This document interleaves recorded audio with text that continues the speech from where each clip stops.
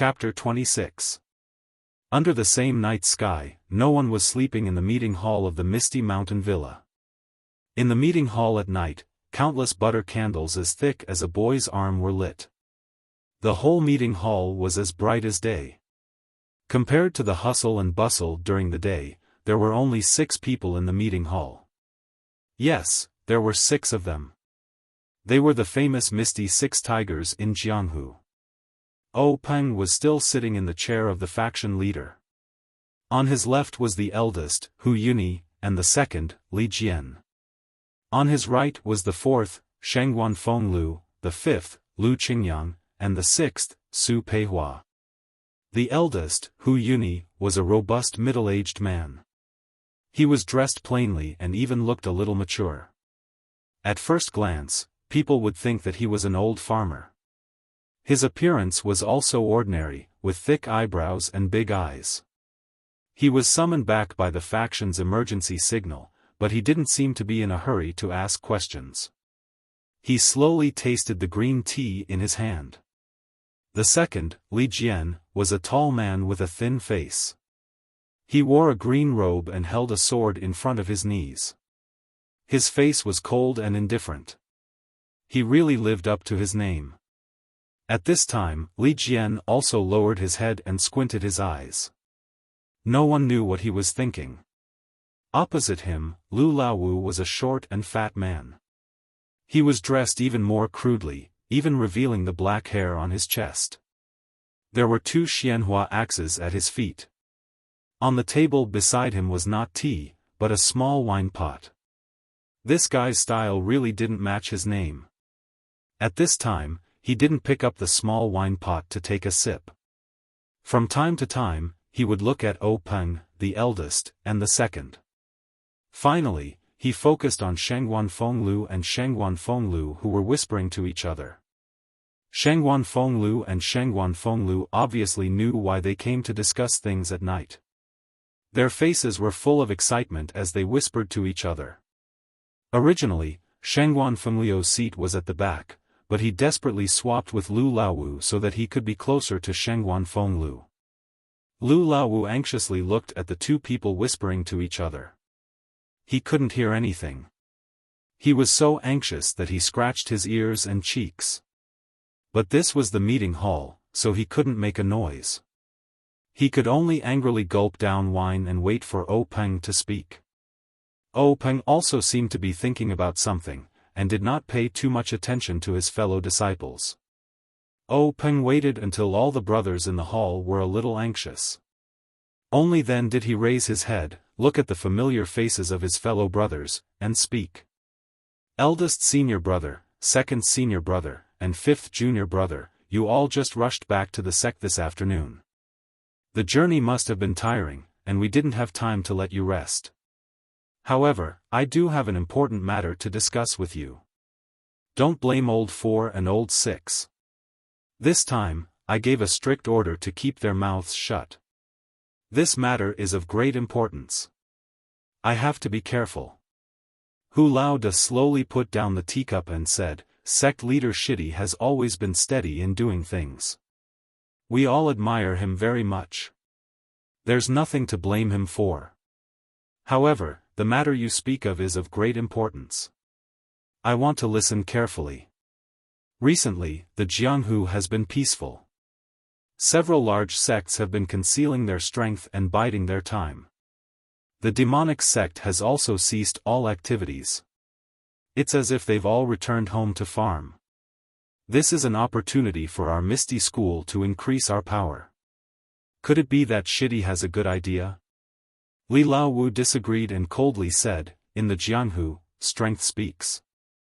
Without good martial arts, any strategy is useless. I think it's better not to use any schemes and tricks.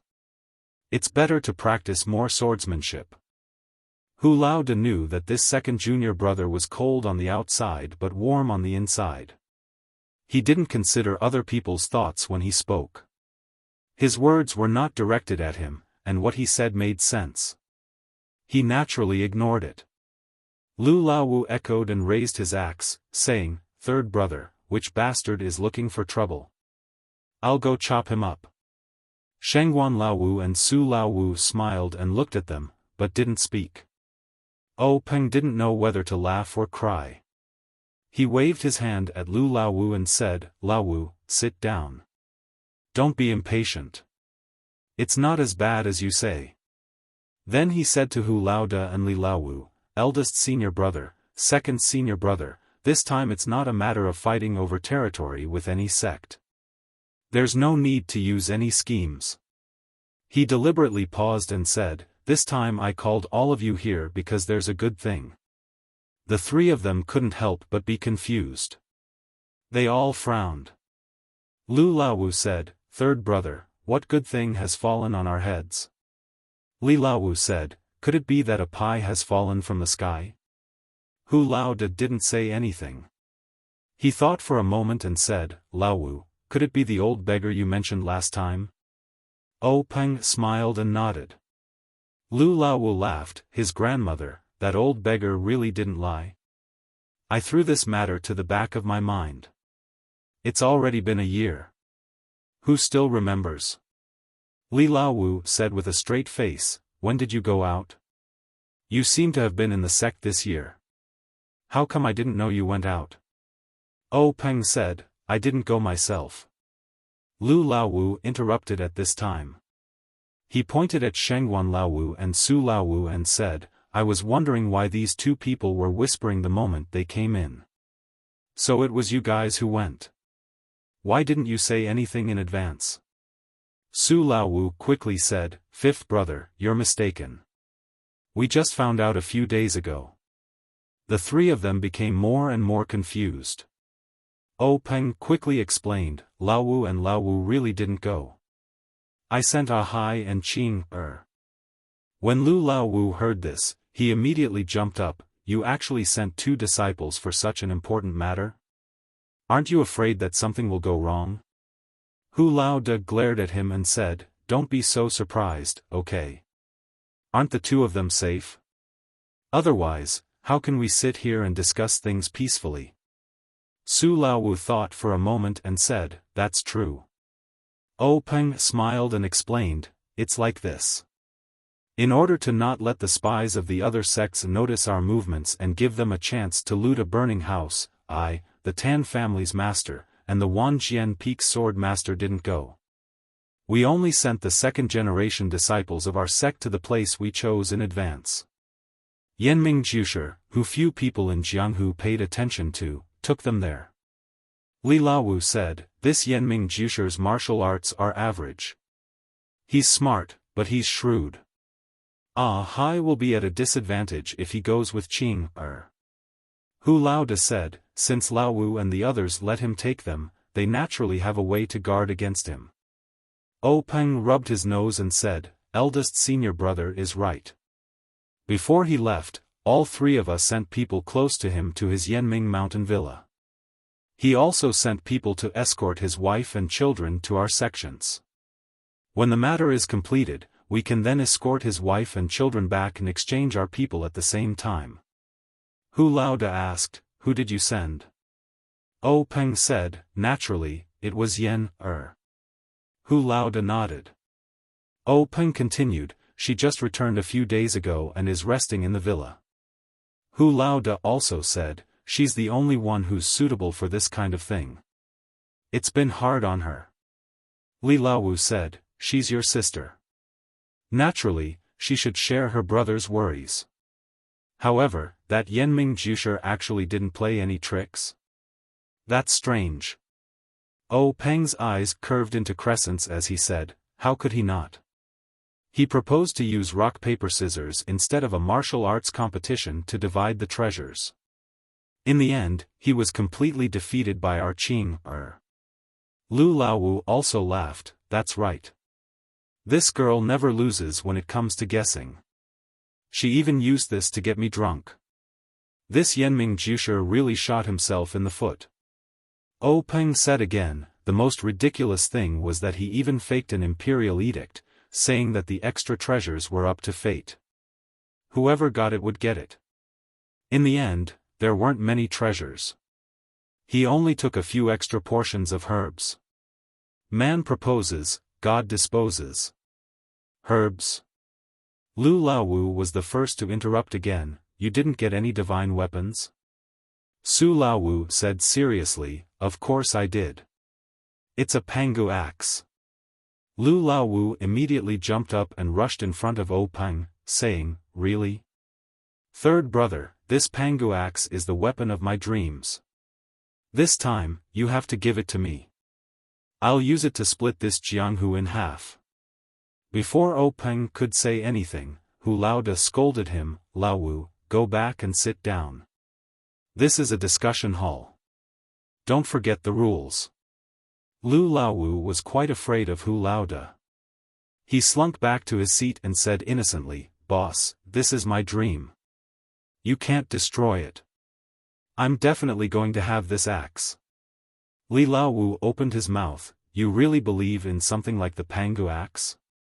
How about I exchange it with the Xian Yuan sword? Lu Laowu muttered, you don't have the Xian Yuan sword. Li Laowu continued, you don't have the pangu axe either. At this time, Hu Laoda opened his mouth, don't listen to Lu Laowu's nonsense. The pangu axe is just a legend. How can it possibly exist? At this time, Peng said mysteriously, although Laowu's words are a joke, senior brother, you really made a mistake this time. There really is a legendary item inside. This time, Hu Laoda was also moved, saying, what item? Isn't it a herb? Peng was very satisfied that boss Hu was so surprised, saying, the herb is just a bonus. The real treasure is something else.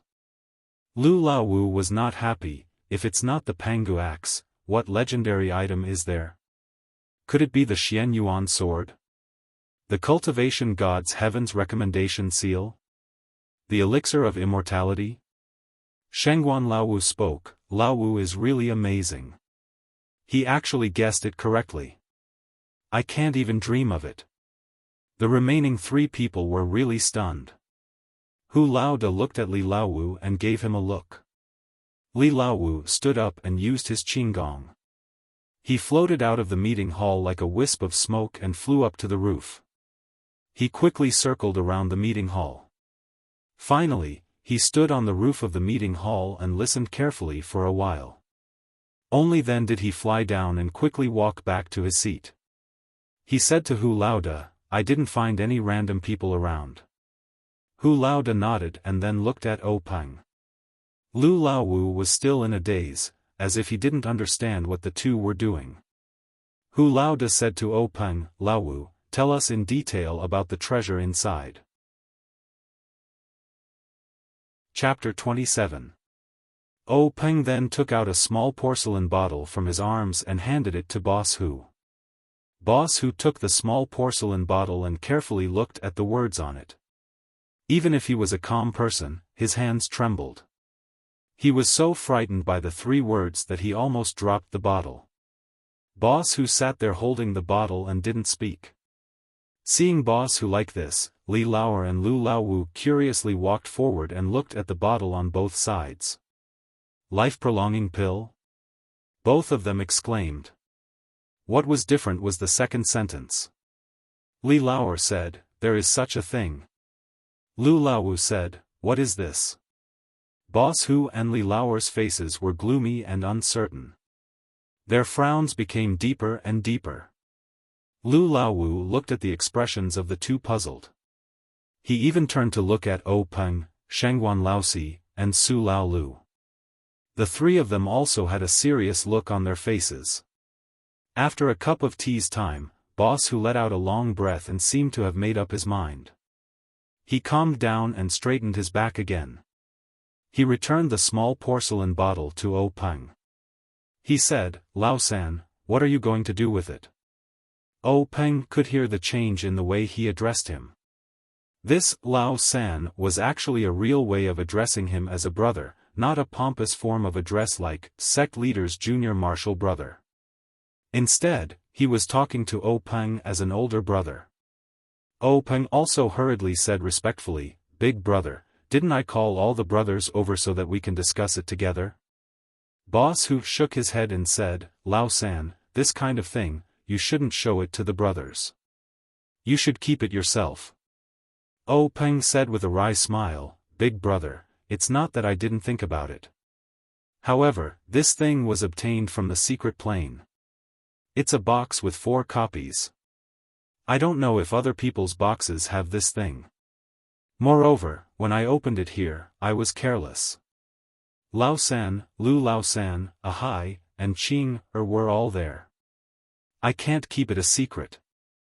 Boss Hu said, well, since that's the case, you should keep it first. This kind of thing is not something that people like us can bear. You must not take it privately. When the storm arises in the future, take it out again. Hopefully, you can get rid of this burden. The rest of the people were thinking about it. Only old Fifth Lu was depressed. He pulled old Sixth Su and asked, Sixth brother, what is this longevity pill? Su Lao Lu said unhappily, Fifth brother, didn't you just say that there is a legendary elixir of immortality? This is it. It can extend a person's life by 10 years. Ah! Old Fifth Lu cried out. There's actually such a thing?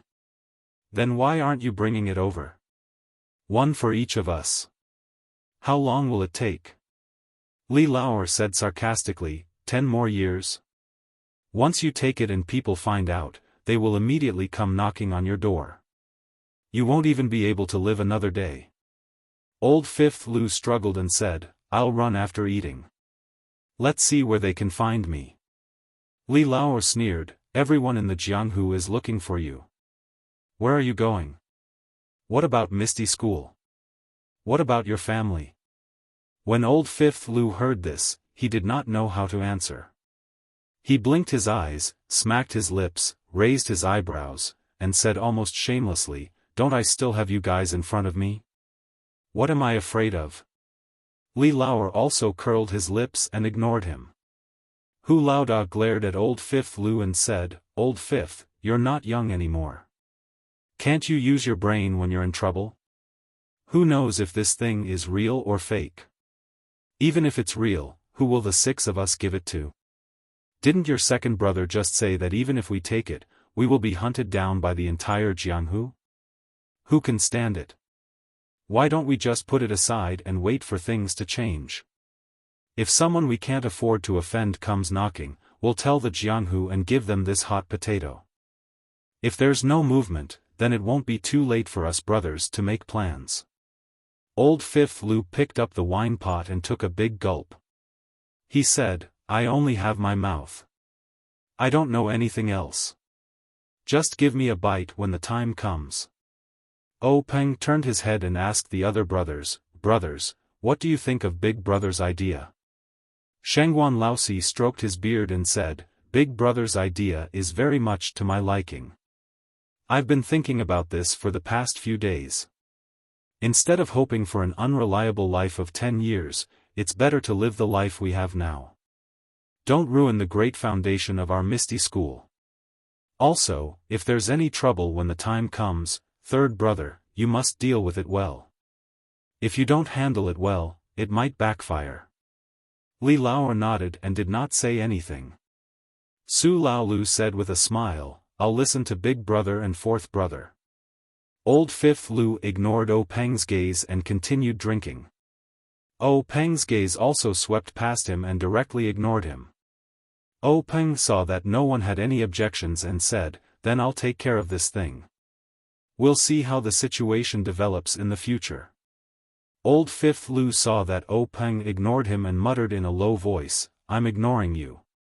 You should ask for my opinion. Hu Boss looked at him muttering and asked, Old Fifth, do you have something to say? Old Fifth Lu quickly stood up and said, No, I just want to ask. Did you find these things in the secret plane that look edible but can't move your mouth? Hu Boss kept a straight face and no longer paid attention to him. He turned his head and looked at O Peng. This time, O Peng was smiling like a flower. He took out 2 small porcelain bottles from his bosom and handed them to Hu Boss. Hu Boss took the porcelain bottles and carefully looked at them. Suddenly, he was surprised again. Qi-generating pill? There really is such a treasure. It hasn't appeared in Jianghu for many years. Next to him, old Fifth Li couldn't sit still this time. He put away that deadpan face and came over. Only Shengguan Laosi, Su Lao Lu, and Lu Lao Wu didn't move. The first two already knew, but the last one heartlessly asked again, Qi-generating pill? What's this thing?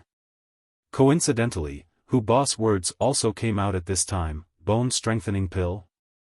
What's this thing? Oh Peng arched his eyebrows and said with a grin, this Qi-generating pill, everyone knows that it's a legendary panacea for increasing one's power. Those who take it can increase their power by 20 years. However, this is only for those who cultivate internal martial arts. In other words, all the brothers here, except for Old Fifth and Old Sixth, so long as they take this Qi-generating pill, their internal strength will double, saving 20 years of bitter cultivation. However, according to my investigation of the gang's ancient records, it seems that there are some flaws, but it's not clearly stated. Listening to this, Su Laoyo's face became somewhat unnatural. He originally thought that he could get a share of the soup, but after listening to Oh Peng, this Qi-generating pill instead had no fate with him. He still asked, third brother, is it true that we can't take external martial arts? Lu Lao Wu was also depressed, his grandmother, why is my life so bad? Oh Peng was still smiling as he said, I've carefully looked into it. Sixth brother, external martial arts really aren't effective. Su Lao Lu slumped in his chair, speechless. Shengguan Laosi followed up, third brother, how many Qi-generating pills are there in this bottle? We have 4 people, It might not be enough. What should we do? Oh Peng forced a smile and said, I also didn't dare to open it. I only dared to open it when all the brothers were here. Hu Laoda's eyes flickered, and he also nodded without saying anything. Oh Peng looked at the somewhat dispirited Lu Laowu and Su Lao Lu, and then said, this bone-strengthening pill isn't recorded in our Misty School's ancient records. I informed the disciples under the gang to have the spies placed in each sect pay more attention. As a matter of fact, yesterday, news came from the Dalan Temple, saying that there is a little record in the ancient records of the Dalan Temple. Oh Peng drank a mouthful of green tea. Ignoring Lu Laowu's resentful gaze, he still leisurely said, according to the ancient records of the Dalan Temple, this bone-strengthening pill is the exact opposite of the Qi-generating pill. It's specially prepared for those who cultivate external martial arts. It's useless for those who cultivate internal martial arts.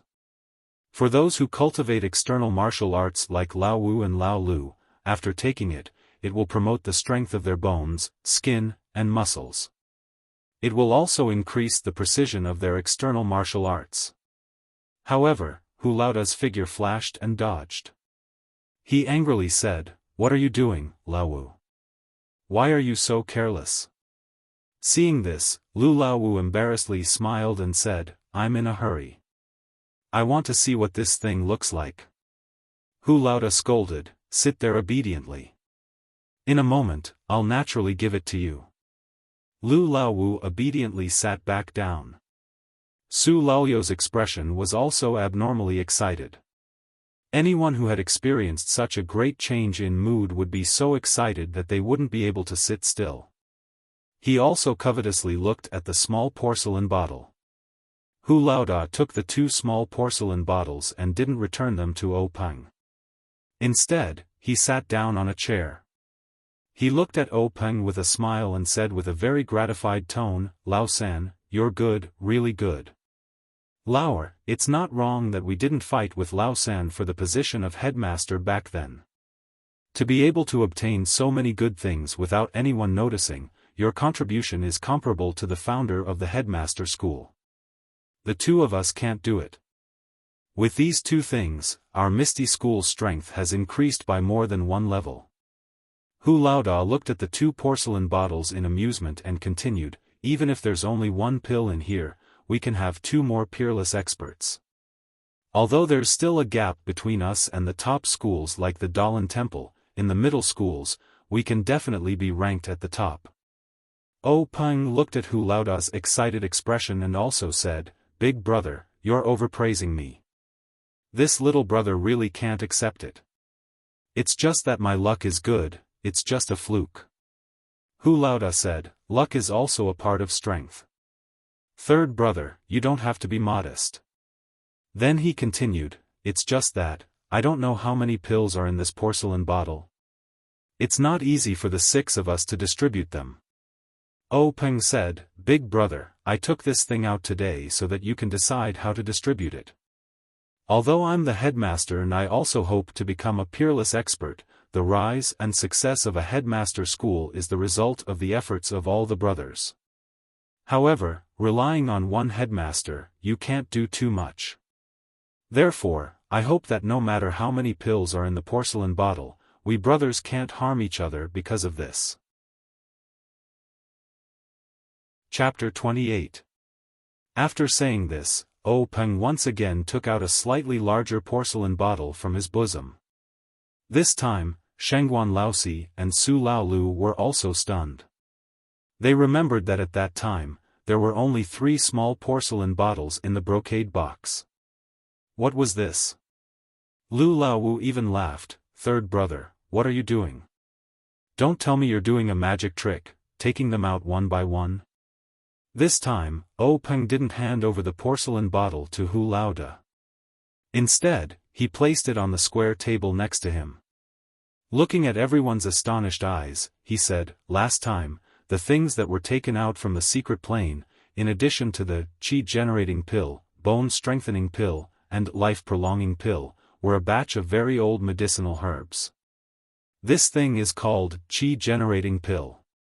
It is a type of pill that is similar to the qi-generating pill recorded in our Misty School's ancient records.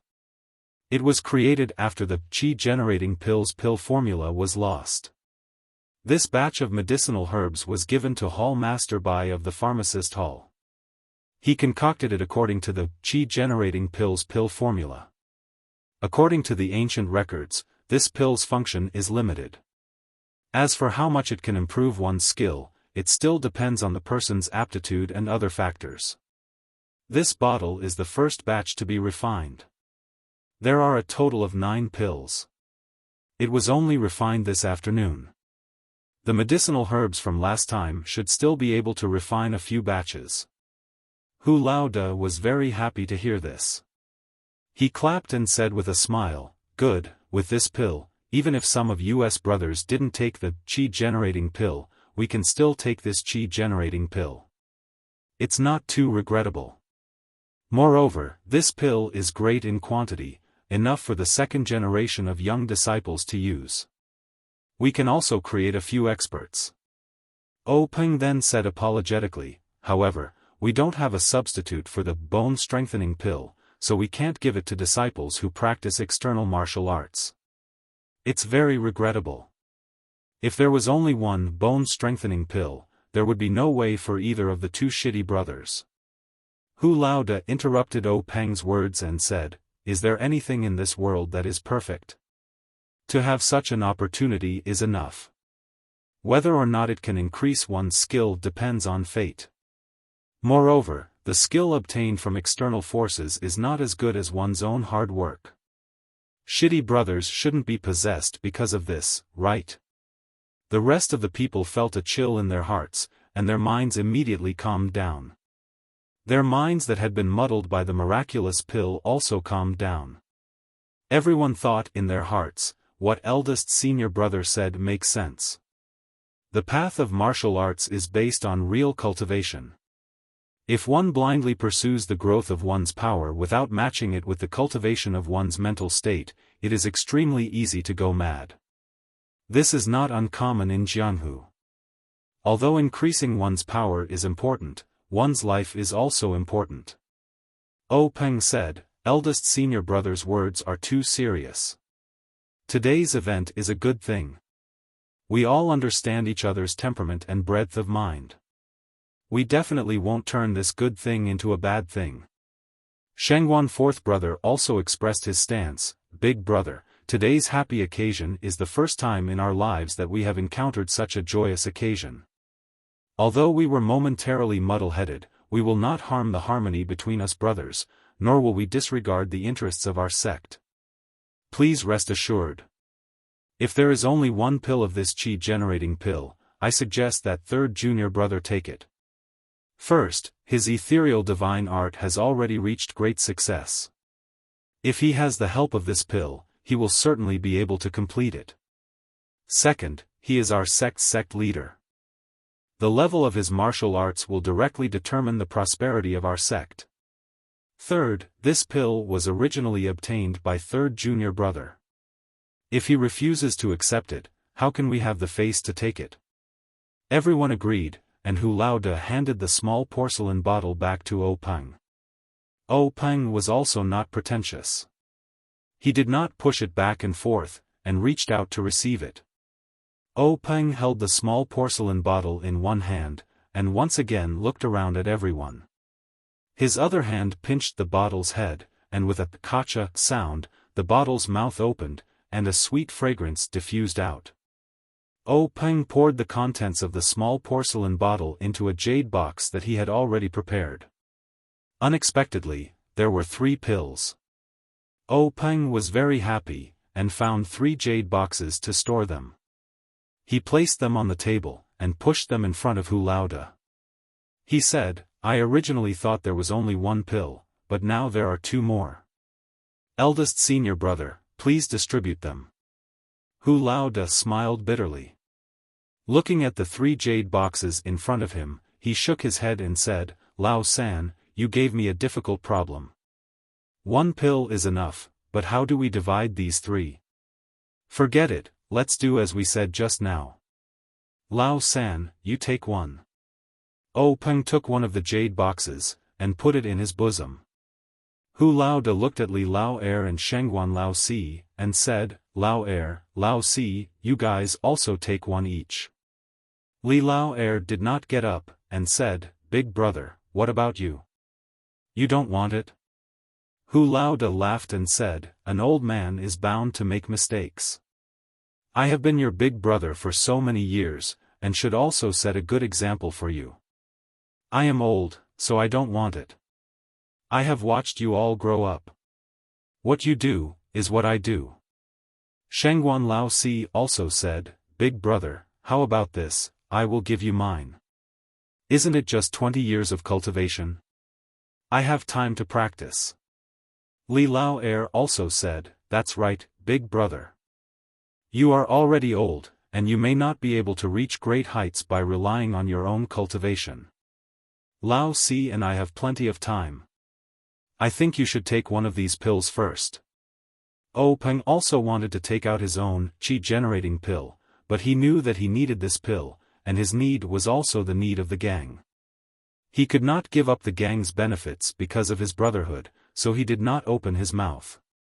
Hu Laoda looked at his group of brothers with gratification. They were such good brothers, ah. Although they were not biological brothers, ever since Master brought them to the Misty School, they had grown up together. As the oldest, he had led them to live and practice martial arts when they were young. When they grew up, they wandered the Jianghu together, using their sweat and blood to cast the name Misty 6 Tigers. Although they were now old, each had their own achievements, and each had their own family. But in the face of such a great temptation, they still thought of him, so his painstaking efforts were not in vain. Hu Laoda laughed and said, don't say any more. I have already made up my mind. If you guys take it, the effect will be greater than if I take it. It is better that you guys take it. The assembly hall suddenly quieted down. After a moment, Li Lao Er opened his mouth and said, Big brother, I have an idea. Do you think it is feasible? Hu Laoda nodded and said, let's hear it. Li Lao Er said, Big brother knows that I major in our Misty School's Misty 7 swords. The requirements for internal strength are not too high. My achievements in the field of swordsmanship today, based on my aptitude, have already reached a certain bottleneck. If I break through again, it will only be a matter of a little bit of internal strength. But the peak of swordsmanship cannot be reached by relying on internal strength alone. After breaking through this bottleneck, I still have to comprehend swordsmanship. Therefore, this chi-generating pill is not a very urgent need. I want to give it to Big Brother. What do you think? Hu Laoda pondered.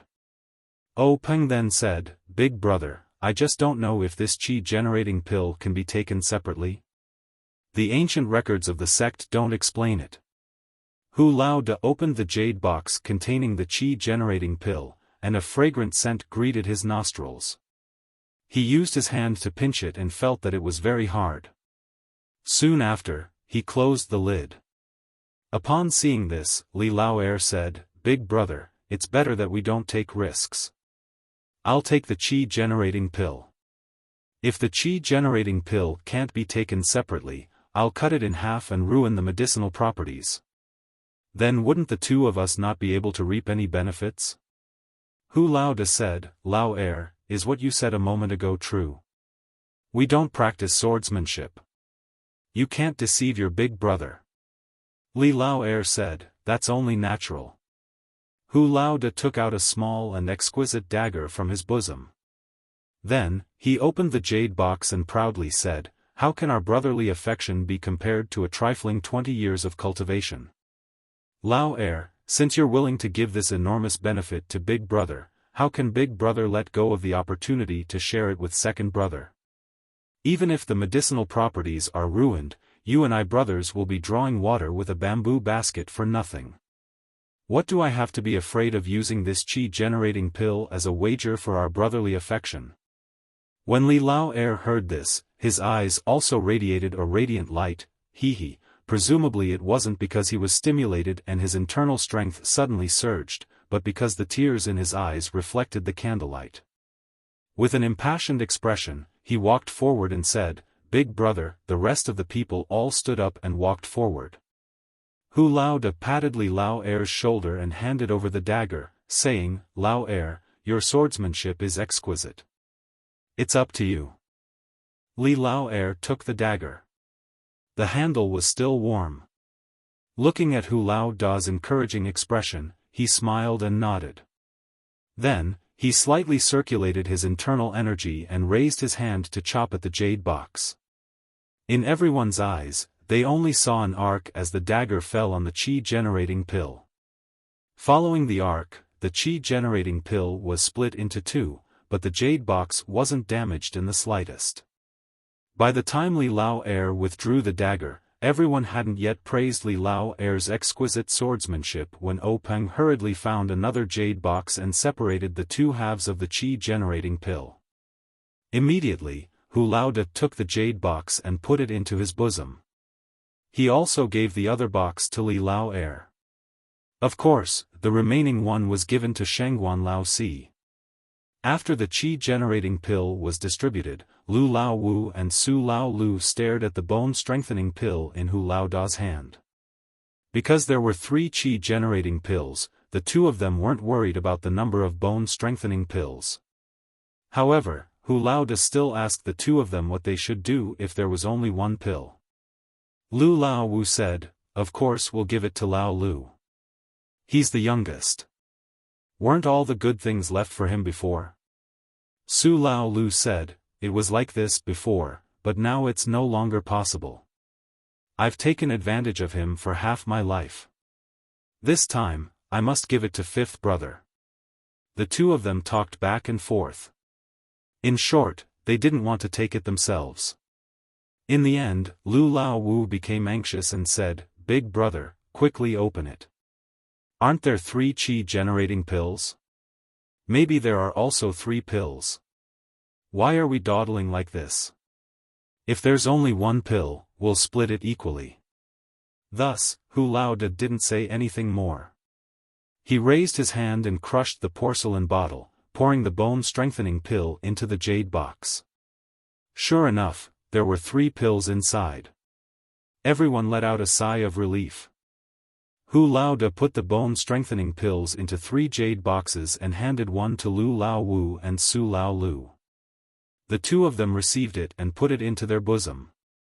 Hu Laoda handed the last jade box to O Peng and said, "Third shitty, I'll give this last one to you. You decide who to give it to." O Peng nodded and took the jade box. However, he didn't put it into his bosom. Instead, he placed it on the table. Chapter 29. O Peng looked at the bone-strengthening pill on the table and said, "This medicine is only effective for those who practice external martial arts. I want to give it to the stone cow in the gang. What do you think?" After O Peng finished speaking, his eyes looked at Old Fifth Lu and Old Sixth Su because only their disciples practiced external martial arts. Old Fifth Lu said straightforwardly, "Okay, I have no objection. That stone cow kid's strength is not ordinary. He's stronger than me. If he takes it, it will definitely add a super general to our Misty sect." Old Sixth Su thought for a moment and said, "I also have no objection. My disciple's aptitude is limited. It's better to help Stone Cow. However, Stone Cow's head is too straight. You have to control him well." O Peng nodded and said, "I have confidence in this." Old Hu looked at the porcelain bottle containing the chi-boosting pills and said, "Third martial brother, please deal with these chi-boosting pills at your discretion. If my disciples have good aptitude and can be trained, then use it. If they can't, then don't give it to them." O Peng smiled and said, "For example, martial brothers, this time the medicinal herbs collected from the secret plane are limited. I will distribute it according to each disciple's situation. I heard a Hai and Qing say that there are still many medicinal herbs in the secret plane. Moreover, we have control of the secret plane. In the future, there will be an endless supply of these medicinal herbs. And there will also be a lot of chi-boosting pills." Old Hu also smiled and said, "That's good. We can't spoil the harmony in the gang for the distribution of these pills. Moreover, Hai and Qing, who went to the secret plane, must be heavily rewarded." O Peng said, "I have the same idea as senior martial brother. After a while, I will give each of them a chi-boosting pill." Old Hu said, "This is not urgent. The chi-boosting pill and bone-strengthening pill have already been obtained. I'm afraid that the medicinal properties will be lost. I think we should first take this pill." O Peng said, "What Big Brother said is true. The ancient records in the sect say that the absorption of this pill will take a day and a night. I think we should enter the secret room and absorb the pill. How about it?" Big Boss Hu said, "All right, you explain the sect's affairs and call Shernyo over. We'll cultivate in isolation together." O Peng called his first disciple, Zhang Chengyue, over and gave him some instructions. Zhang Chengyue accepted the order and left.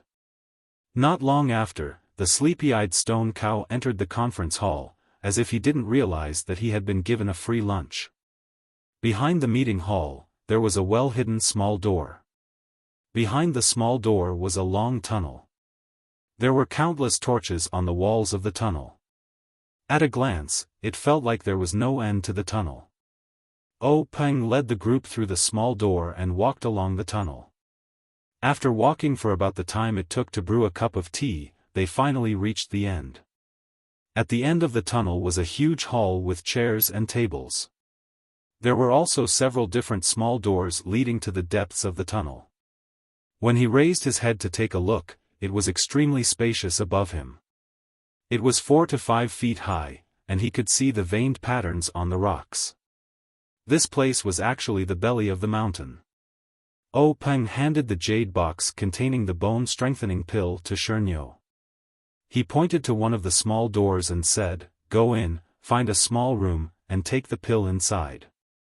Then, according to your usual cultivation method, practice 9 times 981 times." Shernyo took the jade box and didn't say anything. He turned his head and left. The others walked towards another small door and each found a small room to cultivate in seclusion. O Peng found a private room and sat down cross-legged. He first operated the ethereal divine art, and adjusted his state of mind. Then, he took out the jade box from his bosom and took out the qi-generating pill. It was a fragrant smell. The jet-black pill was hard to the touch. It was completely different from the qi-boosting pill refined by the pharmacy. Peng calmed his mood and put the qi-generating pill into his mouth. He only felt the pill turn into a liquid on his tongue. It flowed down his throat and into his body. Then, it immediately turned into a warm current that rushed into his dantian. At this time, Peng didn't dare to think too much.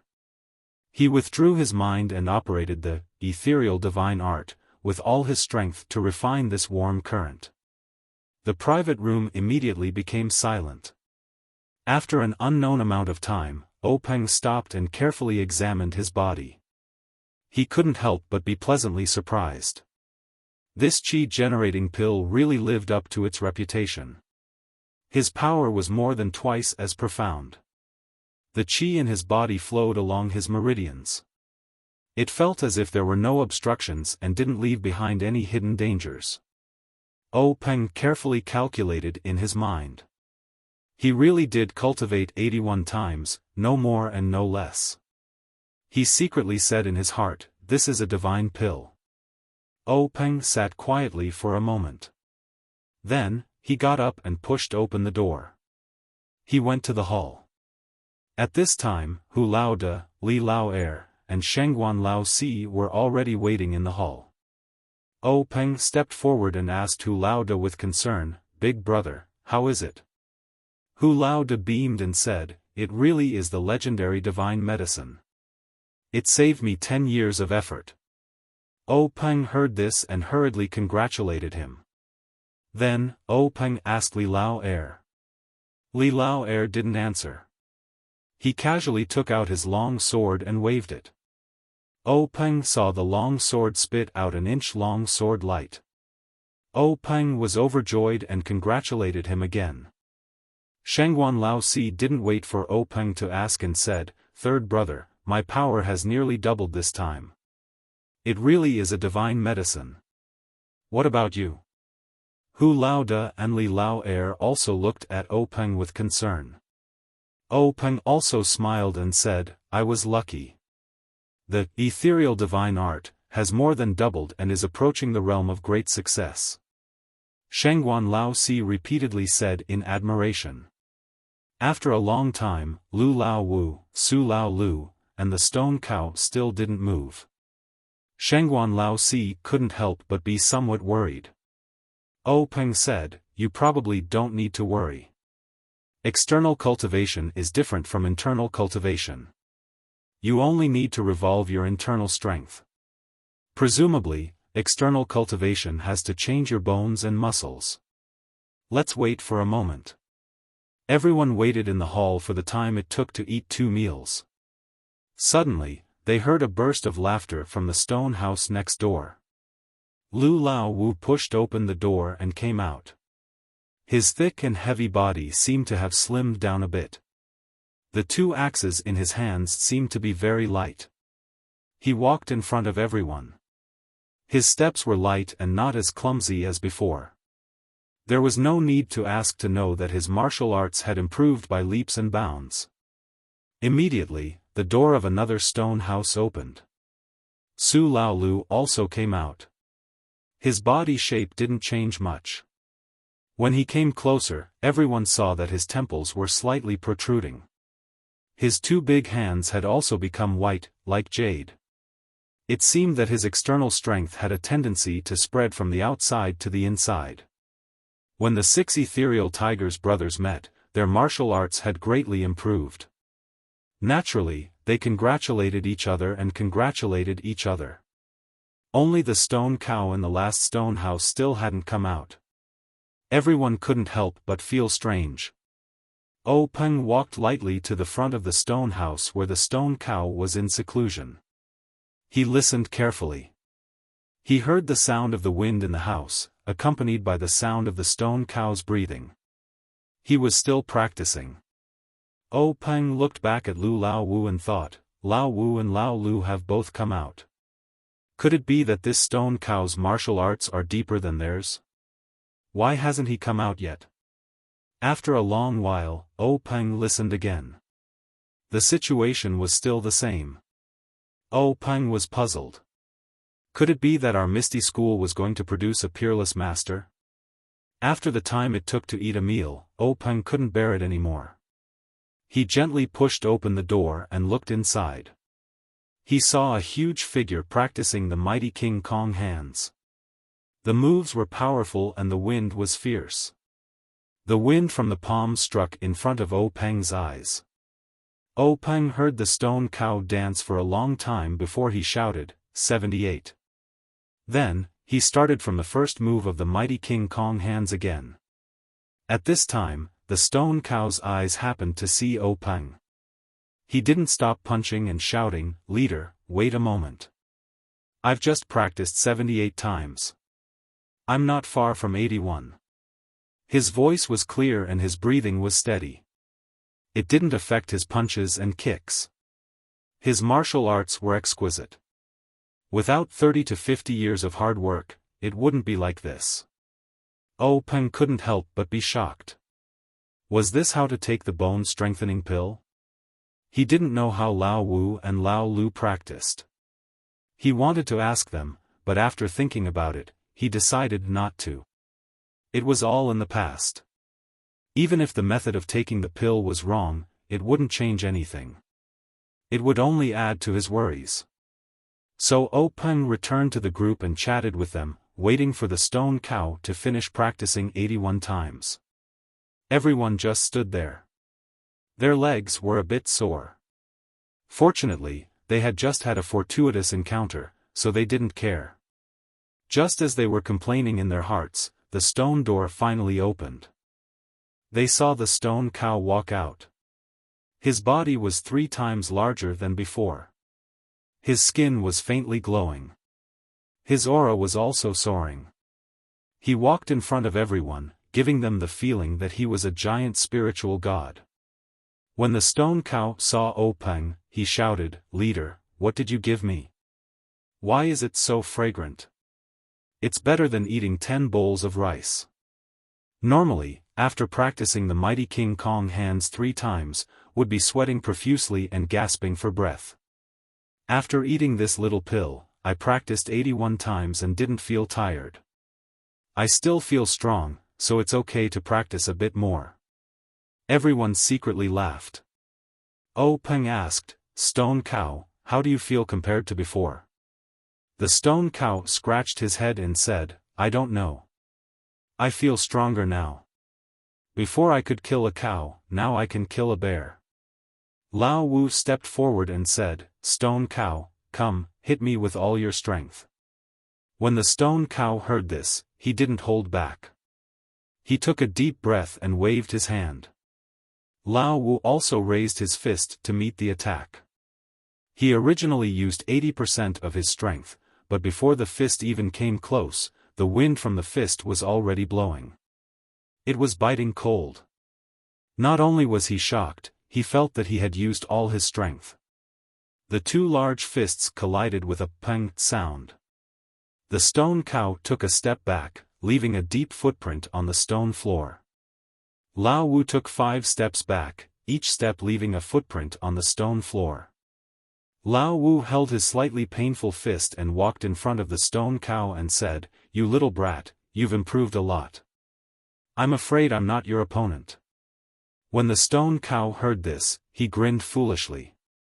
Su Lao Wu said from the side, "Fifth brother Mo Ziqian, the stone cow is a martial artist. You use a weapon. I'm afraid he's not your opponent."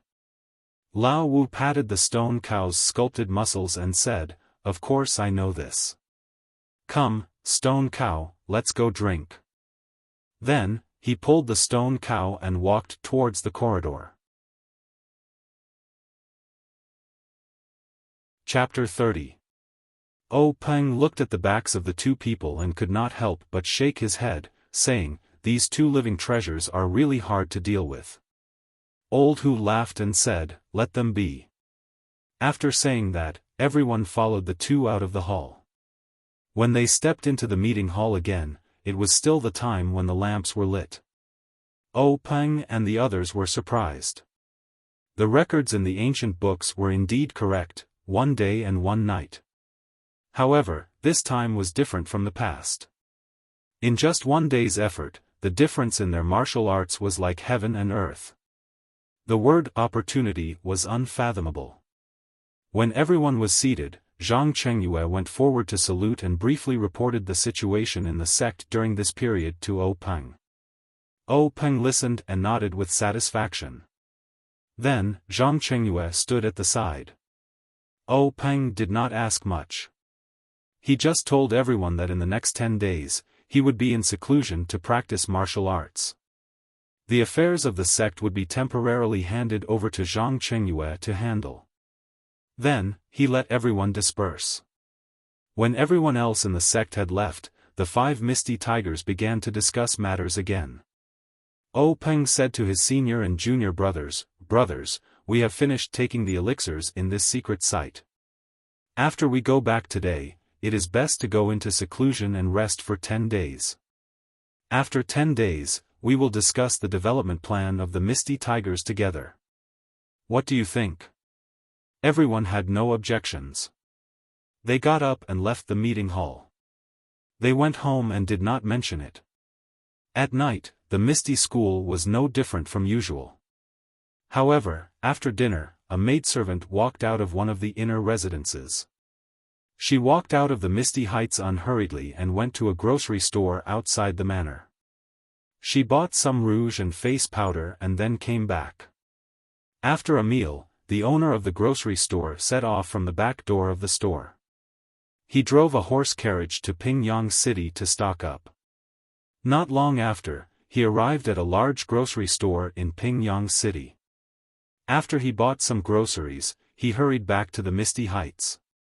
After a while, the accountant of the grocery store in Pingyang City finished settling the accounts and went home. When he passed by a dark alley, he felt the urge to go to the toilet and went in. However, after he went in, he did not urinate. Instead, he hurried to a dark corner. There was a small door there. He knocked on it rhythmically and the door opened with a creak. The person inside looked out to see who it was and let him into the courtyard. Not long after, the accountant came out from the courtyard and went to the alley to relieve himself. He walked out lazily and then went home. Just as he walked out of the alley, 2 carrier pigeons flew out from a small house in the courtyard. They flew out of Pingyang City one after another. Although Pingyang City was noisy at night, it was the same as the misty heights at night. It was as if nothing had changed because of the carrier pigeons. Everything was so normal. However, who knew what unusual things were hidden in this seemingly peaceful night? Dawn came quickly. The sunlight pierced through the night like a sharp sword. Everyone started to get up and start their busy day. Zhang Xiaohua also opened his eyes. Similarly, there was a flash in his eyes and no one noticed it. The first sound Zhang Xiaohua heard when he woke up was his grandmother's cough. Zhang Xiaohua did not need to think to know that this was already the 8th day in a row.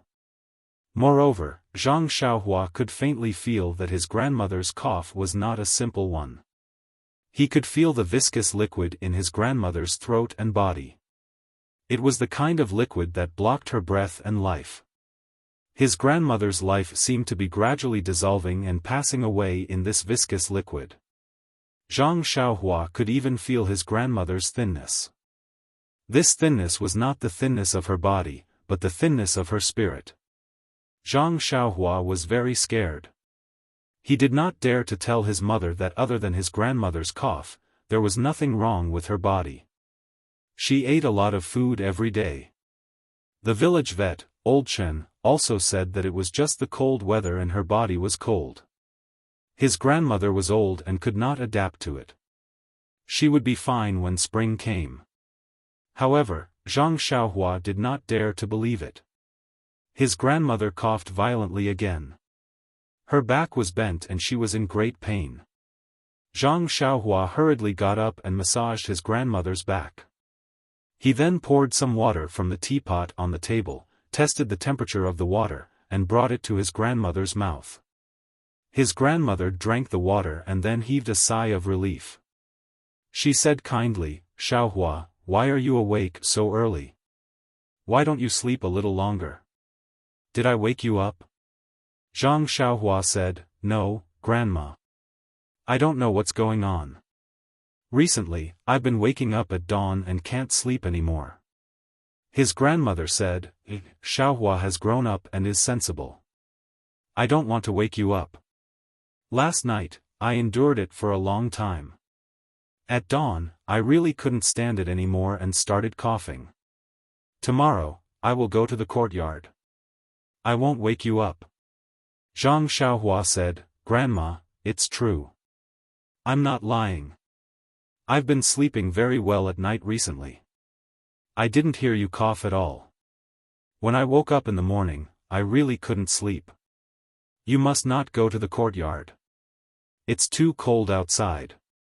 His grandmother smiled and did not say anything.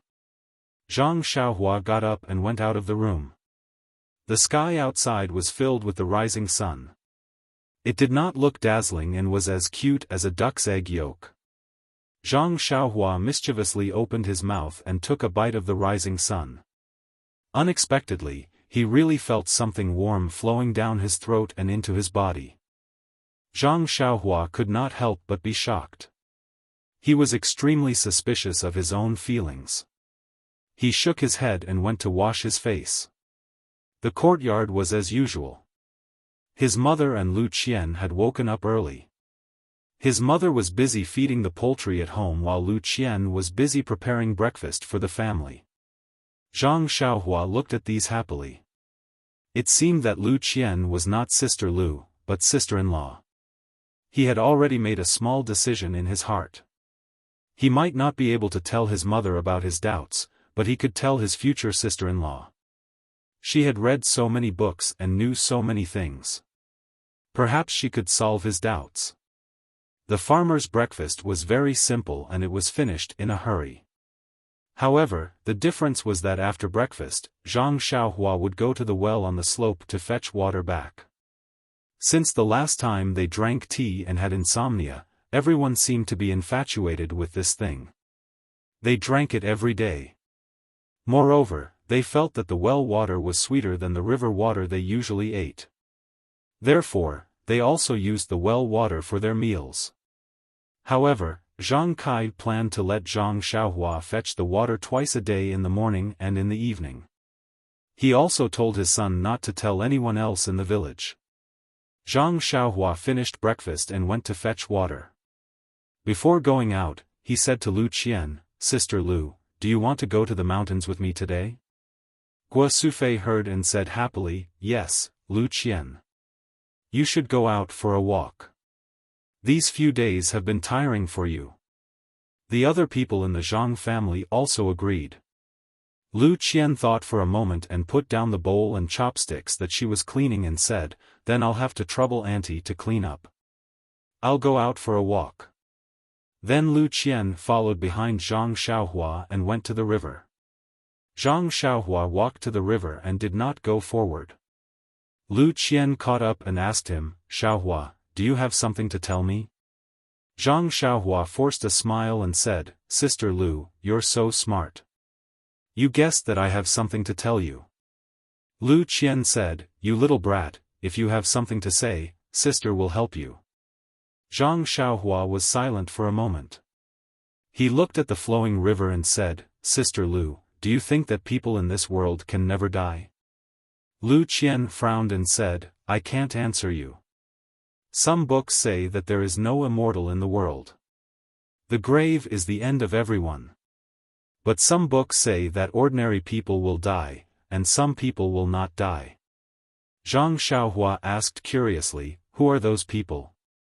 Lu Qian said, "According to some unofficial records, some cultivators do not eat the smoke and fire of the mortal world and can live forever. However, this is only written in the books and no one has seen it. Who knows if it is true or false? On the contrary, death can be seen everywhere without exception." Zhang Xiaohua asked again, then how can a dying person be saved? Lu Qian frowned and said, if he is dying of illness, of course he has to find a good doctor to cure the illness. If he is poisoned to death, the most important thing is to detoxify the poison so that he won't die. If he is old and about to die, then right, you can give him the life-prolonging pill. When I was young, I read a very old book. It said that there is a strange medicine in the world called the life-prolonging pill. However, this is most likely fake.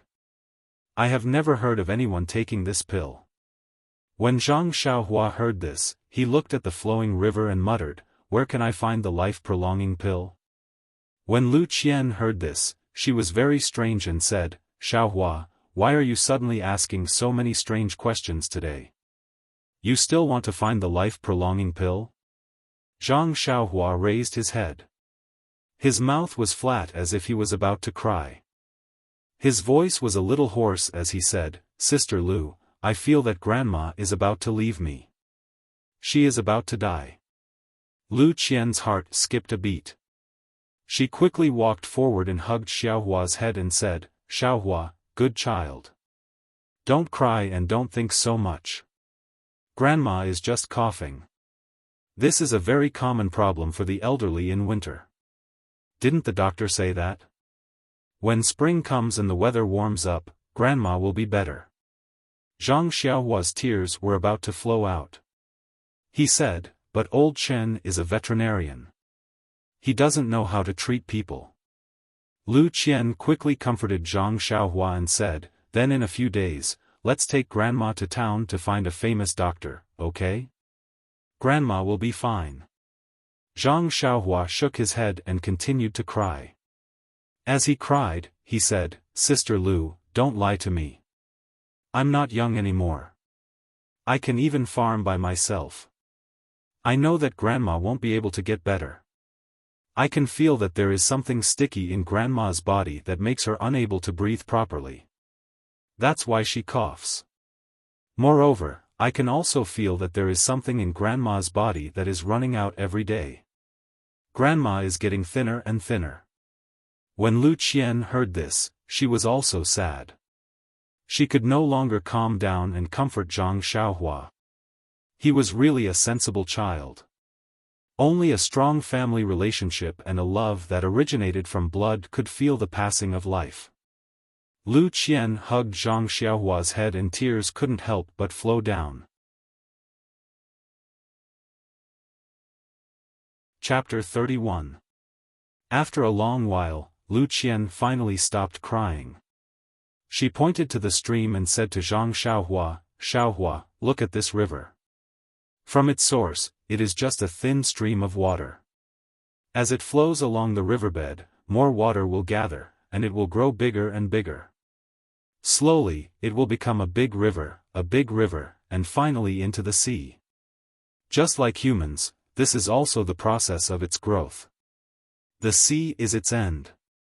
If the river stops flowing, what will it become? Ponds, drains, and rivers will lose their meaning of life if they stop flowing. They will die. It is the same for humans. They have to go through the process of birth, growth, and death. This is a complete life. We don't know about those who can live forever, but for ordinary people like us, birth, old age, illness, and death are necessary in life. They are some notes in the song of life. Zhang Xiaohua asked curiously, why can't we live forever? Lu Qian said, because we don't know how to live forever. She then continued, take your grandmother for example. She's already in her 80s and has experienced so many ups and downs. She started from babbling and grew up on her own. Then, she met your grandfather and formed a family. Then, she had your mother and endured hardships to raise your mother into an adult. Then, she saw your mother and your father get married and live together. She even saw her partner who had lived with her for her entire life pass away.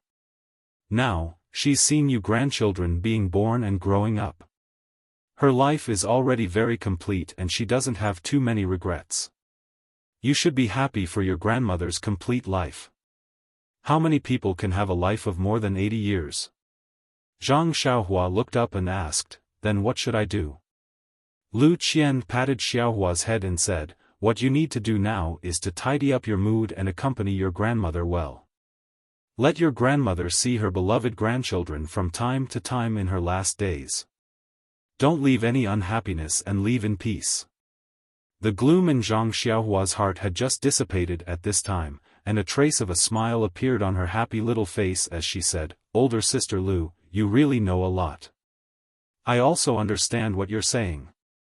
If I told mother these words, she would definitely hit me and say that I don't think in the right direction. Lu Qian said, everyone has their own way of expressing their thoughts. Your mother used her own way to tell you. Don't think too much about it. I just used a different way to tell you. If you can understand my method, you can tell me anything in the future. Zhang Xiaohua said mischievously, that's for sure. In the future, I'll have to talk to elder sister. Lu Qian said, mischievous little brat, you better hurry up and fetch water. The sun is already high up in the sky. In a while, your mother will scold you again. Zhang Xiaohua stuck out her tongue and said, then let's go quickly. However, if I come out with elder sister, Nyangqin definitely won't blame me for coming back late. Although that was what she said, Zhang Xiaohua still hurriedly went to fetch water because her grandmother seemed to like to drink this mountain spring water. In the next few days, her grandmother's situation became worse and worse. She even coughed up blood. Just as Zhang Xiaohua said, her grandmother didn't have an ordinary illness. This time, Guosufei was really anxious. She didn't have time to complain about the veterinarian old Chen, nor did she have time to take care of her injured family members. She quickly found a donkey cart and wanted to take her grandmother to town to see a doctor. Zhang Xiaohua wanted to go no matter what, but she was still left at home by her mother. The head of the Zhang family, Zhang Kai, also wanted to go. Although his leg injury wasn't completely healed, it was a good opportunity to let the doctor take a look.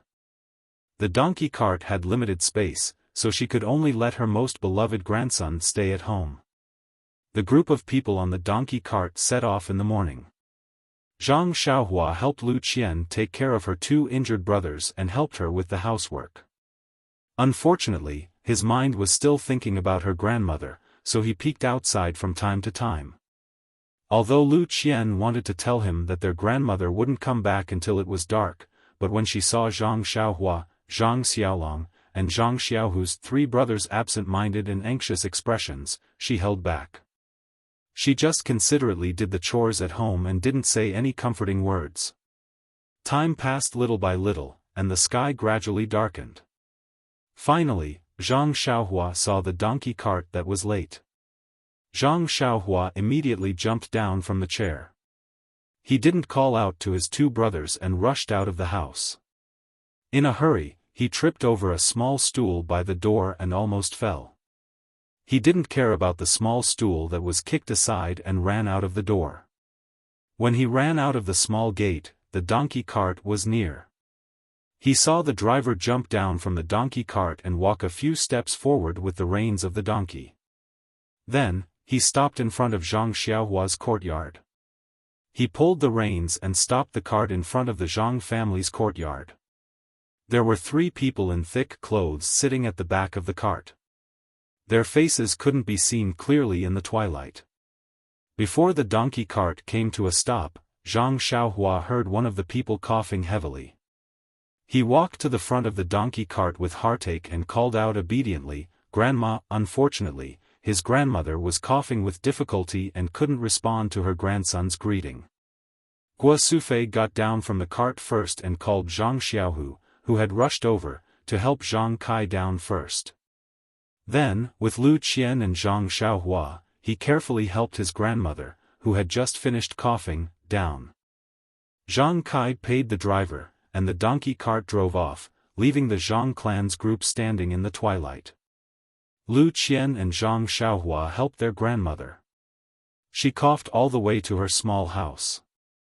Hearing her cough, Zhang Xiaohua's heart was broken. But halfway there, her grandmother said with difficulty, let's go to the central room first. I'll stay with you for a while. The two followed her words and helped her into the central room. Guo Sufei followed in absent-mindedly. Then, Zhang Xiaohu helped Zhang Kai, who was still limping and had a gloomy expression. The last one to enter the room was Zhang Xiaolong, whose arm was still hanging in front of his chest. The central room wasn't big. When everyone came in and sat there silently, the air in the room seemed to have frozen. At this time, her grandmother began to cough again. Lu Qian hurried over and poured a cup of warm water for her grandmother to drink. Only then did her cough gradually stop. Lu Qian wanted to say something to break the silence, but she didn't know what to say. Finally, her grandmother spoke, the doctors in this town are really expensive. Su Fei, let's not go there next time. Every time we see an illness, it costs a qian of silver. How long will it take for our family to spend? Guo Sufei forced a smile and said, Mother, listen to what you're saying. If you're sick, you have to go see a doctor. Even if our family is poor, we can't delay this illness. Her grandmother said again, I know my illness very well. It's not something a doctor can cure. I already said that I won't go, but you still want to waste this money. Guo Sufei's eyes were a little red at this time and said, Mother, you don't have to worry about us. Doesn't Zhang Kai also need to see a doctor? You're just going in the same direction. Her grandmother sighed and didn't say anything else.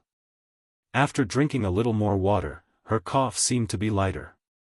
Only then did she let Xiaohua help her back to the room to rest. Zhang Xiaohua helped her grandmother to the Kong bed and covered her with a quilt. Her grandmother seemed to be tired and quickly fell asleep. Zhang Xiaohua then tiptoed out of the small room.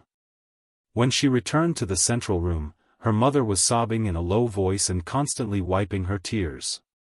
Her father's face was gloomy as he smoked a pipe. Her eldest brother, second brother, and Lu Qian also didn't look very good. Zhang Xiaohua knew that her grandmother's situation wasn't good. It wasn't beyond her expectations, so she didn't have the heart to ask about the specific situation. She just silently found a small stool and sat in the shadow of the wall. After a long time, Guo Sufei recovered a little and stopped sobbing. It seemed that she only saw Xiaohua come back at this time. She softly asked, Xiaohua, is your grandmother asleep? Zhang Xiaohua nodded and said, Yes, mother. Grandmother is probably tired. She fell asleep not long after lying on the Kong bed. Guo Sufei turned her head and asked Zhang Kai, child's father, what do you think we should do? Should we go to a bigger city to find a better doctor? Zhang Kai took a deep breath and exhaled. He narrowed his eyes and said, you didn't hear the doctor say that mother's illness isn't a normal cough. It's because she's old and her body can't support it anymore. There's no way to cure it. Moreover, mother's body is like this. Can she go to a bigger city? The closest city to us is Pingyang City. I heard that it would take a day and a night for a horse to run non-stop. I'm afraid that mother won't be able to take it. Guo Sufei was a little sad again. Her voice was a little sobbing. Then are we just going to watch mother's body collapse bit by bit like this? Mother's cough is so bad every day. Zhang Kai smiled bitterly and said, there's nothing we can do about it. Didn't the doctor also say that he rarely sees people as old as mother? Moreover, mother's body is considered good for 80 years old. I think we should listen to the doctor and let mother recuperate well. She should rest well, eat well, and live a good life. Guo Sufei also didn't have any other choice. She knew that her mother had reached the end of her life, but she still had hope in her heart. She tried to find a doctor for a long illness, trying to grasp onto something. However, in the face of this cruel reality, how valuable was a little bit of hope? Guo Sufei stared weakly at the flickering flame on the oil lamp. She seemed to be deep in thought. Suddenly, she asked Zhang Kai, that's right, child's father. What did the doctor say that mother ate? Why don't I know about it? Hearing this, Zhang Kai also raised his head and looked at Guo Sufei in confusion. Everyone asked in unison, what did she eat? Zhang Kai knocked on the pipe and said, at that time in the medical hall, the doctor had just diagnosed that your grandmother was already at the end of her life. There was nothing to diagnose. Moreover, this cough was only a kind of illness on the surface. Her body was already in a mess. However, later on, your mother begged him bitterly. After a careful diagnosis, he found that although your grandmother's body was already at its worst, there was a kind of essence energy in her body. However, this essence energy was too little to sustain your grandmother's life. The doctor said that your grandmother must have eaten something good like ginseng recently. Everyone was stunned. Ginseng? How could the family have the money to buy that? Chapter 32. Zhang Kai said, it's definitely not ginseng. I've only seen it in a clinic when I was young. Since I came to the Guozhuang house, I haven't seen it again. Everyone was even more confused. What could it be? Usually, everyone ate from the same pot, and they ate the same farmhouse food. There was nothing special about it. Everyone was puzzled. Seeing that it was late, Zhang Kai and Guo Sufei had been busy the whole day. They were both physically and mentally exhausted. Everyone left. Zhang Xiaohua tiptoed back to his grandmother's hut. His grandmother was already asleep. Although she coughed softly from time to time, she was still very tired. She was still in a deep sleep and did not notice Xiaohua's movement. Zhang Xiaohua burrowed into her blanket and listened to her grandmother's suppressed coughs and intermittent breathing. Her heart ached, and she couldn't help but think of her grandmother's kindness to her. Bits and pieces of her memories flashed in her mind. Usually, when she was free, she didn't feel that she had deep feelings for her grandmother. But now, she found that her grandmother's memories were deeply engraved in her mind. There were so many, so fine, and she couldn't forget a single bit. Zhang Xiaohua's heart sank. Thinking about it, Zhang Xiaohua shed tears. Tears flowed down his face and slid onto the pillow. Gradually, he fell asleep. Zhang Xiaohua's flickering dream came as scheduled. In the dream, Zhang Xiaohua seemed to be living in a breathing world that flickered rhythmically. His breathing, his body, and everything about him followed the flickering. They flickered unconsciously, gradually becoming one with the world. The next morning, when the first ray of sunlight shone into his grandmother's hut, Zhang Xiaohua opened his eyes on time. The same flickering light flashed in his eyes. The first thing Zhang Xiaohua did after opening his eyes was to listen to his grandmother's voice. However, there was no cough or breathing. He hurriedly got up, only to find that his grandmother was not in the room. When he got up and walked out of the room, he saw his grandmother sitting on a chair in the courtyard. The morning wind was still very cold, blowing his grandmother's white hair in the sun. Zhang Xiaohua's eyes were blurred. He quickly ran over and said to his grandmother, "Grandma, you should go back to your room quickly. The wind in the morning is very cold. Your body is not good to begin with, so don't come out in the morning in the future." Grandma's hand groped for Zhang Xiaohua's head and said lovingly, "Xiaohua, Grandma is old and doesn't sleep much. I can't sleep anymore, so I came out to get some fresh air. I'll go back now, okay?" Zhang Xiaohua didn't say anything. She just silently helped her grandmother back to the warm house. Coming out of the hut, Zhang Xiaohua was still looking at the morning sun in the sky. Suddenly, he remembered what happened a few days ago, so he also did the action of biting the sun. Sure enough, this time he still felt a warm current enter his throat. Zhang Xiaohua was stunned. Could it be that it wasn't his illusion? His eyes rolled a few times. Could this be Tiango eating the sun? Could it be that he had become a Tiango? After pondering for a while, he still couldn't think of a reason. He shook his head and no longer thought about it. He just prepared to take a bite every morning and see what the situation was. After eating a simple breakfast, Zhang Xiaohua went to the slope to get spring water as usual. Zhang Xiaohua was just about to go out when Lu Qian, who was cleaning up the dishes, called out, "I know what grandma eats." Everyone was stunned. Zhang Kai asked in puzzlement, "What do you mean by what grandma eats?" Lu Qian smiled and said, "It was yesterday. Didn't the doctor say that grandma ate ginseng?" Only then did Zhang Kai come to a realization. Zhang Xiaolong said anxiously, "Hurry up and tell me, what did grandma eat?" Zhang Xiaohua also stopped in her tracks. Lu Qian said mysteriously, "It should be said that grandma drank something." "Drink?" Zhang Xiaolong heard the word drink and looked at Zhang Xiaohua. He seemed to understand something. Zhang Xiaohu hadn't finished eating yet. He stared blankly at the bowl of porridge in his hand and said in a daze, "Just this?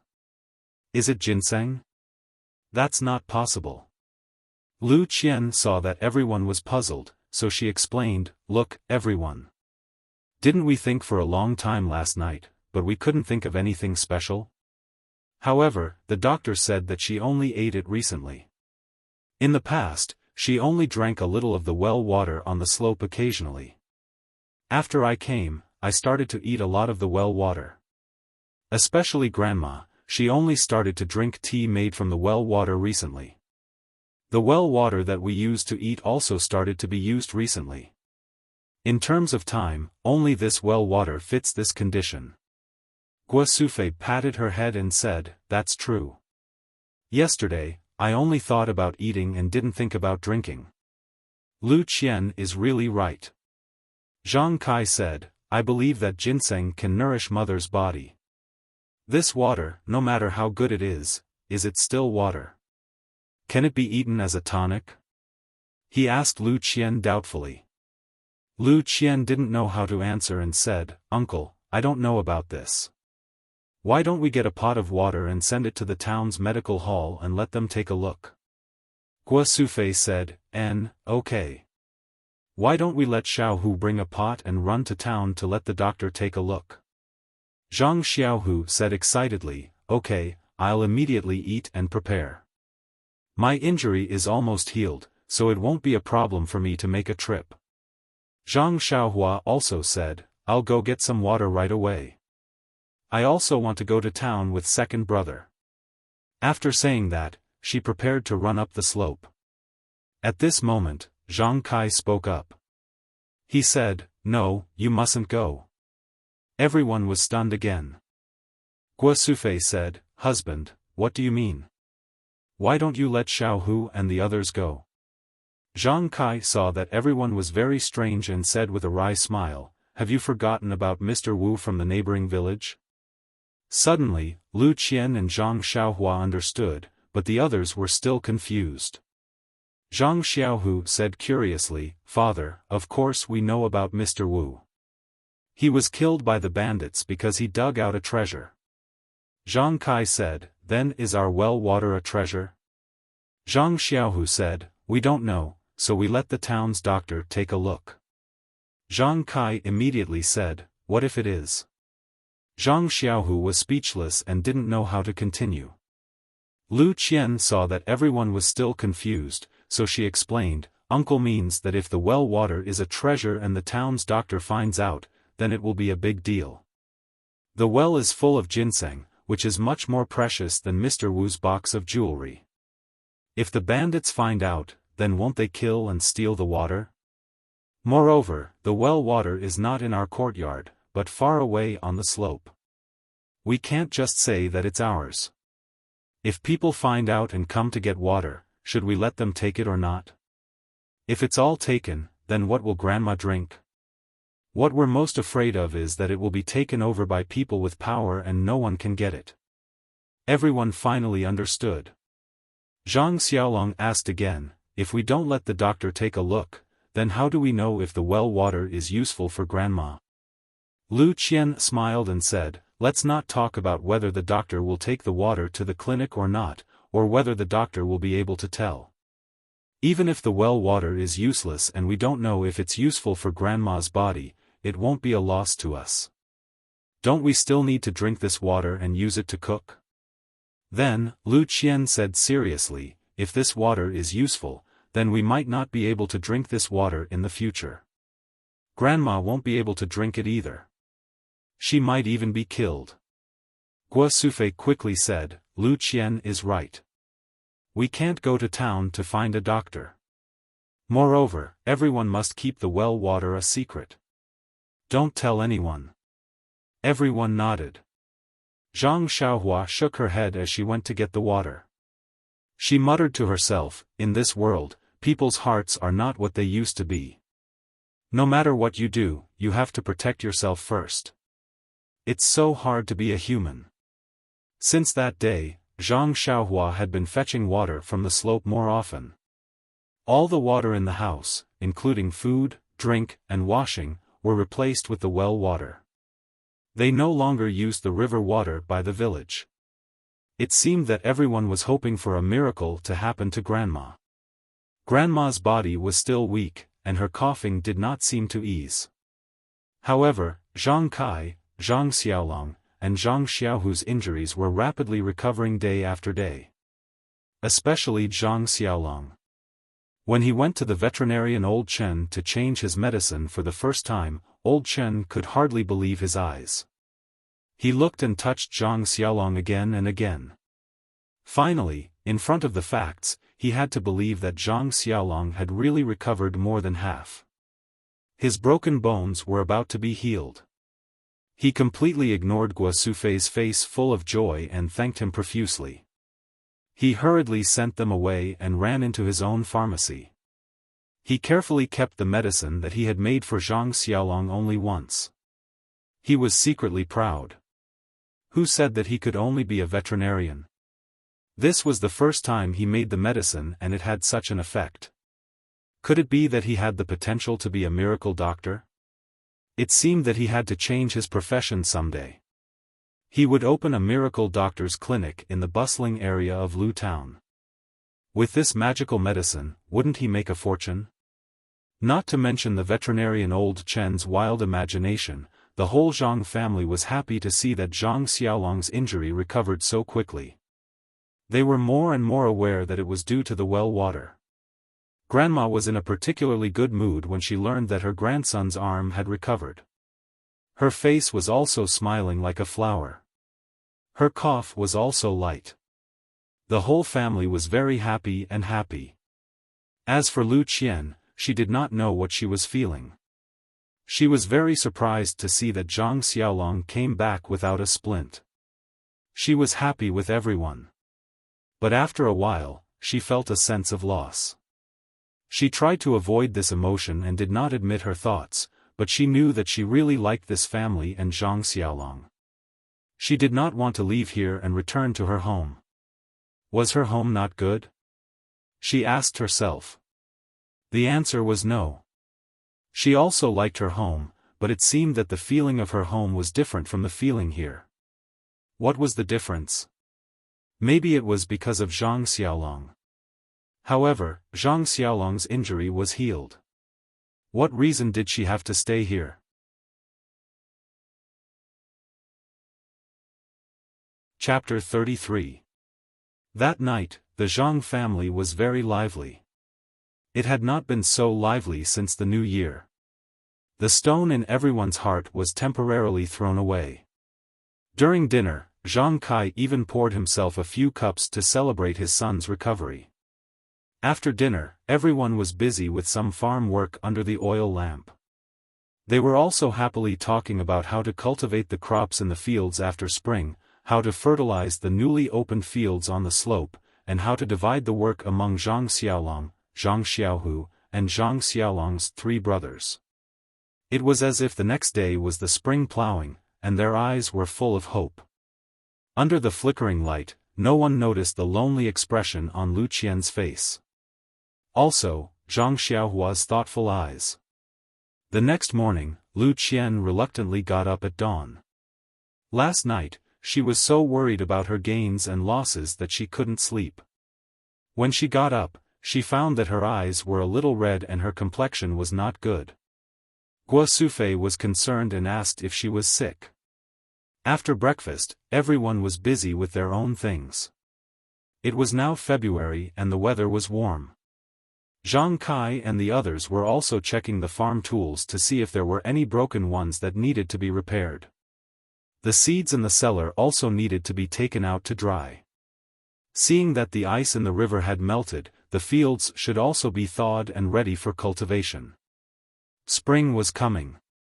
Just as Lu Qian was helping Guo Sufei to dry the seeds under the sun, she suddenly heard someone call her, "Qian Qian," what a familiar voice. She quickly raised her head and looked over the Zhang family's low wall. She saw her father, Uncle Lu Tufu, and cousin Lu Yeye who had already walked to the door. She cried out in surprise, "Father," then, like a swallow, she flew to the door and took her father's hand. How could she not miss her family after not seeing them for almost half a month? So, when she saw them, her eyes were red and her nose was sour. Lu Yeye said, "Sister, I'm here too. Can't you see me?" Lu Qian also took her hand and said, "I see you. How can I not see you? I only have such a beautiful sister. How can I not see you?" Lu Yeye giggled and said, "Sister, look at you. You haven't seen father for a few days and your eyes are already red. Don't say that I'm crying in the future. You're not any better. Aya, your complexion is so bad. Could it be that you suffered at their place? But, that's not right. Your skin seems to be more delicate than before. It's also a lot whiter. You're also a little fatter than before. Why is it that after not seeing you for 10 days, your beauty has actually caught up to mine?" Lu Qian rebuked, "You little girl, you're just using nice words to scare me." Lu Yeye panicked and said, "It's true, sister. I'm not talking nonsense. If you don't believe me, look in the mirror." Lu Qian's heart skipped a beat, but she did not continue the conversation. How could Mr. Lu and Butcher Lu notice this? He thought it was just two children playing around. At this time, Zhang Kai also came out with his family to welcome them. Mr. Lu hurriedly went forward to salute and asked Zhang Kai, "Brother, I haven't seen you for a long time. Are you feeling better?" Zhang Kai also returned the salute and said, "Thanks to brother, I'm already better now. Look, I even threw away my crutches." Then, he had Zhang Xiaohu and Zhang Xiaohua come up to greet him. The last time Mr. Lu came, he saw everyone. However, at that time, the two brothers were lying on the sickbed. Meeting them this time, looking at the two dignified young people, he couldn't help but praise in his heart, these two children, although their looks are ordinary, it's rare that they're so introverted. They've never studied before, but they actually have such a temperament. Children can be taught. He hurriedly helped the three of them up and said with a smile, "It seems that the two of you have recovered from your injuries. This is worthy of celebration." However, nephew Xiaolong injured his muscles and bones. It's better for him to be more careful. He can only work after resting for 100 or so days. Don't hurt your body for the farm work in front of you. Oh, right, how come you've removed the splint in just 10 days? Zhang Xiaolong moved his arm and said, "I'll pay attention to uncle's words. Look, my arm is fine now. Although I can't do heavy work, I reckon that after a few days, ordinary farm work shouldn't be a problem." Butcher Lu continued, "Nephew's body isn't just strong. Our village's Wang heir fell on his butt when he went up the mountain to chop firewood and had to lie in bed for half a year. You've recovered in just a few days? Let me take a look." As he said this, he went forward to grab Zhang Xiaolong's arm. Lu Qian was anxious and quickly blocked her uncle's hand. She said, "Uncle, your hand is used to carrying 100 or so pounds of fat pig. Xiaolong's arm is just right. If you grab Xiaolong's hand like this, don't damage his arm." Butcher Lu awkwardly retracted his hand and said with a self-deprecating smile, "Then I won't look, I won't look." Lu Yeye seemed to have noticed something and used her elbow to poke Lu Qian. She winked at her and smiled mischievously. Lu Qian's face heated up and her hands and feet became uncomfortable. Fortunately, at this time, Mr. Lu saw Zhang Xiaohua again. He patted his head and said, "Xiaohua, I haven't seen you for a few days and you've grown quite a bit. I see that by the end of this year, you'll be able to catch up to your two brothers. Also, looking at your eyes, they're overflowing with energy. I feel that you've become a lot more sensible." These words weren't false. When Mr. Lu first saw Zhang Xiaohua, he had just been beaten up by a bully and was worried about his father and brother's injuries. Naturally, his expression was gloomy and listless. Now that his family's injuries were mostly healed, his mood was naturally good. Moreover, there was also an unknown reason, so he naturally looked different. Zhang Xiaohua was also obedient. He raised his head and said, "Uncle, this is all thanks to Sister Lu. Not only did she take care of Big Brother and help our mother with the housework, she also taught me a lot of principles and taught me to recognize many words. With her influence, I naturally became more sensible." These words made Mr. Lu's heart very happy. He laughed loudly and said, "Good child, good child. Brother, I envy you for having such good children." Zhang Kai said modestly, "We've neglected to discipline them. They also don't know how to read and write." "Brother, you must be joking." Mr. Lu disagreed, "That's not true. This is innate temperament and not something that can be cultivated. Even if your family has a lot of money, it's rare to have such good children." Butcher Lu said, "You two stop flattering each other. We're all familiar with each other. After walking for an entire morning, my throat is so thirsty that it's about to smoke. Let's go in and drink some water." When Zhang Kai and Mr. Lu heard this, they both laughed loudly. Zhang Kai quickly led everyone into the central room. Everyone sat down to talk. Guo Sufei and Lu Qian went to boil water and make tea. Lu Yeye also followed. Taking advantage of the fact that the water hadn't boiled and Guo Sufei went into the room to get tea leaves, Lu Yeye quietly asked Lu Qian, "Sister, are you interested in that Zhang Xiaolong?" Lu Qian blushed and said, "What do you mean by interested? When did I?" Lu Yeye mocked her and said, "Looking at your shy face and peach blossom eyes, I know that you're thinking of love. Why don't you honestly admit it?" Lu Qian said, "You little brat, why do you have so many flowery words? Don't tell me you didn't come to see Zhang Xiaohu." When Lu Yeye heard this, she also said seriously, "Sister, your words are wrong. Have you forgotten what we said before? Although Zhang Xiaohu and Zhang Xiaolong are good people and saved us, but our dream is to marry a learned, elegant, and handsome scholar. The two of them do farm work and will be digging for food in the fields for the rest of their lives. Don't tell me we'll also be farm women for the rest of our lives." At that time, I was very grateful to Zhang Xiaohu and did have a good impression of him. Now, I don't deny it. But after thinking about it carefully, I don't want to jump into this fire pit. Sister, you have to understand that this is a matter of a lifetime. If you make the wrong choice, it will be too late to regret. At this time, Lu Qian also stopped smiling and said seriously, "Yes, Yeye, I am also like this. That's why I am especially hesitant. Although I hope that my husband is a scholar, after meeting so many scholars over the years, none of them left a deep impression on me as Zhang Xiaolong, this farmer. He has a temperament and courage that most people don't have. I have only known him for a short period of time and this short period of time is more profound than many people in a few decades. I can't tell you how I feel in my heart, it can't be described with words. Actually, your choice is not wrong, my choice is not wrong. Everyone has their own freedom and has to choose their own choice." Lu Yeye smiled bitterly and said, "Sister, I hope your choice is not wrong. In the future, Lu Qian interrupted her and said, "It's too early to say this. I haven't made a final choice." Lu Yeye did not ask any more and the two of them were silent. Not long after, Guosufei took out the tea leaves and boiled the water. Lu Qian steeped the tea and the three of them returned to the central room together. The people in the central room were laughing and chatting. They were in the middle of a lively conversation.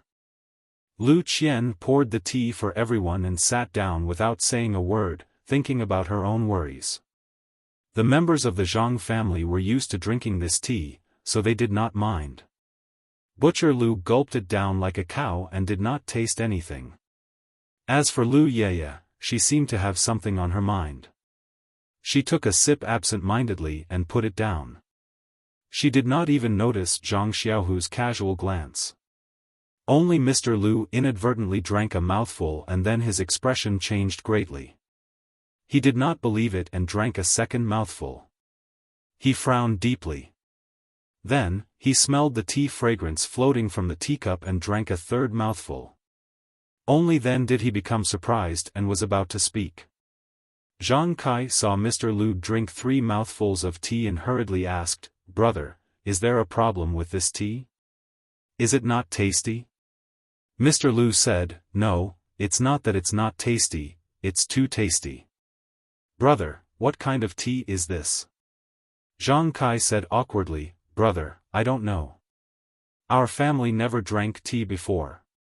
This is the tea that Lu Qian brought from your family." Mr. Lu turned his head and asked Lu Qian, "Qian, is this tea from home?" Lu Qian was thinking about her own worries. When she heard her father ask her, she hurriedly said, "What is it?" "Father, what are you asking me?"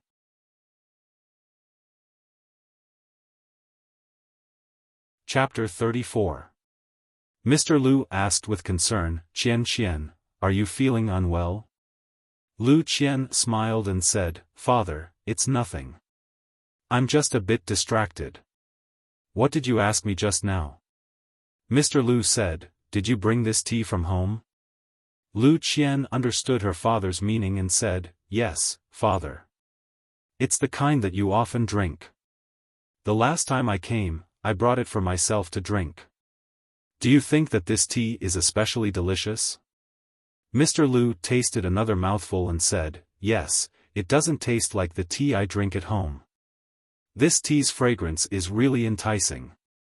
Mr. Lu didn't have any hobbies in his life, but he liked to drink tea. He drank a lot of different types of tea and had prepared a lot of them at home. Otherwise, Lu Qian wouldn't like to drink tea. However, the tea he drank today was different from the ones he drank in the past. There was an indescribable fragrance in his mouth. These tea leaves were what he used on a daily basis. It must be the water used to brew the tea that was different. Mr. Lu was flabbergasted. Although the Guozhuang house was far from Ba Li Go, it was only half a day's journey. How could the water quality be so different? Mr. Lu asked, Qian, why is the water in the Guozhuang house so much better than the water in Ba Li Go? Lu Qian blinked her eyes at Mr. Lu and said, "Yes, father. The water here is really clear and delightful." Lu Qian knew that this uncle of hers was famous for being outspoken. If he knew something, it meant that all the villagers in Ba Li Go knew. She had already told him not to tell anyone about what happened in Lu Town. Who knew if everyone in Ba Li Go already knew about it? The matter of the well water was something that she couldn't let him leak out. Mr. Lu saw Lu Qian blinking at him and tacitly stopped asking. However, Butcher Lu heard it and interrupted, "Isn't that simple?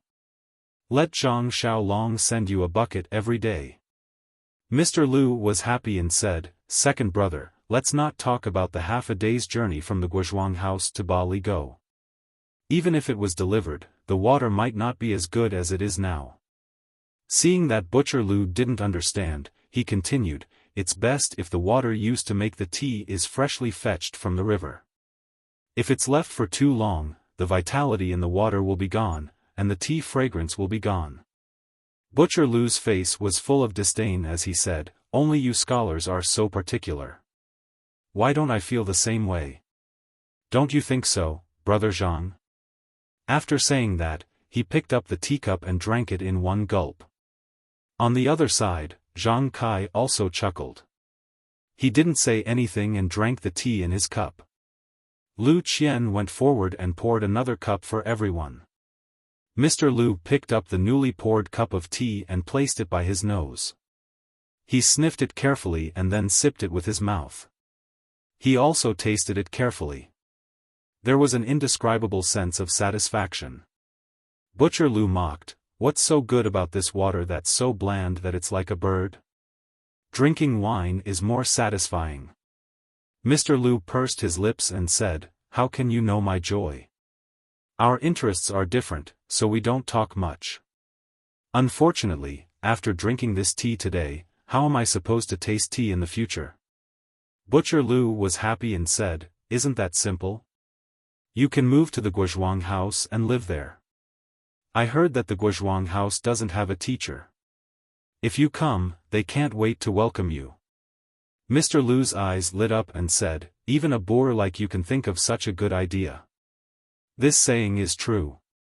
The ancient said, if you eat 300 lychees a day, you will not refuse to be a person of Lingnan. It's rare that I'm fated to encounter such good water and good tea. To be able to become a person of the Guozhuang house for this good tea, it can be considered a good story." He said it casually, but it sounded meaningful. Mr. Lu's words, "It's rare that we're fated," woke Lu Qian from her daydream. It was like a bolt of lightning that struck Lu Qian's heart, splitting open the knot in her heart that had been tangled in her heart for many days. Yes, it's rare that we're fated. A few days ago, she still felt that she was fated with Zhang Xiaolong. Now that she had walked into a dead end, she actually doubted this fate. Now that she thought about it carefully, from the moment she met Zhang Xiaolong, he was injured in order to save her. She took care of his injuries to repay his kindness. Then she discovered the precious well water, and now her father was willing to come to the Guozhuang house. She completely dispelled her last layer of apprehension that she was unwilling to marry far away in order to take care of her father. She was clear that this well water was only available in the Zhang family. She couldn't drink it anywhere else in the Guozhuang house. Thinking about the miraculous uses of the well water, she was even more moved. This was a guarantee for her father's health. Didn't all of this mean that she was fated with Zhang Xiaolong? This fate was predestined by the heavens. Wasn't it enough for her to be proud of? A single thought leads to everything. The large stone in Lu Qian's heart was lifted by the heavens. At this time, she finally noticed everyone's reaction after her father finished speaking. Seeing that everyone didn't understand, Lu Qian explained, "This lychee is a very delicious fruit in the legends. It only grows in a place like Lingnan. After the ancients ate this lychee, they couldn't forget it. They sighed and said that if they could eat lychees every day, they would be willing to move to Lingnan." Only then did everyone understand. Zhang Kai said in surprise, "If Mr. Lu wants to move to our Guozhuang house, we'll definitely welcome you. I'll go back and report to the Guozhuang house's Guo clan head to arrange a place for my brother." Mr. Lu hurriedly said, "Old brother, this matter isn't urgent. We'll talk about it later. Let's leave it for fate, huh?" Then, Mr. Lu took another sip of tea and said the real purpose of his visit to the Zhang family. He looked at Zhang Kai and said, "Old brother, the main purpose of our visit this time is to bring Qian Qian home for a while. This child has already stayed here for a period of time. She must be homesick. Our family also needs her to go back and tidy up. This month, Yaya should have come over a long time ago. Last time, she didn't come with Qian Qian because our family also needs a girl to take care of them. This time, let her come over and swap places with Qian Qian. What do you think?" Zhang Kai didn't dare to express his opinion. He hurriedly turned to look at Guo Sufei. Guo Sufei looked at Mr. Lu and Butcher Lu's sincere expressions, as well as Lu Yaya's expressionless face. She already had an idea in her heart.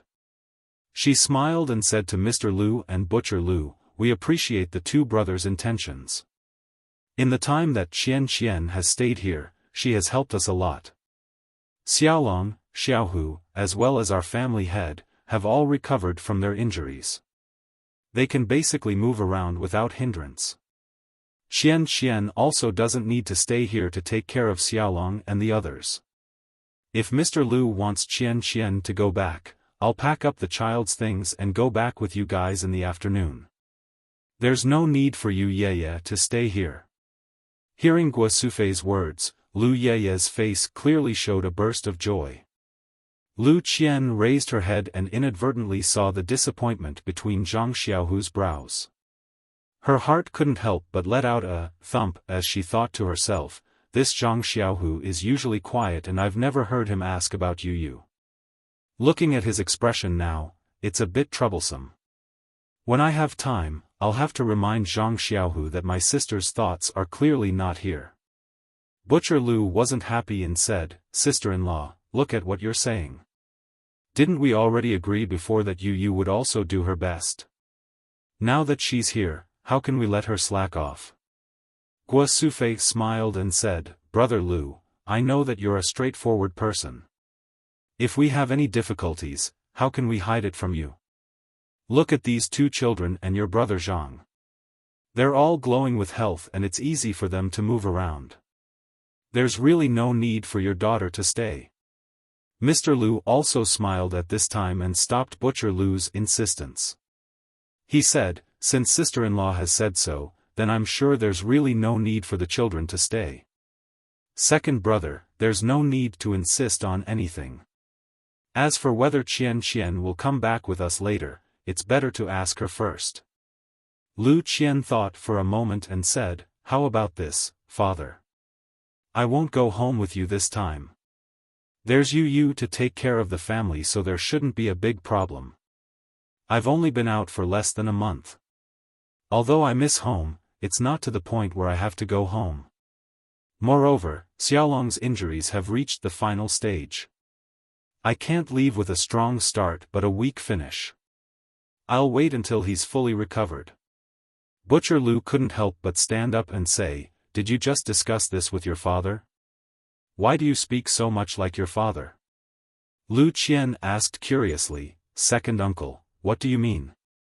Before Butcher Lu could speak, Lu Yu spoke up, "Sister, on the way here just now, the two elders made a bet.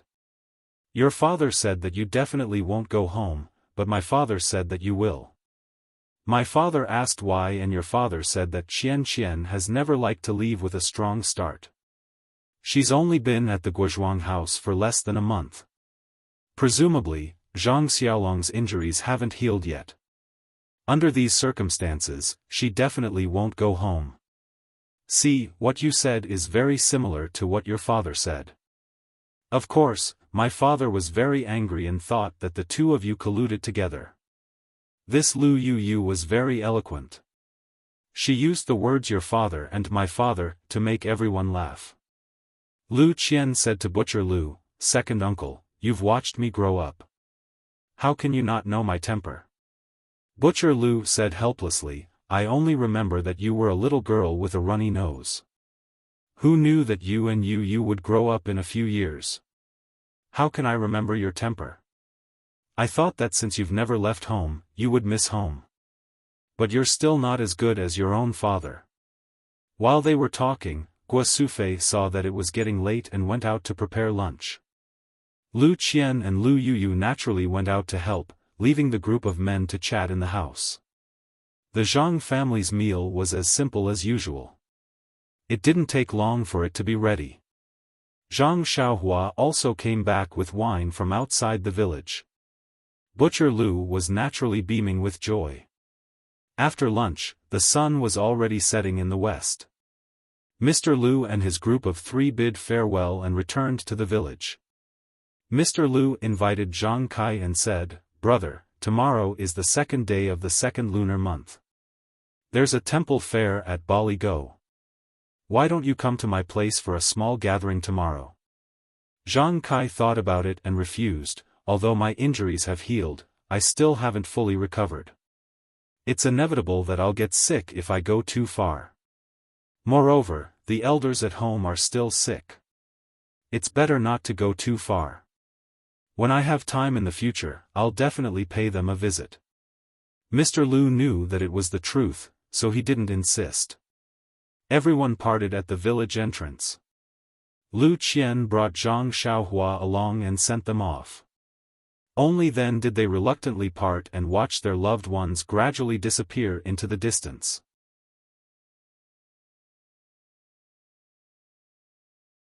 Chapter 35. In the Misty School's meeting hall, the Misty Six Tigers and Zhang Chengyue were discussing the development of the faction and the meeting between Ou Peng and the other factions on the 2nd of February. Ou Peng was still sitting in his usual spot. He looked at his senior and junior brothers who had grown up together with him from the front. After nearly 10 days of rest, he seemed to have completely controlled his power that had skyrocketed. The light in his eyes was already restrained. Based on his appearance, it was impossible to tell that he was a martial arts expert. He had truly returned to his natural state. Ou Peng was very pleased. In fact, he wasn't the only one who was happy. Aside from Zhang Chengyue, who didn't take any pills, everyone else was in a very good mood. Of course, after 10 days of cultivation, their original excitement had already calmed down. What they needed to do now was to readjust the development strategy of the Misty School and work hard to strengthen the faction. They wanted to quickly become a super faction that could stand shoulder to shoulder with the Dalan Temple, Incense Sect, and Heaven's Way Union. Ou Peng coughed and cleared his throat before saying, "Fellow disciples, congratulations again on your great improvement in martial arts." The others returned the greeting and said, "Congratulations, congratulations. Thank you, faction leader, for your help." Ou Peng continued, "Now that our Misty School's strength has greatly improved, I don't know what the other 3 factions are doing. Chengyue, is there any news from them?" Zhang Chengyue quickly said, reporting to faction leader, "There's news from Wanjian Peak. Sword Master Wan Chengjiu and his protectors have been in seclusion for a few days. After they came out, they were like everyone else and didn't see any outsiders. They must have improved their strength. The Tan family is a family business and the spies we sent out can't enter the upper echelons, so we don't know the specific situation. As for Yanming Villa, we can't interfere at all. The servants outside know very little and don't know the situation inside the villa." Ou Peng wasn't too happy and said, "Chengyue, you've already done a lot of work in this area, but it's not enough. We need to expand the Misty School in the future, we can't do without news. You need to speed up and use all kinds of methods to nail our spies in the various factions. Without news, we'll be blind." Zhang Chengyue's face was full of guilt as he said, "Yes, master, I'll definitely pay attention in the future." Ou Peng continued, "This is because I didn't instruct you properly. Before, I only let you practice martial arts, but now I need to teach you more about the faction's affairs. In this regard, you should learn more from your 4th martial uncle and be more attentive in the future." Zhang Chengyue nodded. Then, Ou Peng said, "The medicinal herbs in the secret plane, the pharmacy hall has refined another batch of medicinal pills.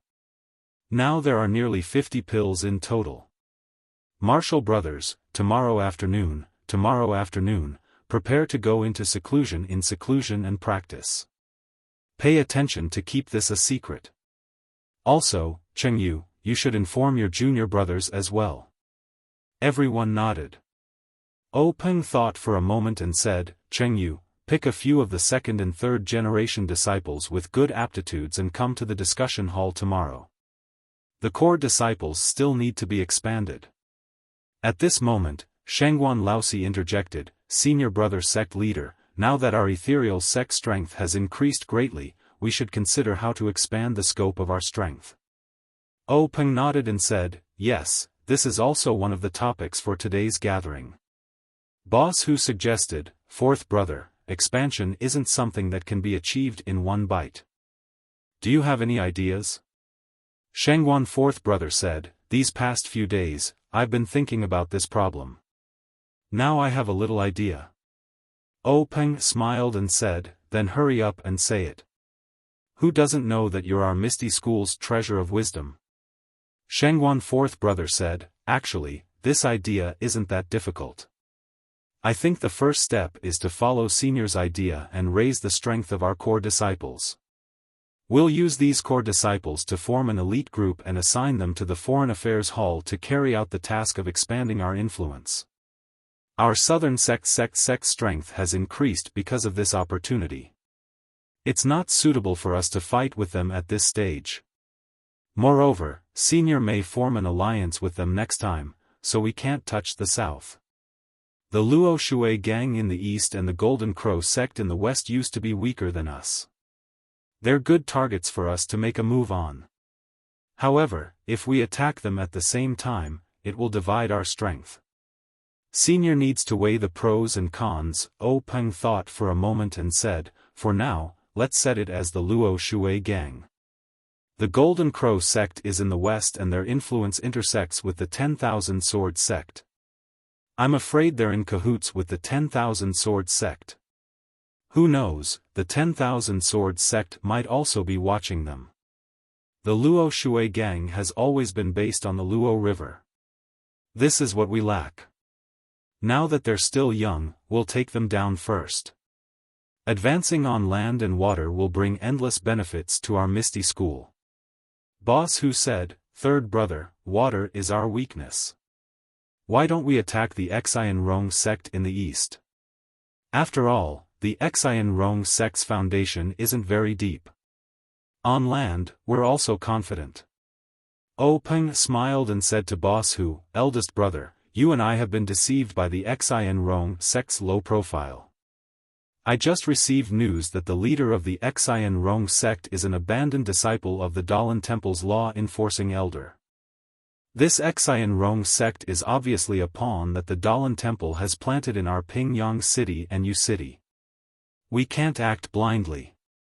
Besides, although the Luo Shui gang originated from the Luo Shui gang, as long as we make a move first and plan well, our chances of success are still very high. Peng took a sip of tea and continued, moreover, our Misty School has always been on land. Pingyang City's location is also sandwiched between the Luo Shui gang, the Golden Crow sect and the Xian Rong sect. There's limited space for development. If we take over the Luo Shui gang's influence and make use of the Luo River, it'll be very beneficial for the gang's development. Everyone was silent and deep in thought. After half a cup of tea's time, Shangguan Laosi spoke, fourth brother, according to this train of thought, I don't think I've sent enough people. Peng said, I've long thought about this. The development of the Misty School requires manpower. In the past, our sect focused on elites. Now that the strength of our senior disciples has increased, the number of junior disciples is obviously insufficient. How about this, Chengyue, you consider recruiting a batch of disciples recently to strengthen our sect's strength. You can handle the details. Zhang Chengyue nodded in agreement. Then, Peng said to Zhang Chengyue, you can leave first. Inform your junior brothers that you should also rest well and prepare to improve your skills tomorrow. Zhang Chengyue's excited face was flushed red as he bowed and left. Lu Laowu, who had not interjected all this while, spoke now, isn't it just improving your skills? Looking at you, Chengyue, what's there to be excited about? Zhang Chengyue thought to himself, old master, that's improving my skills. How can I not be excited? I heard that you've improved your skills for 20 years. How can I not be excited? Of course, his mouth still said, yes, fifth Shirshu is right. Martial nephew should be calm in the face of chaos. Peng said, don't listen to your fifth Shirshu's nonsense. However, you shouldn't be too excited. When you take the medicine, you must use it calmly. Otherwise, it will be a waste. Zhang Chengyue quickly walked out, only wanting to quickly leave fifth Shirshu's sight. When Zhang Chengyue walked out of the conference hall, O Peng looked back and said to Lu Laowu with a smile, "Fifth shitty, Cheng Yue is a steady child. Don't always make fun of him." Su Laowu also said, "Hee, you're still talking about him." When Laowu took the bone-strengthening pill that day, wasn't he just as excited? When he came out, he drank with the stone cow. If he wasn't happy, how could he be so drunk? Lu Laowu's face turned red as he argued, "I absorbed the medicine and was tired from cultivating. Otherwise, how could I not drink as much as the stone cow?" Everyone roared with laughter. Then, O Peng sternly said to everyone, "Brothers, the medicine taken from the secret plane last time has been refined. In a few days, it will be the second day of the dragon raises its head. Our 4 sects have agreed to meet at Wudong Mountain. This time, we will discuss the next time we enter the secret plane to take the medicine. Perhaps we will discuss the alliance. What do you all think?" Shengguan Laowu said, "Senior, I think this alliance is unlikely." O Peng said, "Why?" Shengguan Laowu explained, "Of course, Wan Jianfeng and our Misty School can form an alliance. We are all Jianghu gangs. We share fortune and misfortune together. However, Yanming Villa and the Tan family, although they are in Jianghu, they basically don't participate in Jianghu affairs.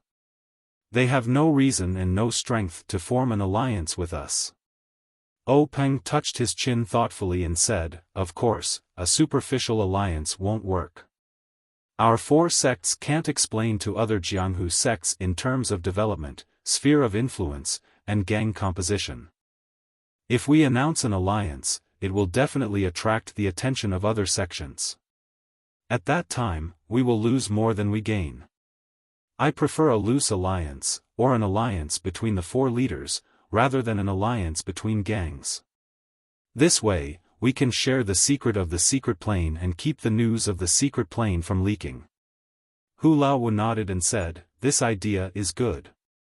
The purpose of this alliance is only for the secret plane. It is separated from the interests of the gangs. Once any party leaks the news of the secret plane, the other 3 sects will kill them together." O Peng smiled bitterly and said, "If the news is leaked, there will be no need for the other 3 sects to crusade. There will soon be a bloody storm in Jianghu. So, we must seize the time to strengthen our own strength." Then, O Peng turned his head and asked Li Laowu, who had been looking down and not speaking, "Second senior, have you read the sword manual?" Li Laowu nodded and didn't reply. O Peng didn't care and continued to ask, "How many of our Misty School's current disciples can change?" Li Laowu also shook his head. O Peng said a little dispiritedly, "Alas, it is indeed inappropriate to change halfway. Fourth senior, when Cheng Yu recruits disciples, you can also choose some of them to practice this sword manual. At the same time, you can also ask second senior to guide you. It is best if second senior can take in a few more disciples." Li Laowu nodded in agreement. It seemed that since his strength improved last time, he was more focused on the cultivation of the sword and didn't speak much.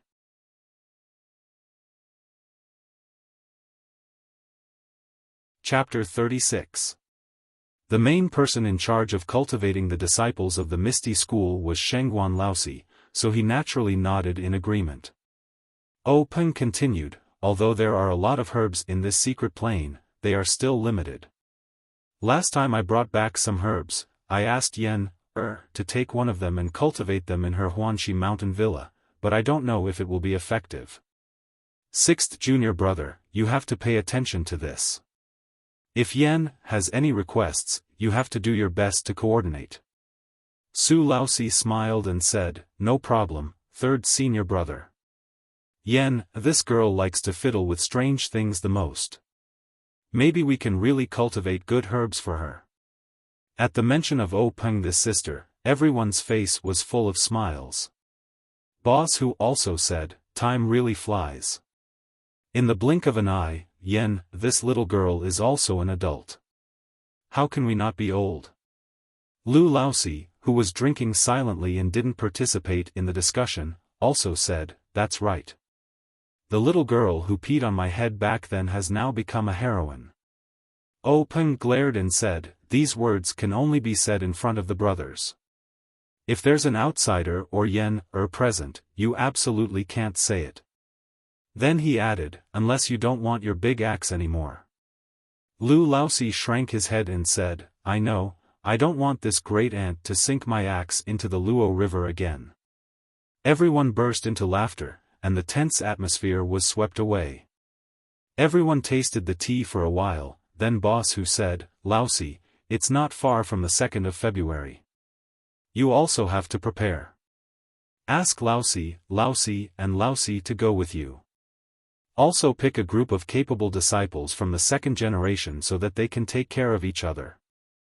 Peng shook his head and said, I think this year's 2nd of February will be the same as last year. I will only bring Madame O and a few serving maids. It will look like we are going to the Dragon God Temple to burn incense. We can't let others know. Shangguan Laozi shook his head and said, Third senior brother, our Misty School has made such a big move, there's no way they wouldn't notice it. Maybe they don't know our real trump card, but we can't let our guard down. It's better to bring more people, just in case. Peng pondered for a moment and said, Fourth martial brother, you're still looking at the situation with the same eyes as before. Right now, our martial arts are well known in Jianghu and can be ranked at the top. I believe that if I insist on escaping, there aren't many people in Jianghu who can stop me. And those few people can be counted with one's fingers. How could they lower themselves to ambush me? Shangguan Laozi gave Boss Hu a look. Boss Hu thought for a moment and said, Lao San, what Laozi said makes sense. It's better to be safe than sorry. Jianghu is full of conspiracies and intrigues. Protecting yourself is the way to go. You're the face of our Misty School, so you can't afford to have any mishaps. How about this, since you don't want to attract attention, then you don't need to bring too many people. Why don't you bring Laozi and the girls with you? Before he finished, Peng didn't say anything. Instead, Lu Lao Wu applauded and said, Big brother, that's a good idea. That Laozi used to be a cart driver. After not driving for a few years, he's probably itching for a fight. Moreover, his body is now like an iron shield. He can block the hidden weapons for sister-in-law. Peng had no choice but to agree and said, all right, then it's settled. I won't bring the 2nd generation disciples. They still need to improve their skills. Don't delay their development. As for those who don't improve their skills this time, it's useless for me to bring them along. Everyone saw that Peng had given in and didn't insist on it anymore. After arranging the sect's affairs, everyone dispersed. The candles in the meeting hall were extinguished. The dark hall was like an old man in his twilight years. He closed his eyes and fell into a deep sleep. Yu City was the main city of Yu country. It was a few days' journey from Pingyang City. Peng set off early the next day. Since he was going to the Longshan Temple to offer incense, he had to be dressed to do so. He couldn't use his light body technique to travel alone.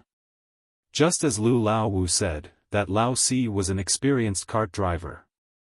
When he heard that he was going to drive the sect master's cart to Yu City, he got on the horse early and checked the condition of the cart carefully.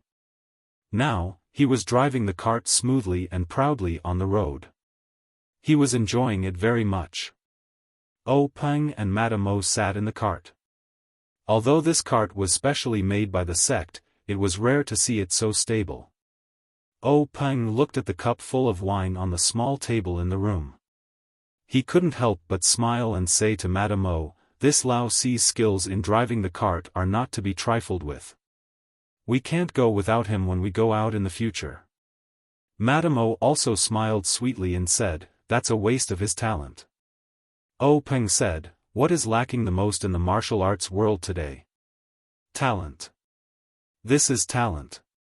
He has the ability to fight against 10,000 people and can drive so steadily. He's a compound talent. My misty school has hidden dragons and crouching tigers.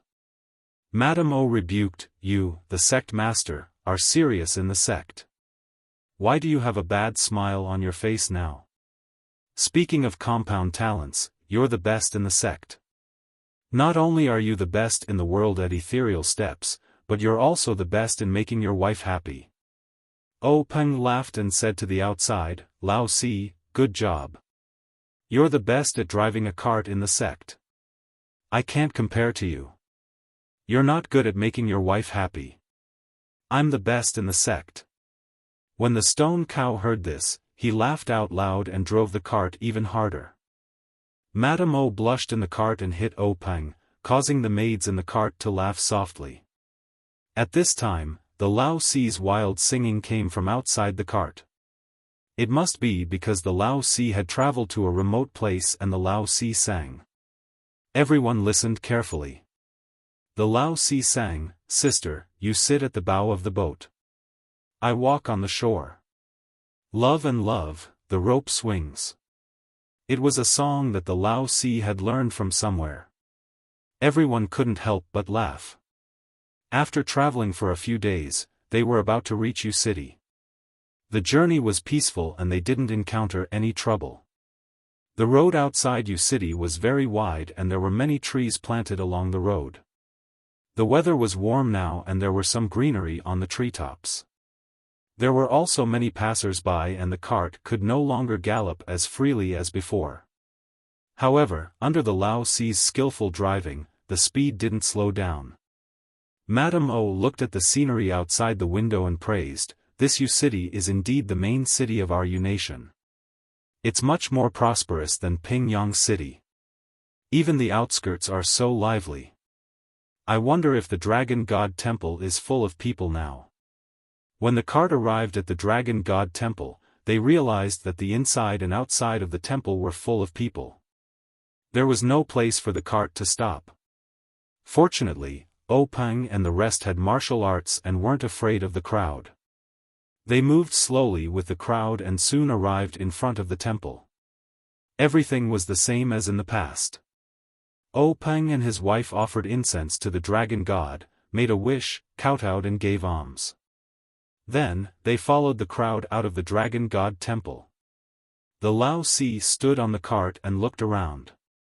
When he saw O Peng and the rest coming over, he immediately jumped down from the cart and said, Sect Master, why are you out so soon? O Peng said, There are so many people coming here every year. The incense is very prosperous. The monks in the temple are all busy and can't talk to their abbot.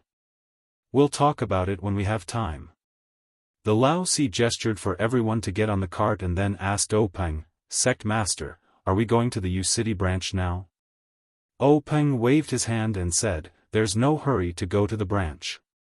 Go to the restaurant next door to buy some wine and food. We'll go to Wudong Mountain now. The Lao Si agreed and went to buy wine and food. Madame O asked curiously, Why are we going to Wudong Mountain again? Last time, you, Yanming Jiushi, Wan Chengjiu and Tan Yefeng were drinking wine and discussing heroes at Wudong Mountain. Could it be again this time? O Peng smiled and said, Yes, I didn't have enough fun last year. Of course, I have to continue this year. Not long after, the Lao Si bought the wine and food and then drove to Wudong Mountain. The Dragon God Temple was at the foot of Wudong Mountain. Not long after, the carriage arrived at a place where they could climb the mountain. There were also some wine shops and inns in this place. O Peng and the others booked a few rooms and arranged for Madame O and a few maids to rest. O Peng took the Lao Si and walked up the mountain path. Wudong Mountain was not too high and it was not the season to climb the mountain. There were not many tourists. O Peng used his qinggong to walk in front. Although the Lao Si practiced external martial arts and also carried wine and food, he was not much slower than O Peng on the mountain path. Not long after, O Peng reached the top of the mountain. Then, the Lao Si also came up. Looking at the Lao Si's calm and steady breathing, O Peng could not help but mutter in his heart. Although he had only used 30% of his qinggong, he was good at qinggong. This 30% of his qinggong was already very impressive in the martial arts world, but the Lao Si was not much slower than him. It could be seen that the effect of this bone-strengthening pill was extraordinary. At this time, it was almost noon. The top of Wutong Mountain was bathed in sunlight and was very warm.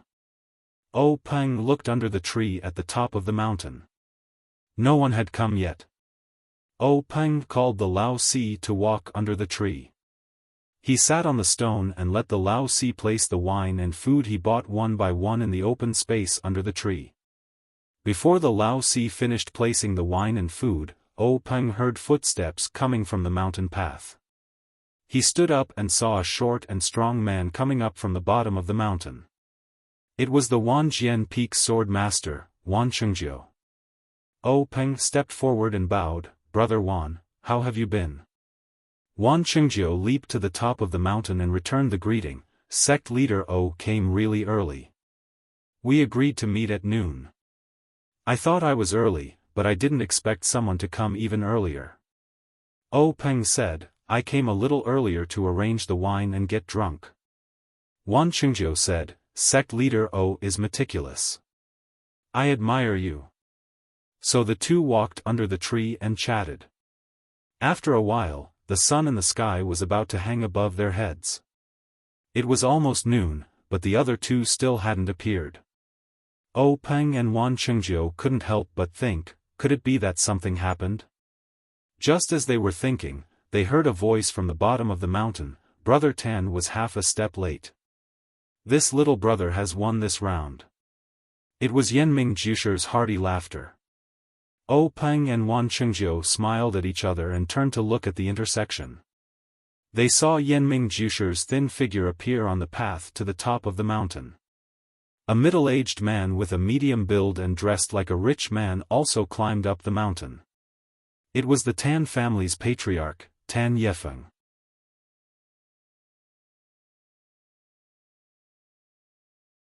Chapter 37. When the four met, they greeted each other. Wan Chengjiu asked, "Why do you say that, Brother Yenming?" Yenming Jusher smiled and said, "Brother Tan and I met at the bottom of the mountain. When we saw that it was almost time, we made a bet to see who would reach the top first. It seems that I'm the early bird that reached first."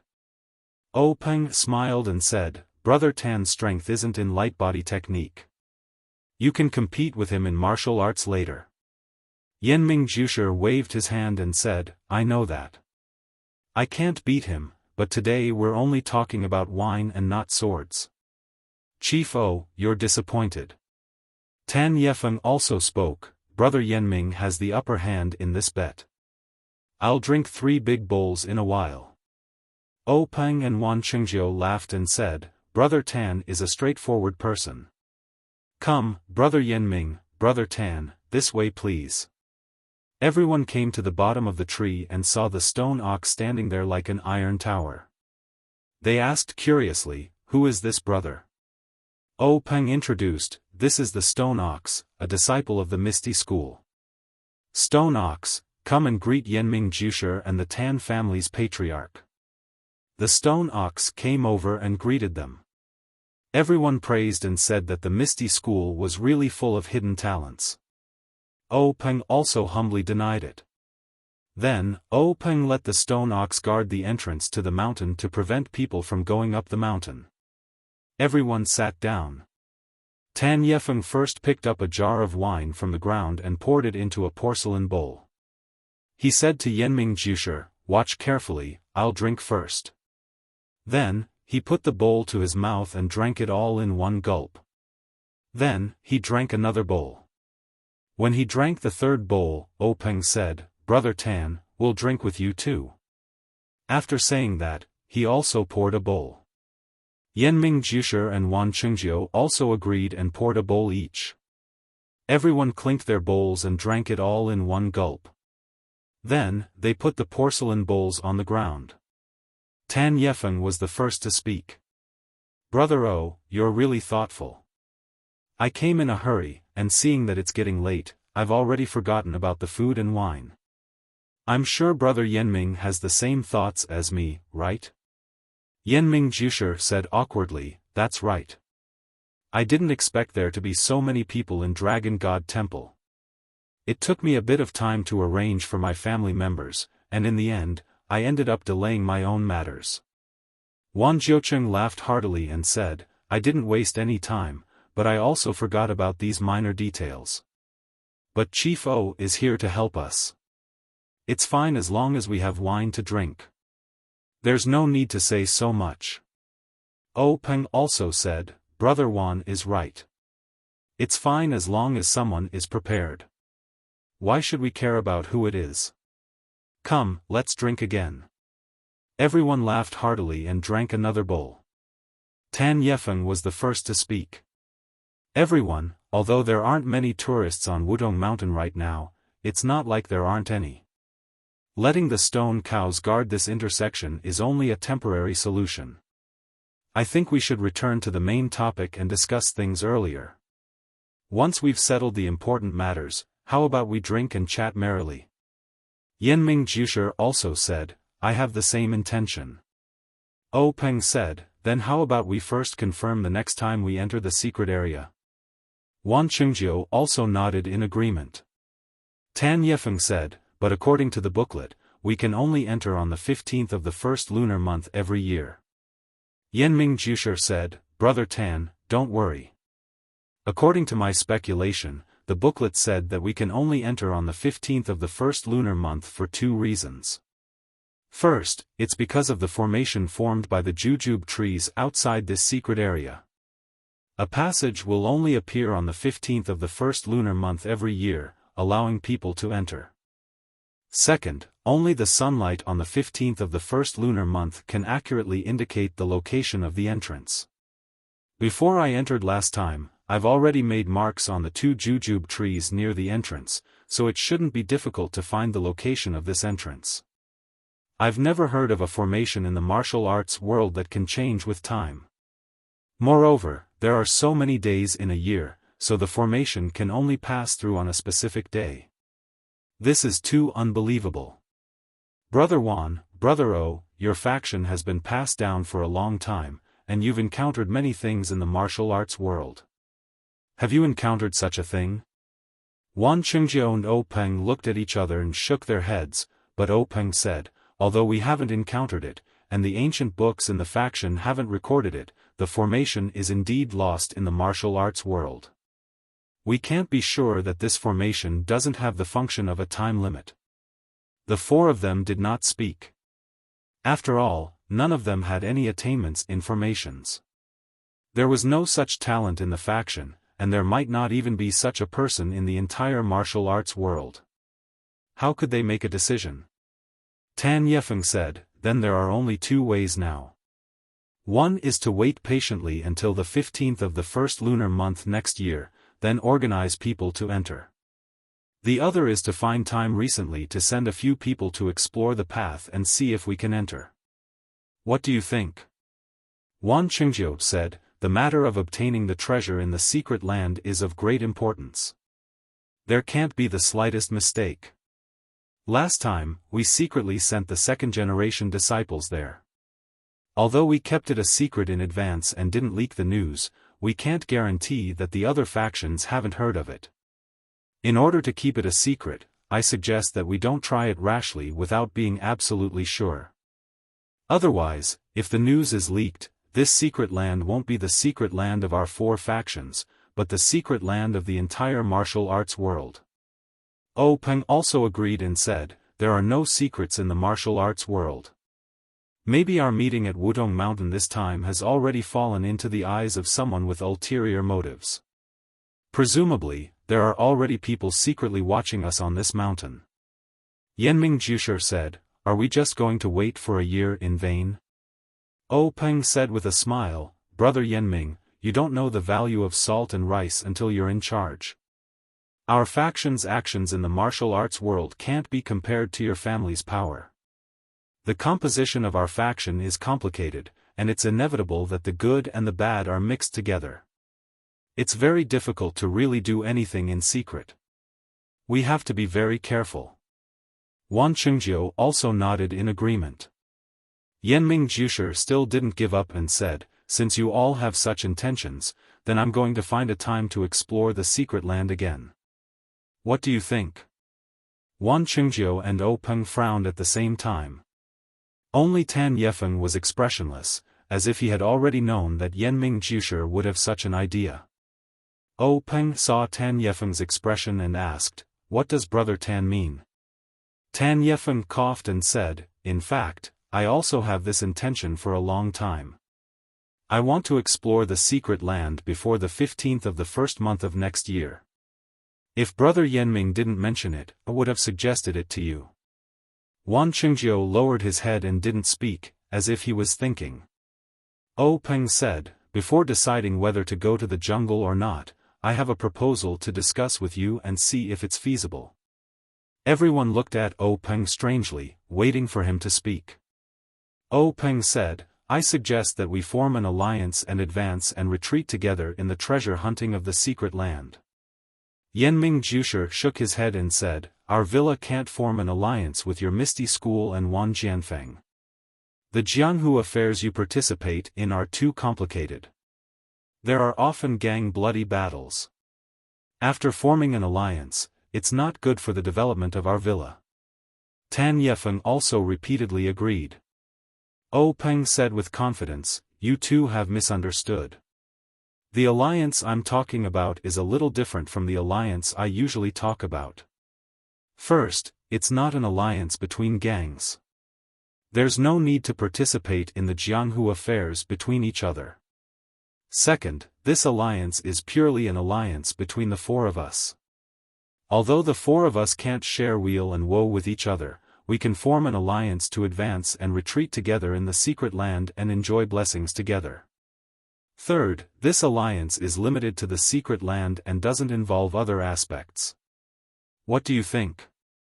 Wan Chengjiu said with joy, "Leader O really has a bright mind. This idea is good. Let's do it." Yanming Jusher and Tan Yefeng also smiled and agreed. So, Peng poured a porcelain bowl of wine, cut his finger with a sword, and dripped blood into the wine. The other three did the same. Peng took the porcelain bowl, shook it slightly, and drank a few mouthfuls. Then he handed it to Wan Chengjiu. Wan Chengjiu still drank it. Then Tan Yefeng and Yanming Jusher all drank the blood wine. Yanming Jusher smashed the porcelain bowl. Everyone laughed and said, "The alliance is a success." Everyone drank another bowl of wine together. Peng then said, "Since Brother Yanming and Brother Tan insist on going, Brother Wan and I will naturally advance and retreat together with you. How about this, at the end of this month, we'll still send disciples to the same place as last time. Brother Yanming will still lead the way. How about it?" Yanming Jusher said, "No problem. This is my duty. However, this time, do we still send each other's family members to each other's place?" Peng, Wan Chengjiu, and Tan Yefeng looked at each other. Peng said, "Last time was the first time we cooperated, so we didn't feel at ease. Now that we've formed an alliance, we naturally feel at ease. I don't think there's any need." Wan Chengjiu and Tan Yefeng also agreed. At this time, the stone cow walked over quickly and said, "Gang leader, there are a few tourists coming up the mountain path from the foot of the mountain. Should we stop them?" Peng waved his hand and said, "This Wudong mountain isn't our home. Of course, we can't stop others from coming. You don't have to guard it. Just wait here." After saying this, the four poured wine and talked about the strange happenings of the Jianghu with the food and wine. They seemed to be in a leisurely mood. Not long after, a few people came to the top of the mountain. It looked like they were really tourists. After touring the mountain for a while, they saw people drinking and chatting in this picturesque place. They felt disdain and didn't stay long before going down the mountain.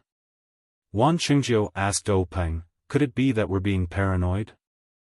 Peng smiled and said, "These people aren't, but we can't say that there aren't any at the foot of the mountain."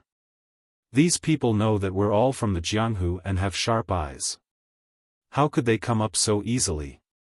Oh, Peng suddenly thought of something and asked Wan Chengjiu, the news of the secret plane must be kept secret. We can't relax in the slightest. Where is Situ Ping of the evil tiger gang now? Wan Chengjiu smiled and drank a mouthful of wine. Brother Oh, don't worry. Although I'm not as meticulous as you, I still know this. Leader Situ hasn't left Wanjian Peak since she returned with my disciple last time. I've already ordered an elder to accept her as a disciple. Moreover, I've also sent a few capable men to Lu Town. Leader Situ won't be Leader Situ anymore, but Wanjian Peak Situ Ping.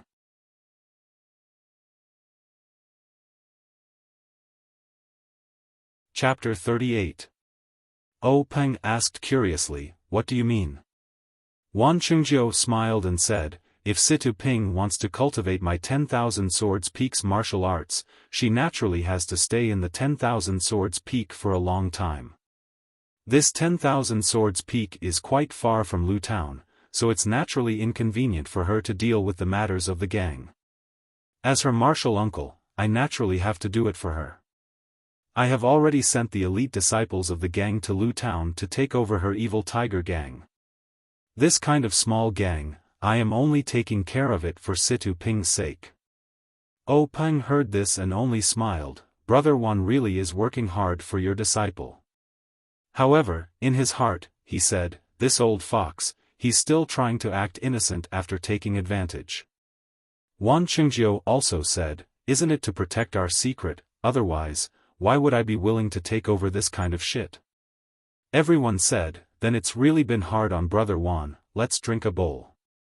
After that, everyone no longer talked about the secret plane, but talked about the blood of the pugilistic world, romance, and everything else. Only when the food and wine were finished did they split up and go their separate ways. However, they all tacitly agreed not to talk about the treasures they obtained in the secret plane and the improvement of their martial arts. Far away, in a secluded mountain village between Lu Town and Pingyang City, in the same manner that took up a lot of space, there were two people sitting in a large hall in the north. One was a skinny young man, and the other was a middle-aged man whose hair was a little white. They were the evil tiger gang Situ Liang, hall leader Situ Liang and Zhao third brother, hall leader Zhao. The two of them were currently drinking tea with their brows furrowed. Hall master Zhao drank a mouthful of tea, but did not seem to be able to taste the tea's fragrance. He heavily placed the teacup on the table and asked Situ Liang, Hall Master Situ, it's been almost a month since there's been any news of the gang leader. We don't even know if he's dead or alive, what should we do? Situ Liang said unhappily, Hall Master Zhao, what are you saying? How can you say such inauspicious things during the new year? Hall Master Zhao immediately said embarrassedly, I'm not in a rush. I take back what I just said. As he said that, he spat on the ground to show that he was taking back what he just said. Then he said, without seeing the gang leader, no one had a good year, who knows what our future will be like. Situ Liang comforted him, although the gang master isn't in the gang, aren't our evil tiger gang's members still here? Everything should be the same as before. It's not like we've wiped out the gang. Hall Master Zhao chuckled and said, Hall Master Situ, you're also saying inauspicious words. Situ Liang was stunned for a moment, then he also spat on the ground and said, take it back, take it back. This is truly annoying, making me speak without thinking. Hall Master Zhao said, it's fine, it's fine. Isn't everyone worried about gang leader's safety? Situ Liang continued, in the past, there have been situations where gang master went out and didn't return, but there would still be news coming back. Furthermore, the time he went out was only a few days at most. Now, it's been so long. Could it be, he really? Situ Liang didn't dare to say any more. Hall Master Zhao continued, Hall Master Situ, when gang leader isn't here, it's the new year. Most of the gang's members are at home celebrating the new year, so there aren't many things to do in the gang. Seeing that the new year is about to end, everyone will be coming back. There are a lot of things to take care of as well. If there is still no news from gang leader, then it doesn't seem too good. At the very least, there will be people's hearts wavering. Situ Liang nodded and said, that's right. We need to have an agenda so that there won't be any large fluctuations. Just as they were talking, someone came to reporting to Hall Master, there are 7 people rushing towards us from 10 li away. It seems like they're from Jianghu. Situ Liang was stunned. He looked at Hall Master Zhao and said, at this time of the year, who could it be? The gang that we're on good terms with already came here before the new year. How could they know about this place if they're not familiar with it? Could it be that they're just passing by? Hall Master Zhao said, perhaps. However, could it be that they're here to cause trouble for us? Situ Liang shook his head and said, the numbers aren't right. If they're here to cause trouble, how could a mere 7 people be a match for our entire evil tiger gang? Although most of the gang members aren't in the gang, there are still a few dozen of them. Hall Master Zhao was also confused and said, then why are they here? Situ Liang said, let's just wait and see. We'll keep an eye on them first and see if they're here for us. However, we need to make preparations to welcome them. Someone, notify the brothers in the gang to make preparations to welcome the guests. Also, prepare signal fireworks. If there's a need, notify the brothers that aren't in the gang to come back and help. After half a cup of tea's worth of time, another person came to reporting to Hall Master Situ, those 7 people are about to reach the entrance of the village. There isn't a large group of people behind them. Situ Liang stood up and said to Hall Master Zhao, let's go. This road in our village only allows people to enter and not exit. It seems like they're here for our evil tiger gang. Hall Master Zhao also stood up and said, let's go, we're going to welcome the guests. These 7 people really did come quickly. When Situ Liang and the others arrived at the entrance of the manor, the sound of their horses' hooves could be heard. Looking from afar, the 7 people were all dressed in black and their faces could not be seen clearly. Only when they got closer could everyone see that the 7 people were of the same height, but they were all different. The one at the front was a young man with delicate features.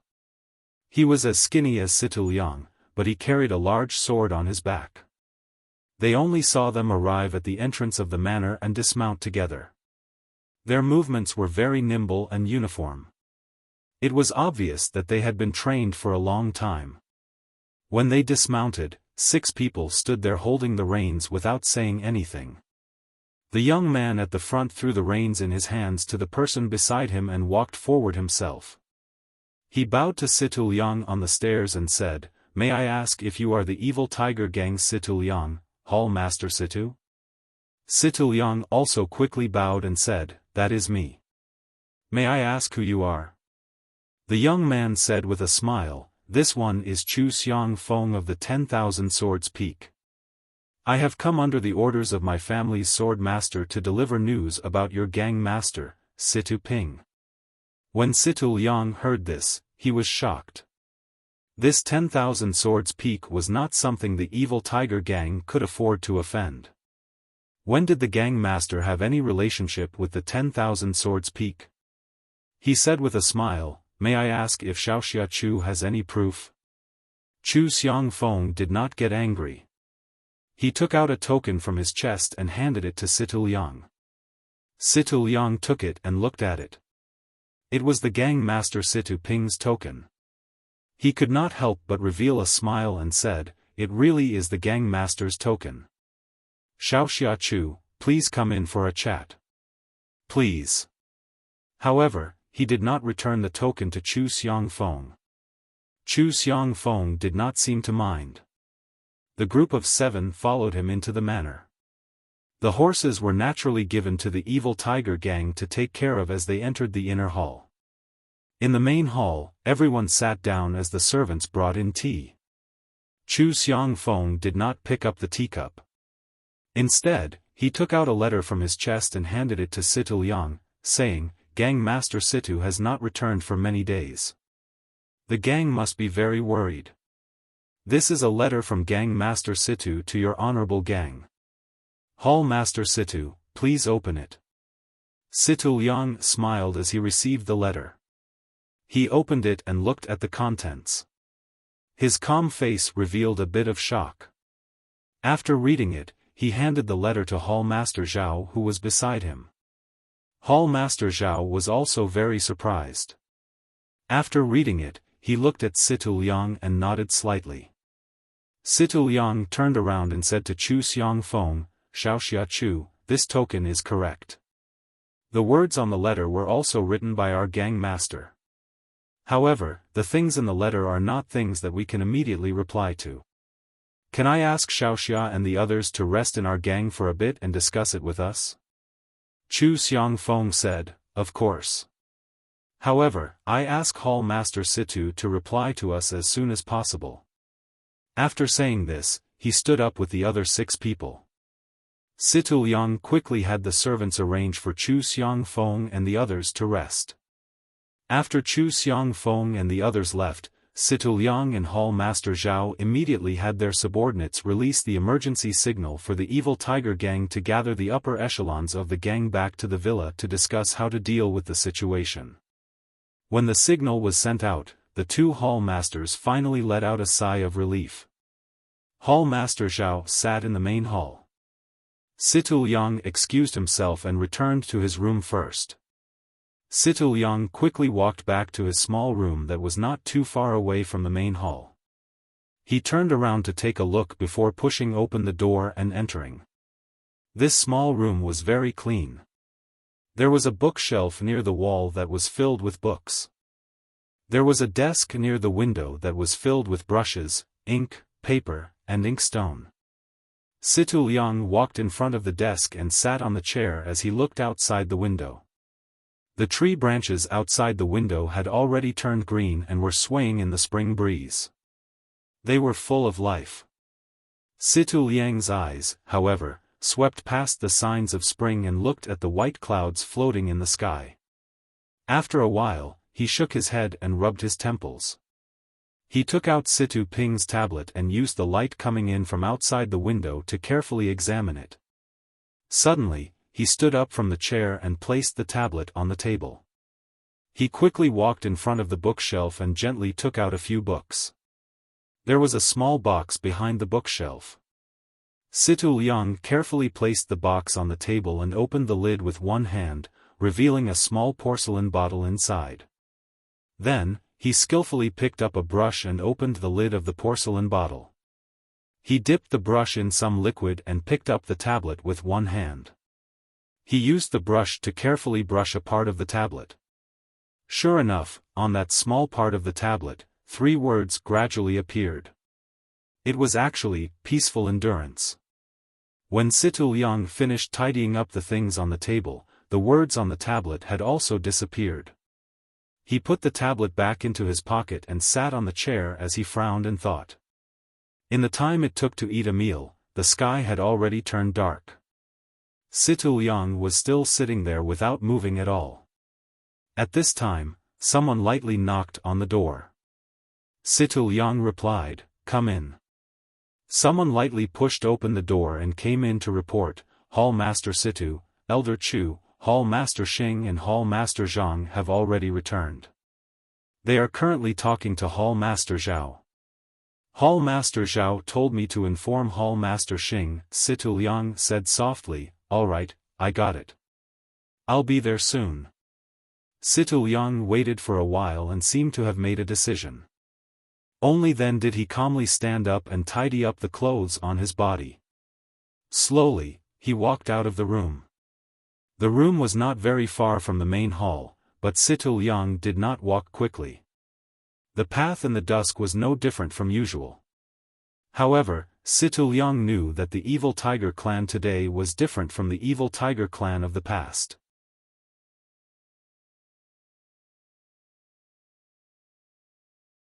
Chapter 39. When Situ Liang walked into the hall, there were 3 people whispering to each other. Hall Master Zhao silently sat in his original position and drank tea. It was as if he hadn't moved at all since Situ Liang left. Situ Liang's footsteps caused the three of them to stop talking. The three of them exchanged glances.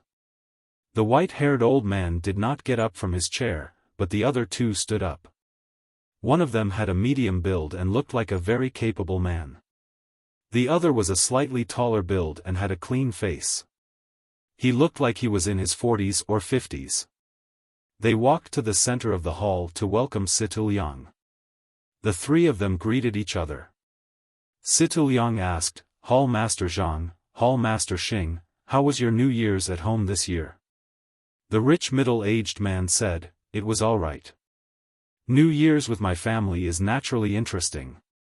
Compared to Hall Master Situ staying alone in the gang, I feel a bit uneasy." Situ Liang waved his hand and said, "I am alone. Isn't it the same wherever I go? Do you want Brother Zhang, who has a bunch of wives, to stay with me? I heard that Brother Zhang just found a young concubine before the New Year's."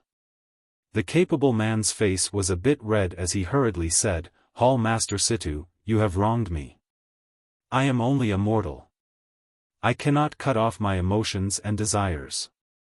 I cannot compare to Hall Master Situ who has received the teachings of an immortal. You can cut off your mortal fate and leave the world of mortals." Hearing this, Situ Liang said with a strange expression, "Brother Zhang, do you think I am a monk? I am still preparing to find someone to carry on my family line." Hearing this, the two of them said, "That's good. We have been waiting for that day." While the three of them were chatting, Elder Chu was getting impatient. He lightly coughed. Hearing this, Situ Liang quickly walked over and bowed.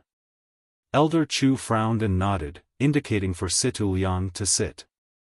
Only then did Situ Liang walk over to the chair across from Elder Chu and sit down. Before he could sit down, Elder Chu impatiently asked, "Little Liang, is there any news about Ping, er?" This Elder Chu was an elder in the gang. He had basically watched Situ Ping and Situ Ping grow up. Normally, in the hall, he would call them Gang Master and Hall Master. Now that he suddenly called them by their nicknames, it seemed like he was very worried about Situ Ping. Situ Liang's heart warmed up, and he hurriedly said, "Elder Chu, my cousin is fine, she is just temporarily unable to return to the sect." Hall Master Xing also asked, "What is going on here? Gang leader has always been a steady person. Something must have happened this time. When I asked old Zhao just now, he wouldn't say anything no matter what. He wanted to wait for you. Hurry up and tell us. Don't keep us in suspense." Situ Liang nodded and took out the letter from his bosom. He stood up and handed it to Elder Chu. Elder Chu took out the letter and read it carefully. His brows furrowed deeper and deeper. After that, Hall Master Xing and Hall Master Zhang also carefully read the letter. After everyone finished reading the letter, the hall fell into a dead silence. Elder Chu was the first to speak, asking, "Little Liang, this letter is real, right?" Situ Liang nodded and said, "This is indeed my cousin's handwriting, and the time matches as well. It shouldn't be fake." Hall Master Zhang continued, "But this is strange. Why would Myriad Sword Peak accept the gang leader as a disciple? The gang leader has already passed the best time to practice martial arts. Now that she has joined the Myriad Sword Peak, how can she stand out?" Hall Master Xing also said, "The most suspicious thing is that the gang leader actually allowed the Myriad Sword Peak disciples to temporarily manage the gang's affairs while she is away. What does this mean?" Situ Liang also said, "If gang leader joins the 10,000 Swords Peak, then we will naturally become a branch of the 10,000 Swords Peak. To our evil tiger gang, this can be considered a blessing from the heavens. However, the gang leader can't come back immediately. Could it be that she needs to cultivate high-level martial arts?" Elder Chu frowned and said, "Our little bit of power to the Myriad Sword Peak is like a piece of meat on a fly. Why would they care about it? They even let a few disciples take over." Aren't they placing too much importance on it? Hall Master Zhao was silent for a while before saying, there are too many suspicious points in this matter. We should at least let the gang leader come back and give a detailed explanation. Just by finding a few people and a letter, they want us to give our hard-earned territory to others. Isn't this just child's play? Situ Liang gave a bitter smile and said, then what should we do? Can we not endure it? The word, endure, seemed to be especially clear. The rest of the people did not say anything. That's right, what else could they do? In front of absolute martial arts, any schemes or resistance would be futile. However, seeing that everyone was silent, Elder Chu asked, where are the myriad sword peak disciples? Situ Liang said, they've all been arranged to rest. They should have finished eating dinner by now. Elder Chu said, then let them come over for everyone to meet and discuss the details. Situ Liang nodded and sent people to invite Chu Xiangfeng and the others. Not long later, the 7 people from the Myriad Sword Peak arrived at the main hall. The people from the Evil Tiger Gang came forward to greet them. After greeting each other, they sat down. Elder Chu said warmly, Xiaoxia Chu, we are in a remote area here and are lacking in things. I wonder if you can get used to it. Chu Xiangfeng quickly said, Elder Chu is too courteous. My generation has traveled the Jianghu and it is normal for us to sleep in the wilderness. There is nothing we can't get used to in your gang. Elder Chu stroked his beard and said, that's good. Then he asked, can Xiaoxia Chu explain in detail the situation of our gang leader Situ? Chu Xiangfeng smiled and said, Senior Sister Situ is very fortunate. She was coincidentally chosen by our Myriad Sword Peak's Elder Yunfeng and taken in as a disciple. She is currently cultivating in seclusion at the Myriad Sword Peak. Elder Yun is a famous expert in our sect. I'm sure that Senior Sister Situ's martial arts will improve even further and enter the ranks of the Jianghu experts. As for the details, Chu is not too clear either. Everything will have to wait for Senior Sister Situ to return and ask her in detail. Chu Xiangfeng's words were watertight, and no one was able to get any clues from him. Seeing that no one was speaking, Chu Xiangfeng smiled and said, Chu is here on orders from my master to temporarily take over the affairs of your gang. May I know how the discussion went? Although these words were spoken to the crowd, Chu Xiangfeng's eyes were fixed on Elder Chu, who was sitting at the head of the table. Elder Chu saw Chu Xiangfeng's gaze and was about to speak when someone else spoke first. Young hero Chu wants us to listen to your commands with just a letter. How can we be convinced? Chu Xiangfeng turned his head and saw Hall Master Xing. Chu Xiangfeng asked, Hall Master Xing, what do you think we should do? Hall Master Xing said, no matter what, you have to get past me first and let me experience the swordsmanship of the Myriad Sword Peak. Elder Chu hurriedly stopped him, Hall Master Xing, you can't be so rude. Chu Xiangfeng replied, it's fine.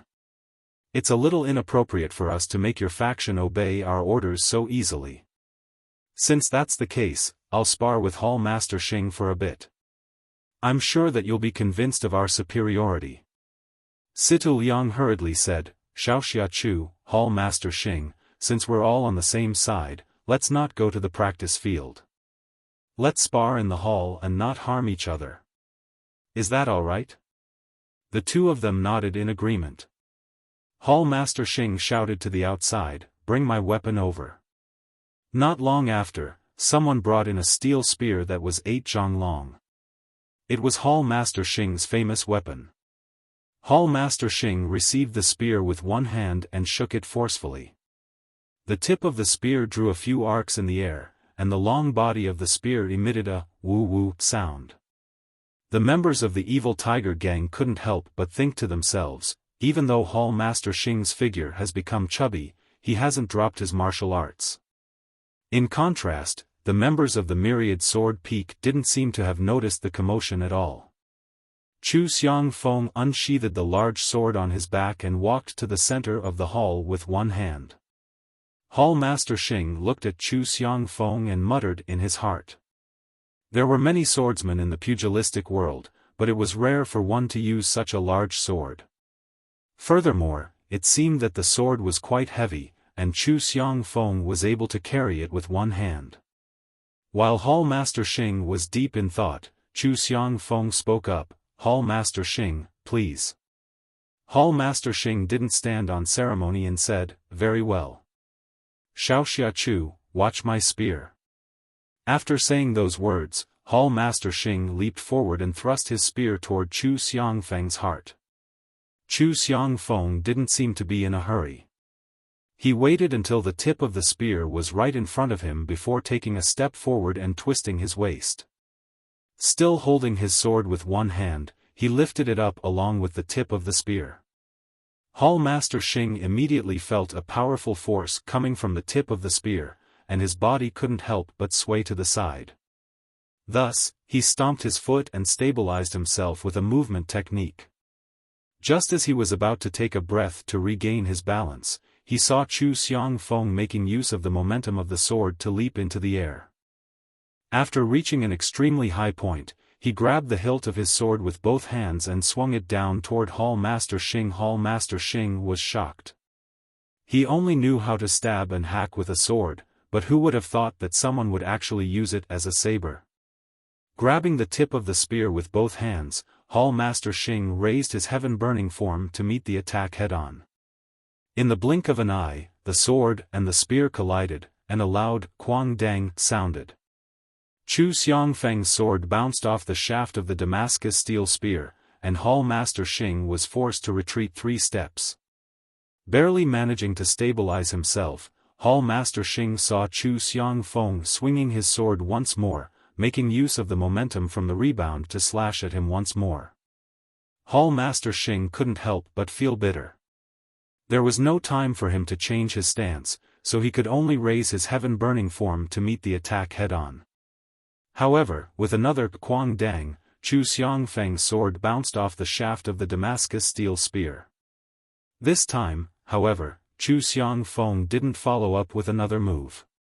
Instead, he stood there leisurely with the tip of his sword pointed toward the ground as he stared at Hall Master Xing. On the other hand, Hall Master Xing was forced to retreat 4 steps. This time, he wasn't able to hold on to the Damascus steel spear anymore. His legs went soft, and he fell to the ground. Unable to hold on to the Damascus steel spear in his hands anymore, he tossed it aside. When Hall Master Xing finally stood back up, he realized that the webbing between his thumb and forefinger had been torn.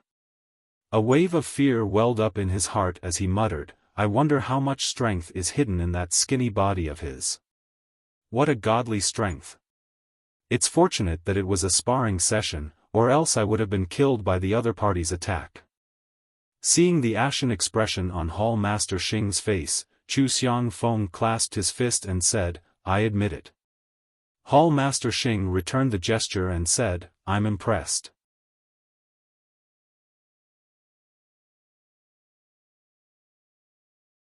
Chapter 40. The exchange between the two could not be said to have happened in an instant, but it had only taken a few breaths of time for victory and defeat to be decided. This caused the jaws of the evil Tiger gang members to drop to the ground. On the other hand, the 6 people from the 10,000 Swords Peak had normal expressions. From their point of view, this was completely normal. Hall Master Xing sat on the chair with an ashen face, as if he had not yet recovered from the shock. Situ Liang and the others did not go up to comfort him. Their minds were also quickly turning.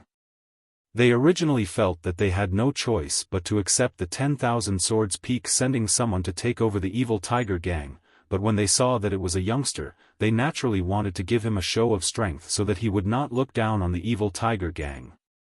This way, when the authority of the gang leader was distributed, they would have an advantage. So when Hall Master Xing raised his objection, no one stopped him and instead chose to watch from the side. However, the result was too unexpected. In just 3 moves, Hall Master Xing was defeated. Thinking back to Chu Xiangfeng's 3 moves, the timing of the moves was very clever. Each move was something that Hall Master Xing had no choice but to take on. The positions of the moves were not too tricky and were even wide open. However, the most important thing was the strength of the moves and the power contained in the large sword.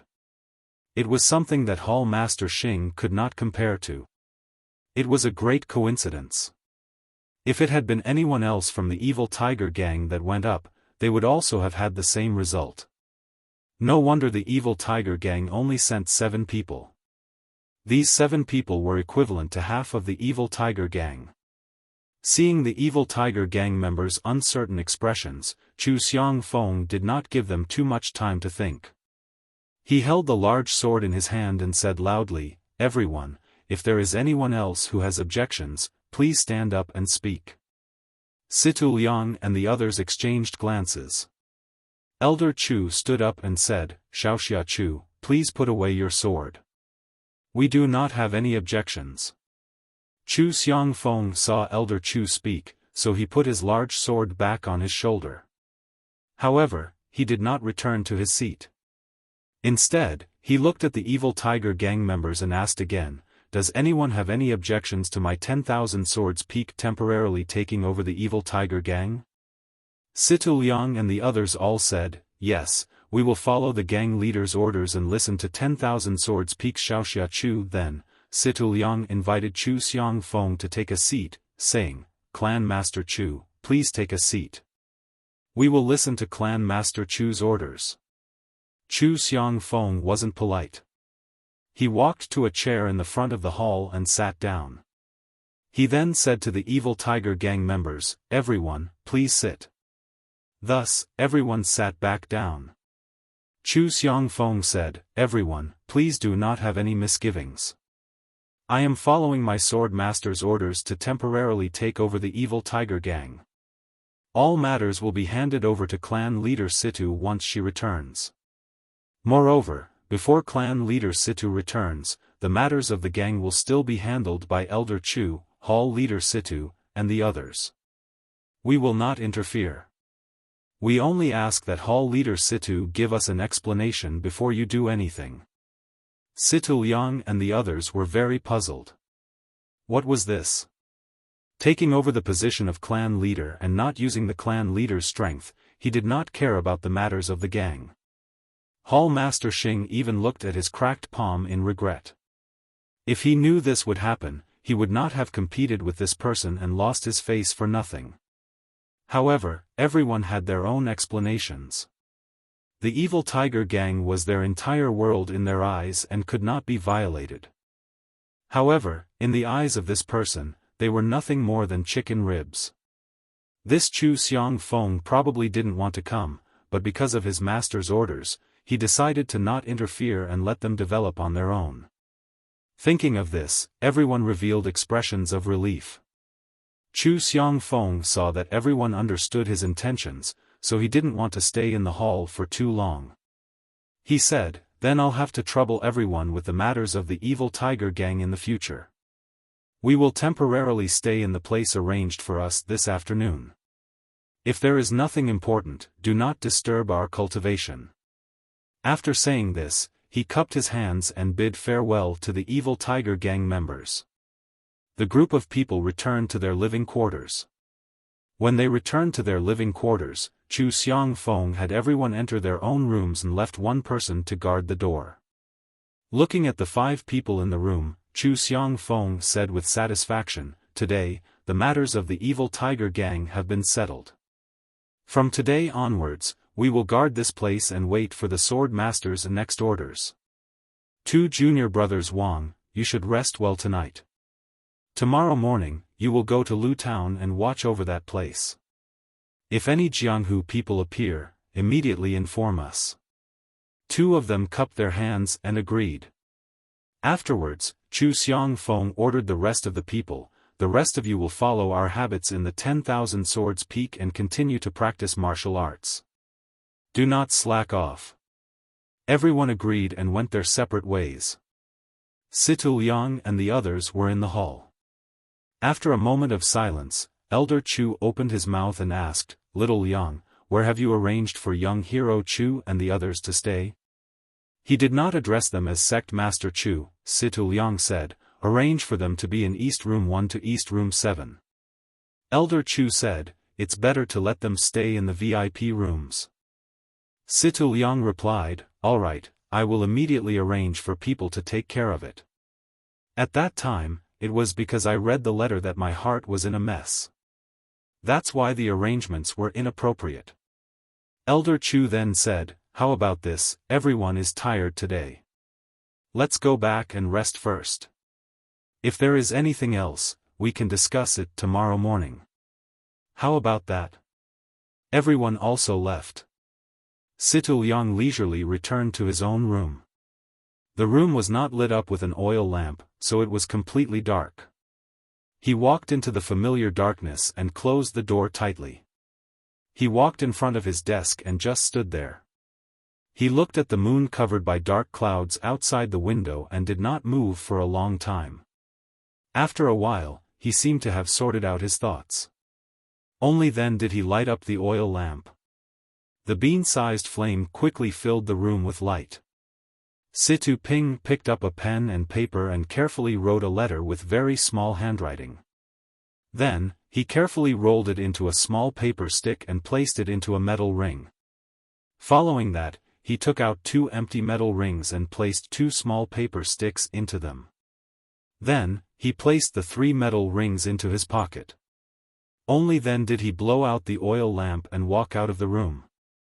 After Situ Liang walked out of the room, he did not walk far away. Instead, he walked into a slightly bigger room right next to his room. When he opened this room, he could hear the gulyalu sounds of pigeons. So this was a place to raise carrier pigeons. He walked to the innermost corner with familiarity. From a pile of pigeon cages, he found 3 slightly smaller ones and opened them one by one. He took out the metal rings from his pocket and very skillfully put them on the ankles of the 3 pigeons. Finally, he took the 3 cages and walked to the window. He opened the window and opened one of the cages first. He then released a pigeon. That pigeon flew in the air and circled around a bit before landing on the windowsill. It seemed like it did not want to fly out. However, Situ Liang grabbed the pigeon and threw it into the air again. This time, the pigeon circled around a bit before flying out in one direction. Situ Liang did not immediately release the second pigeon. He waited quietly for the time it took to brew a cup of tea.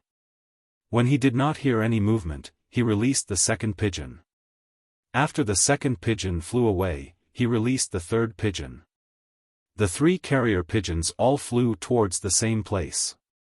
In the pitch-black night, they carried some sort of mysterious mission. Chu Xiangfeng and the others' rooms were quite a bit of distance away from Situ Liang's room. They were in different parts of the hall, so they did not notice anything. The evil tiger gang members were already used to the pigeons flying out, so the sound of the 3 pigeons flying out did not catch anyone's attention. After Situ Liang finished doing all of this, he returned to his own room. This time, he did not light a lamp. Instead, he walked to the side of the Kong bed and slept with his clothes on. Everything in the evil tiger gang fell silent under the moonlit night. Occasionally, there would be a gang member on duty who would walk past unsteadily with sleepy eyes. Everyone had fallen asleep with their own thoughts. In the Zhang family's courtyard in the Guozhuang house, everyone was also sleeping peacefully. Only waves of suppressed coughing could be heard from Grandma's room. Grandma was lying on the Kong bed and using the blanket to tightly cover her mouth. Her ears were turned to the side, but she would occasionally listen in Zhang Xiaohua's direction. Although the moonlight outside the window was bright, the room was still very dark. There was no movement from Zhang Xiaohua's side, but Grandma was worried that she would wake up her beloved grandson and disturb his sweet dreams. However, with her disappointing body, she felt very stuffy in her chest and could not help but cough. She could not walk out of the room, nor did she want to disturb her grandson, so what could she do? What made her feel gratified was that Zhang Xiaohua was sleeping very peacefully. She thought that perhaps she should tell her child's mother to let her live in her relative's wooden hut tomorrow. Only then would she be able to feel at ease. At this time, Zhang Xiaohua seemed to have turned over. Grandma quickly closed her mouth and suppressed the coughing that was already close to her throat. However, how could she suppress this kind of cough? Grandma's throat was itchy and her face was red. When she heard that Zhang Xiaohua was no longer moving, she carefully coughed out. However, because she had suppressed it for a while, the coughing became much more intense. Grandma even felt that some liquid had been coughed out onto the blanket. In the middle of the night, Grandma did not fall asleep. After waiting for the rooster to crow a few times, she felt that it was already dawn. Grandma quickly got up and groped her way out. The small courtyard was still very quiet. Grandma did not hear any other sounds. Presumably, Guosufei and Lu Qian had not woken up either. Grandma did not walk to the center of the courtyard. She leaned against the wall outside the room and used a towel to cover her coughing. After the time it took to eat a meal, Grandma heard the door to the central room creak open. Someone came out from inside. Then, she heard Guosufei's voice, "Mother, why are you up so early? It's cold outside." Guosufei walked over and wanted to help Grandma back to the room. However, Grandma refused to go back and said, "I'm always coughing. I'm afraid that I'll wake Xiaohua up." Guosufei's eyes immediately turned red and said, "Then, Mother, come to the central room first." She helped Grandma to the central room. At this time, Lu Qian also got up. She was also very surprised to see Guosufei supporting Grandma. She quickly opened the door to the central room and let the two in. Listening to Grandma's continuous coughing, she could not help but think, "I don't know if this spring water really works. Grandma's condition is getting worse."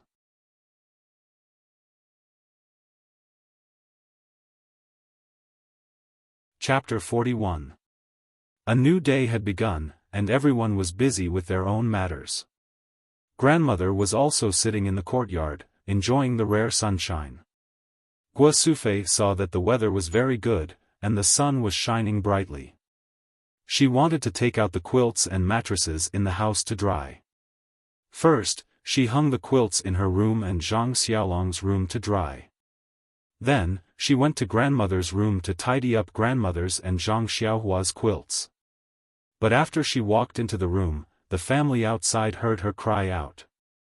Grandmother's ears were sharp, and she said, "What's going on?" "Guosufei." Then, Guosufei's voice came from the room, "It's nothing, Mother. There's a mouse." Zhang Kai, who was fiddling with the farm tools, laughed and said, "You're already so old. Why are you still afraid of that little thing? It's a bit funny." When Zhang Xiaohua heard this, he quickly bounced over and said, "Mother, where's the mouse? I'll help you. I'm the best at catching mice." But he ran into the room and saw his mother sitting by Grandmother's Kong. She was holding Grandmother's quilt and sobbing softly. When Zhang Xiaohua saw this scene, he carefully walked over and asked his mother in a low voice, "What's wrong, Mother?" Guosufei sobbed weakly and did not speak. Zhang Xiaohua looked at the quilt in his mother's hand and realized that the top of the quilt was black. Zhang Xiaohua did not understand what was going on and asked his mother, "Mother, why are you holding the quilt? Isn't it just dirty? I'll help you wash it, okay?" Hearing her son's obedient words, Guosufei was even more sad. She suppressed her sobs and said with a hoarse voice, "Xiaohua, this quilt isn't dirty. It's your grandmother who coughed up blood." Zhang Xiaohua felt a buzzing sound in his head. He was in a daze. He quickly asked, "Then, is Grandma going to die?"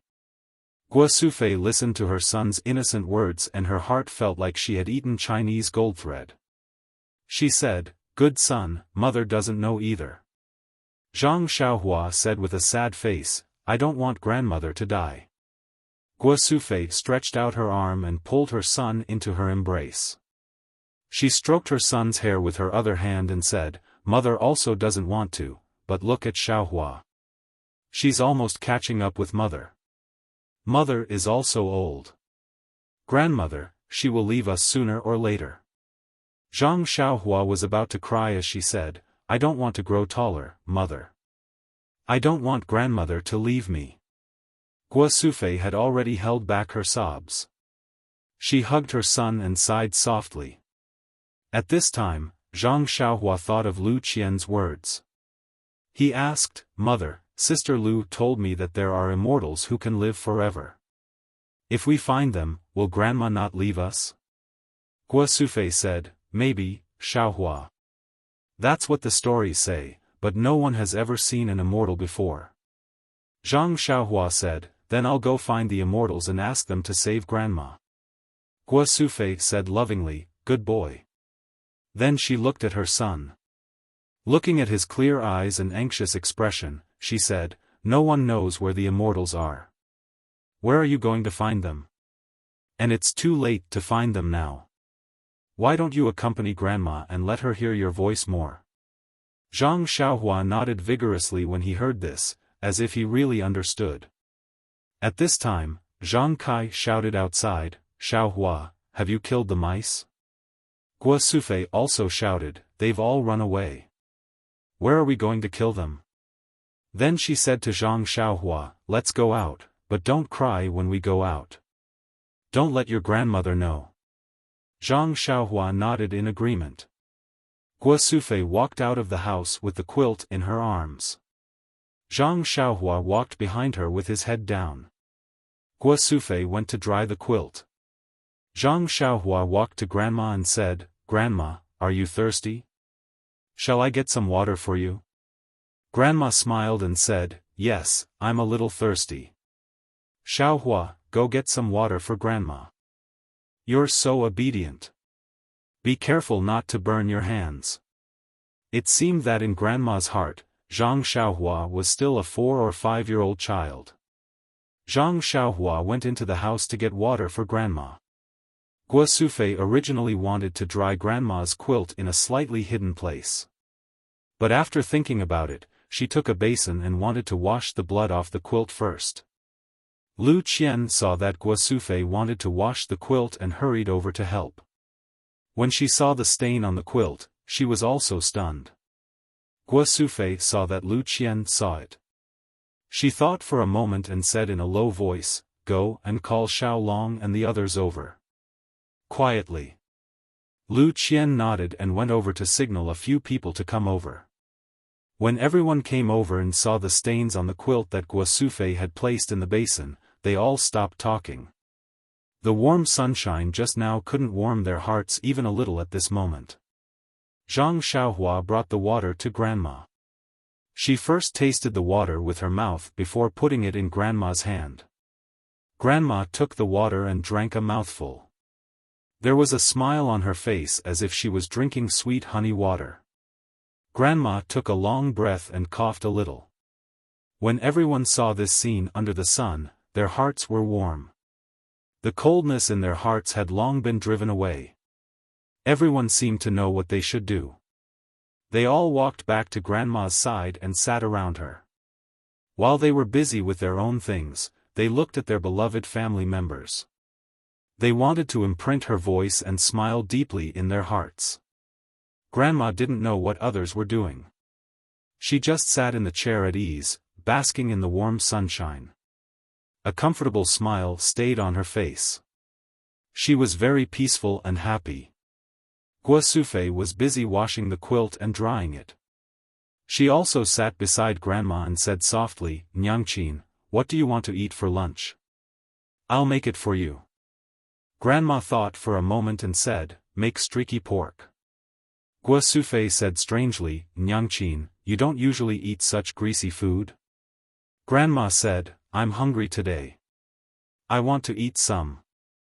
Guo Sufei said, Okay, I'll go to the village entrance to buy some meat later. Zhang Xiaolong immediately said, Nyangqin, I'll go. I should go out more. Guo Sufei agreed. Lu Qian also said, I'll go with you. Don't always carry heavy things with your arms. Be careful not to have problems again. Zhang Xiaolong said with a smile, it's enough to buy 2 caddies of meat. How can I not be able to carry it? Lu Qian smiled and didn't say anything. So the two went out together. Grandma narrowed her eyes and guessed that Zhang Xiaolong and them went out. Then she said to Guo Sufei, "Sufei, I want to tell you something." Guo Sufei said, "Okay, Nyangqin. Wait a moment. I'll get you a cup of water to moisten your throat." Guo Sufei poured another cup of water for Grandma. Then she moved a stool and sat opposite Grandma. She asked Grandma, "Nyangqin, what do you want to say?" Grandma said, "Sufei, did you vomit on my quilt?" Guo Sufei's face was shocked. She immediately said, "No, Nyangqin, no. It's just a little dirty. I'll wash it." Grandma sighed and said, "Sufei, you don't have to hide it from me. I vomited on my own. How can I not know? It's just that I'm not sure. You can ask Shao Kai and the others to go over and take a look. I can hear it. I know in my heart." Guo Sufei said, "Nyangqin, don't think too much. Your cough will definitely get better." Grandma said with a smile, "You silly child. Why are you like Xiaohua? You're already 40 or 50 years old. You're still comforting your Nyangqin." Guo Sufei began to wipe her tears again. She cried and said, "Nyangqin," Grandma continued, "Sufei, you have to be more open-minded. Birth, old age, illness, and death are unavoidable. That year when your father passed away, I was also sad for a long time before I woke up. At that time, I was only sad for myself and didn't care about you. This time, it's my turn. I have to make you sad again. There's no other way. Your father and I worked hard our whole lives and didn't let you live a good life. With Shao Kai taking care of you, I'm relieved. Xiao Long, Xiao Hu, and Xiao Hua are all good children. After I leave, don't let them miss me too much. Be busy with farm work. Will pray to the gods to protect you all in the underworld." Zhang Xiaohua's heart ached when he heard this. He hugged Grandma and said, "Grandma, don't worry. I'll protect Nyangqin well." Grandma stroked Zhang Xiaohua's hair and said kindly, "I know that Xiaohua will grow up to be a man and will protect the family. I'm very relieved." Then, Grandma said, "Sufei, I don't have any wishes in this life. I'm satisfied to see you and Shao Kai live a comfortable life without quarrels. It's just that before I leave, I don't see Xiao Long get married and hold a great-grandchild. It's a bit regretful. I think Lu Qian is a good child. You must find a way to marry her. That's our family's Xiao Long's good fortune." Everyone surrounded their grandmother and listened to her speak. In their sadness, they did not notice that there were 2 people who were walking to the gate of the small courtyard. When the 2 of them heard the 2 words Lu Qian, they stopped in their tracks and listened carefully to what their grandmother was saying in the small courtyard. Guo Sufei continued, "Nyangqin, you're right. Lu Qian is a good child. There's nothing to nitpick about her words and actions. Moreover, her appearance and figure are 1 in 100. Being able to marry into our family is because Xiao Long accumulated good karma in his previous life." But Guo Sufei wanted to say something but stopped. She didn't want to disturb her mother's good dream. However, there was a big gap between their family and the Lu family. If she rashly promised her mother now and couldn't fulfill it in the future, wouldn't her mother be unable to rest in peace in the afterlife? Grandma seemed to know what she wanted to say. She patted Guo Sufei's hand and said, "Sufei, Lu Qian isn't a child who despises the poor and loves the rich. If she likes our family's Xiao Long, she would have already married him. Mr. Lu is educated and reasonable, I think he would agree. You should find time to sound Lu Qian out. If she doesn't have any feelings for our family's Xiao Long, then forget it. Don't force her. I heard from Xiaohua that Xiao Long's injury will be healed soon. You should also let her go back quickly. Staying in our family is not good for Lu Qian's reputation. Although we saved her, she has also taken care of our family for so long. Guo Sufei said, Okay, Nyangqin. I'll tell Lu Qian tomorrow and let her go home quickly. Grandma heard this and a trace of disappointment appeared on her face. At this time, someone ran in from outside and said, Qian is not going home.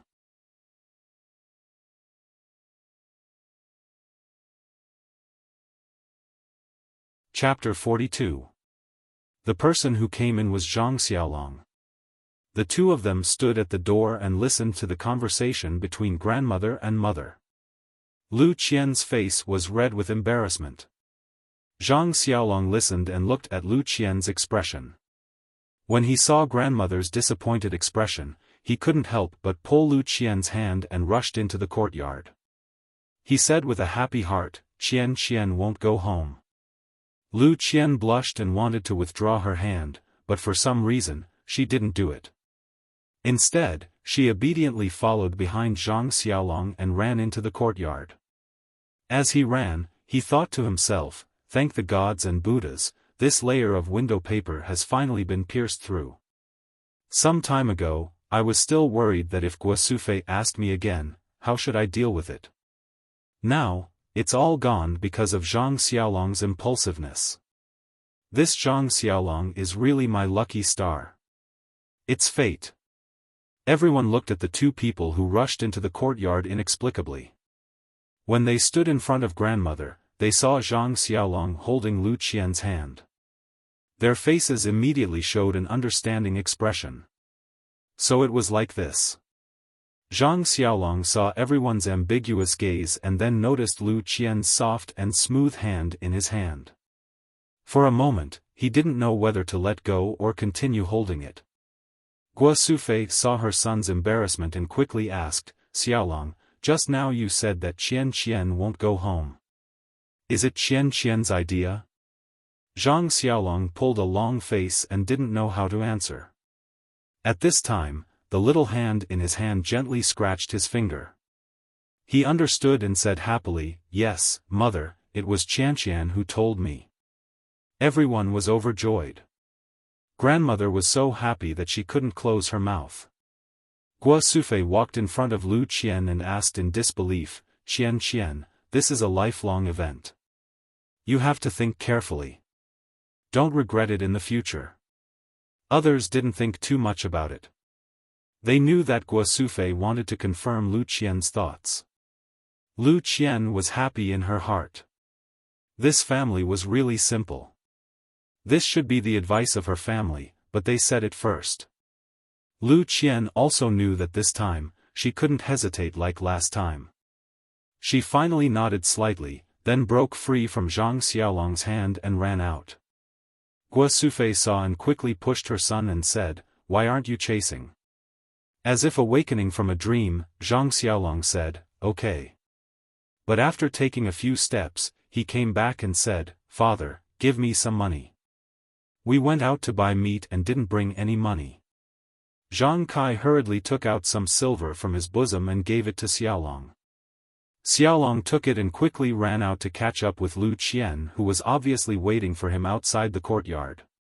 When Grandma heard that Zhang Xiaolong had run far away, she smiled and said, This child is really fated with Qian. Even without money, he can still turn it into an opportunity.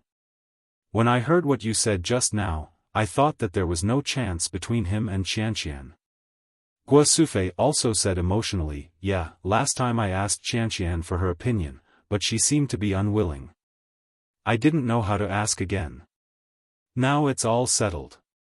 Zhang Kai also said happily, Xiaohua, go to the entrance of the village and get me some wine. Let me be happy too. Zhang Xiaohua said, Okay. She got up and ran out. When she ran far away, Guo Sufei asked, Did you give Xiaohua any money? Zhang Kai said gloomily, No, I'll wait for him to come back. In the next few days, the Zhang family was a scene of joy and harmony. Lu Qian would slightly blush when she saw Zhang Xiaolong and deliberately avoid him. Zhang Xiaolong would also be inexplicably at a loss and made a lot of jokes. The family looked at the awkwardness between the two and shared the sweetness of their love. Grandma's expression was also very good, but she was getting thinner day by day. After not seeing her for a few days, she could feel that she had lost a lot of weight. Guo Sufei was happy for her son and sad for her mother. Others couldn't understand Grandma's situation, but Zhang Xiaohua could feel that Grandma's situation was not good. One day, he couldn't help it and secretly pulled Guo Sufei and said, "Mother, I want to talk to you about something." Guo Sufei was very puzzled by her youngest son's actions and said, "What trouble did you get into? Why are you so sneaky?" Zhang Xiaohua said angrily, "Mother, when did I get into trouble for you?" Guo Sufei touched his head and said with a smile, "Then what's the matter?" Zhang Xiaohua said sadly, "Mother, I can feel that something is floating away from Grandma's body. It floats away a little, Grandma is a little thinner, and I also feel that there is not much of it left on Grandma's body." Guo Sufei said angrily, "You child, what nonsense are you talking about?" Zhang Xiaohua argued, "That's right, Mother, I really feel it. I told Sister Qianqian before and she believed me." "What did Sister Qianqian say?" Guo Sufei asked curiously. "Sister Qianqian said that it's because Grandma loves me the most, and I care about Grandma the most, so I can feel her physical condition. But she said that it's not easy to explain, anyway, some close relatives can know." Zhang Xiaohua answered seriously. When Guo Sufei heard this, she left Zhang Xiaohua and hurried to find Zhang Kai. Zhang Xiaohua saw that his mother cared about what he said and was not like what he thought, so he was very happy and went to accompany Grandma. Guo Sufei saw Zhang Kai and told Zhang Xiaohua's words to Zhang Xiaohua. Zhang Kai thought for a moment and said, "I've heard of such things before. What Xiaohua said may be true. It seems that we have to make some preparations first." When Guo Sufei heard this, she could only nod sadly. However, she immediately asked Zhang Kai, "What about Qianqian and Xiaolong's matter?" "Firstly, Mother wants to see Xiaolong get married. Secondly, if Mother really goes, then Xiaolong and Qianqian's matter will have to be pushed back.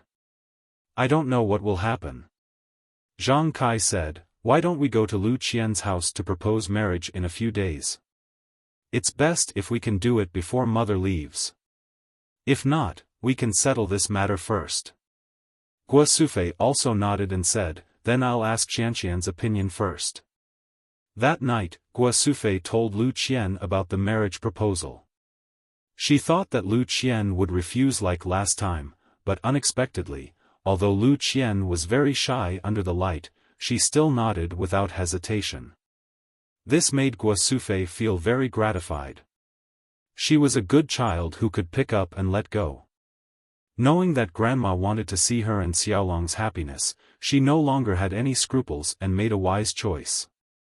This also made Guo Sufei firmly believe that the daughter-in-law that her whole family fancied was really the best daughter-in-law in the world. The next day, Zhang Kai prepared a gift and took Zhang Xiaohua to Lu Qian's house in Bali Gully to discuss the engagement. Zhang Xiaohua was also very happy. She missed Butcher Lu's streaky pork very much. Bali Gully was some distance away from Guozhuang House. Zhang Kai and Zhang Xiaohua hurried. When they arrived at the village entrance, it was already late in the morning. Zhang Kai's body was really a bit tired after his illness. He sat on a big stone at the village entrance to rest. Zhang Xiaohua was as if nothing had happened. Even her breathing did not change.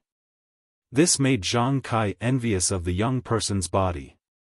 In fact, the last time Zhang Xiaohua came, she was also panting. Compared to Zhang Kai, she was much better. However, she definitely did not feel that she was not tired at all. After Zhang Kai rested, the two of them got up again.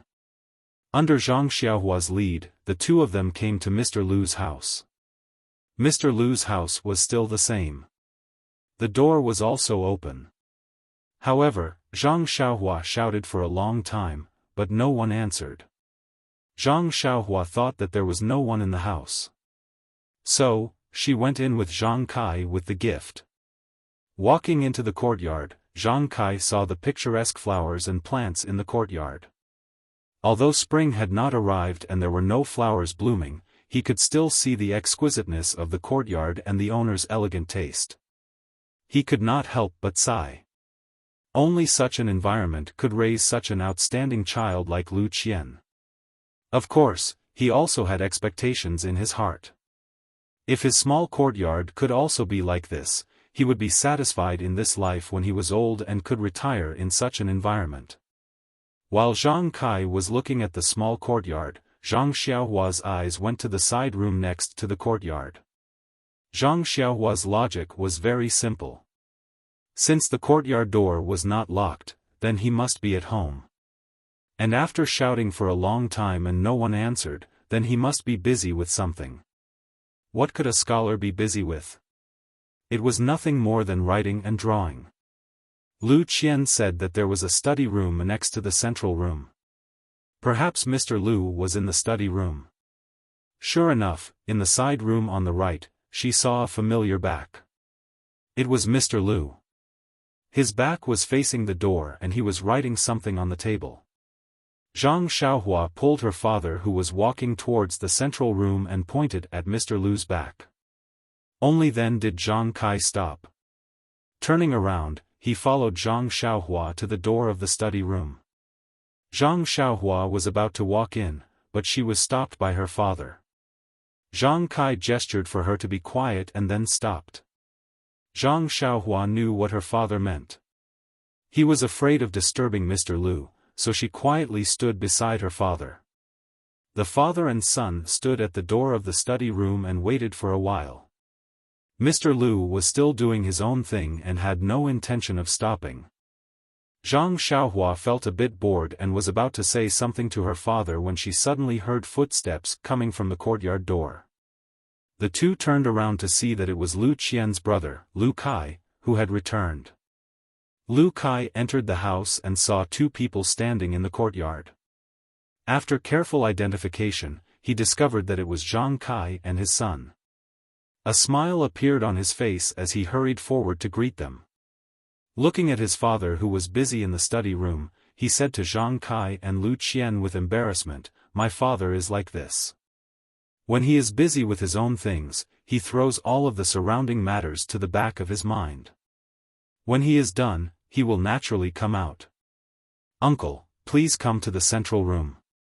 He then took the gift and politely led Zhang Kai and Lu Qian to the central room and poured tea for them. Zhang Kai and Zhang Xiaohua had walked for almost the entire morning and were really thirsty. Taking the tea, they gulped it down. As they drank, they thought, the taste of this tea really isn't as good as ours. Lu Kai saw that the two had finished drinking tea and rested for a bit before asking, "Uncle, why did you suddenly come to our house today? Didn't Qianqian come back with you? Is she all right?" Zhang Kai hurriedly said, "Qianqian didn't come back with us today. She is fine at our house. I'm here today to discuss something with Mr. Lu."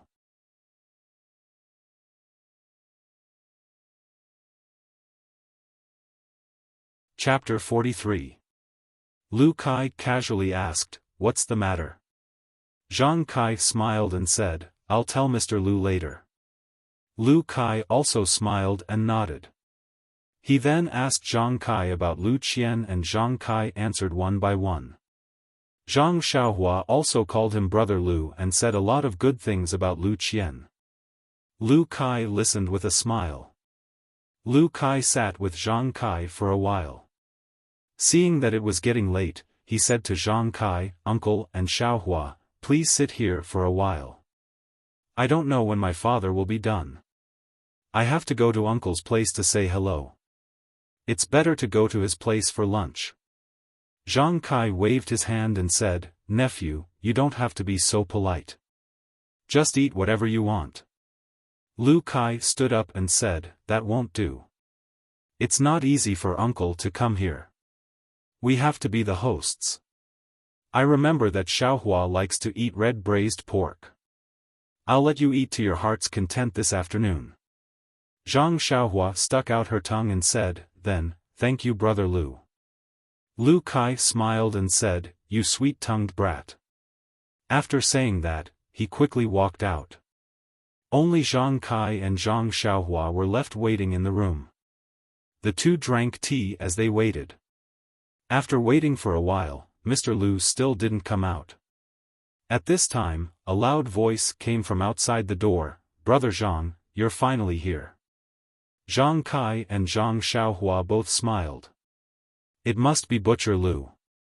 Zhang Kai and Zhang Xiaohua quickly stood up.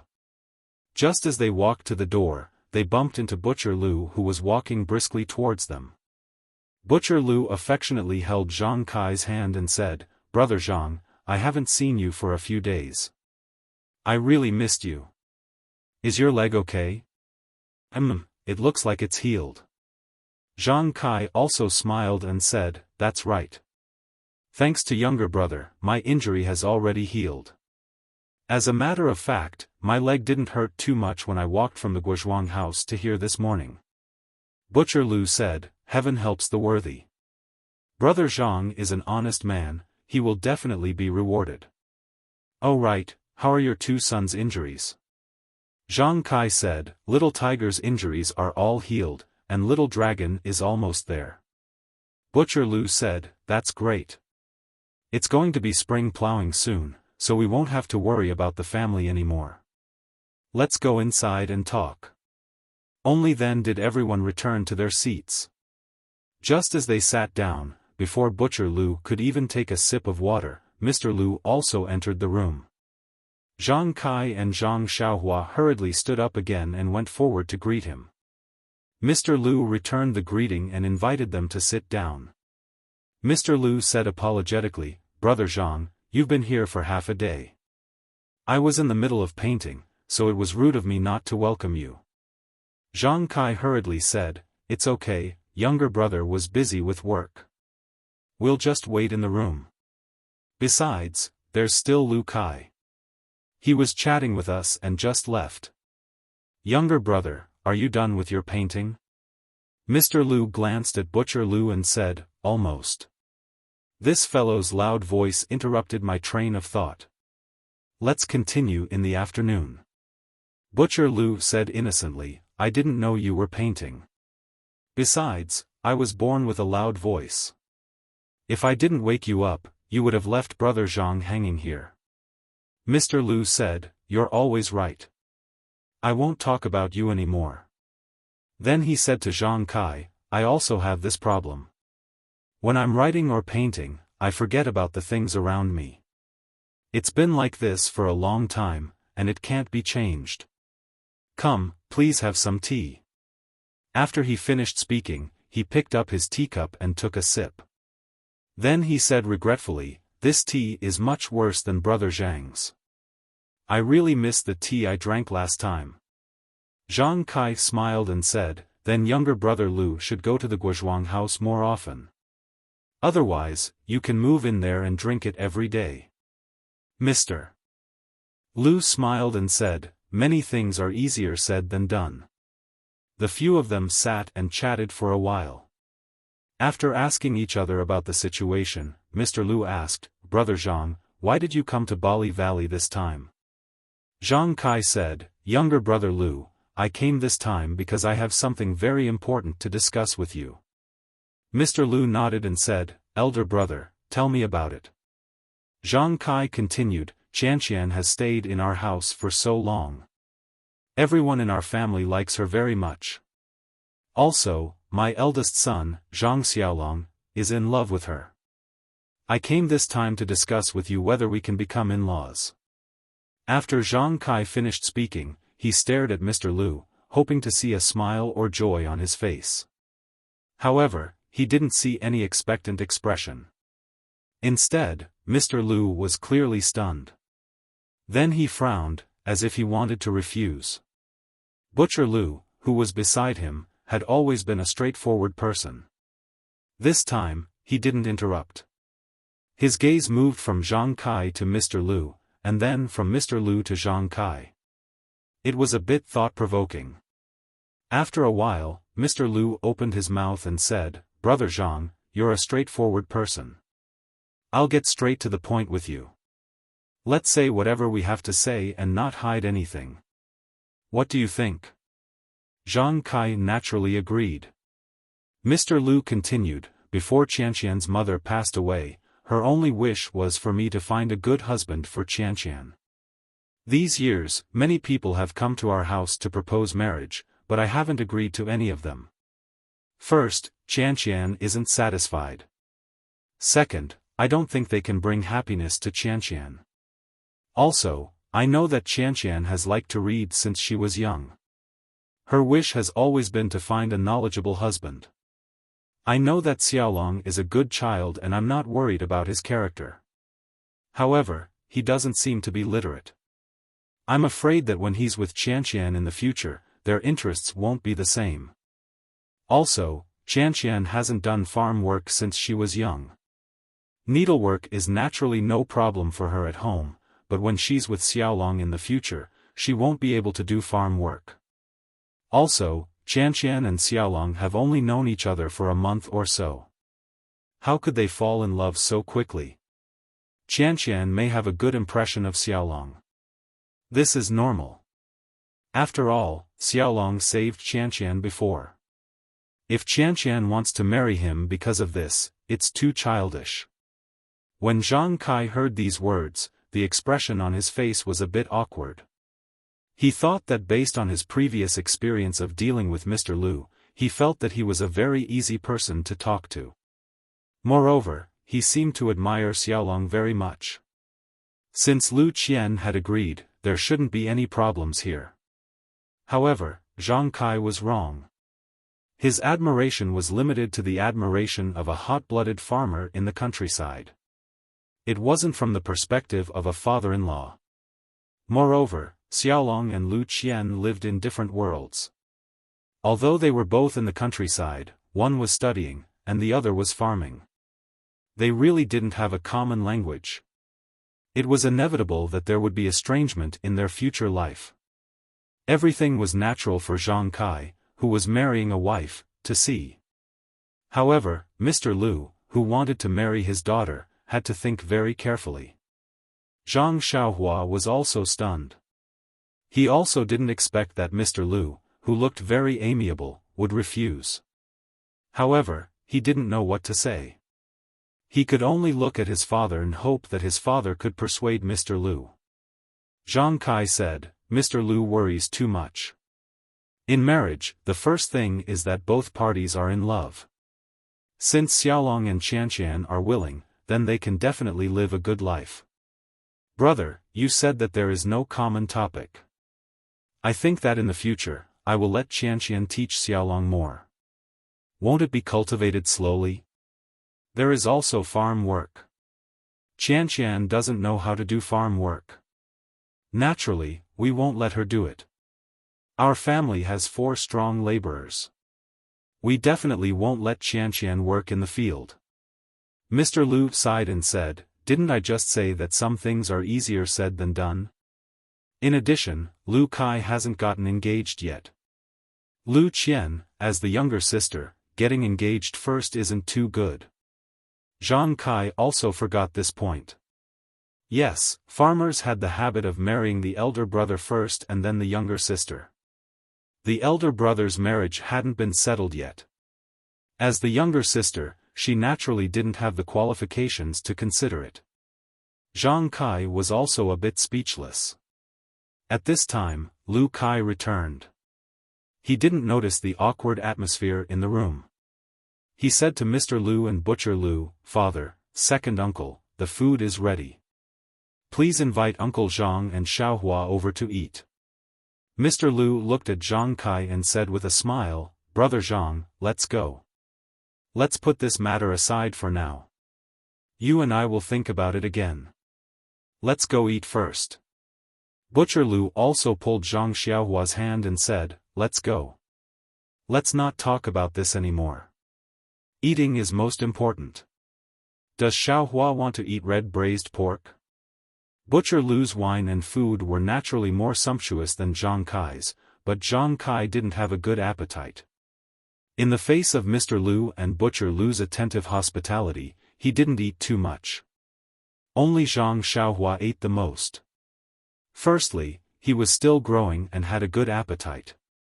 Secondly, in his opinion, his elder brother and sister Qianqian were very compatible. The two of them would definitely be very happy together. He firmly believed that this marriage would definitely happen. Therefore, he was only a bit depressed about Mr. Lu's rejection just now. Now that he had put it aside, he didn't have the same worries as his father. As for the table full of food, of course he would let go of his cheeks and eat as much as he could. Seeing that he was eating so happily, Butcher Lu's wife and Lu Yeye were also smiling like flowers. They kept putting delicious food into his bowl and urged him to eat more. Although Zhang Kai didn't have an appetite, seeing his son eating so happily, he was also slightly happy. Mr. Lu beside him would chat with him from time to time. Butcher Lu also frequently raised his cup to him. Lu Kai had already asked his father in private earlier and knew the reason for Zhang Kai's unhappiness. Therefore, he didn't say much at the table and only ate by himself. The meal was quickly finished. Everyone rested at Butcher Lu's house for a while. Zhang Kai and Zhang Xiaohua bid farewell to everyone. Mr. Lu wanted to ask them to stay for a while longer, but seeing that it was already late and that they still had a long way to go, he didn't force them to stay. The group of people sent Zhang Kai and Lu Yeye to the village entrance before turning around to leave. At this time, Butcher Lu's family members also knew the purpose of the Zhang family's visit. Lu Yeye said to Mr. Lu, Uncle Zhang is right. My elder sister really likes Zhang Xiaolong. She even mentioned it the last time I went over. Mr. Lu sighed and said, a grown girl can't be kept at home. But this matter of living life isn't something that can be solved with just feelings.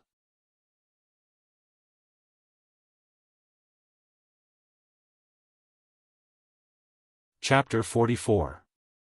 On the way back from Ba Li Go, Zhang Kai kept thinking about what Mr. Lu said. I agreed to let Qianqian take care of Xiaolong because I wanted her to repay my kindness. The hero saves the beauty and the beauty repays the hero with her body. That is a legendary story. I never thought about it. Now that Xiaolong's injury has recovered, I want to bring Qianqian back in a few days. It's not good for her to always stay at Brother Zhang's place. What could Zhang Kai say? There was a gap between his family and the Lu family. Xiaolong was a farmer. Compared to Lu Qian, a well-educated girl, he was indeed unworthy. These days of getting along, in the eyes of the Zhang family, Lu Qian was a golden phoenix. The Zhang family didn't have a parasol tree, so how could the phoenix fall? Although Lu Qian really liked Zhang Xiaolong and was willing to live with the Zhang family, who knew what it would be like when they really lived together in the future? Rather than being upset in the future, it was better not to be together now. It was a pity for Lu Qian, this good daughter-in-law, and Xiaolong's infatuation.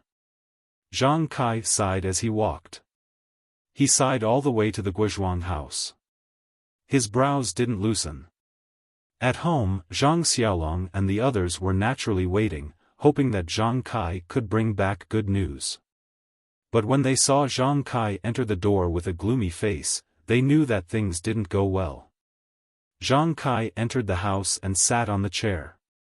Zhang Xiaolong quickly poured water for him. Zhang Kai drank the water and rested for a while. Then, he told them about what happened at Mr. Lu's house. Everyone was nervous and didn't speak. Guo Sufei asked Zhang Kai, do you want to tell mother about this? Zhang Kai thought for a while and said, don't tell her first. Mother knows that we went to Ba Li Go. If there is good news, she will be the first to tell. Since we don't tell her, she must know that it's not good news. Oh right, where's Lu Qian?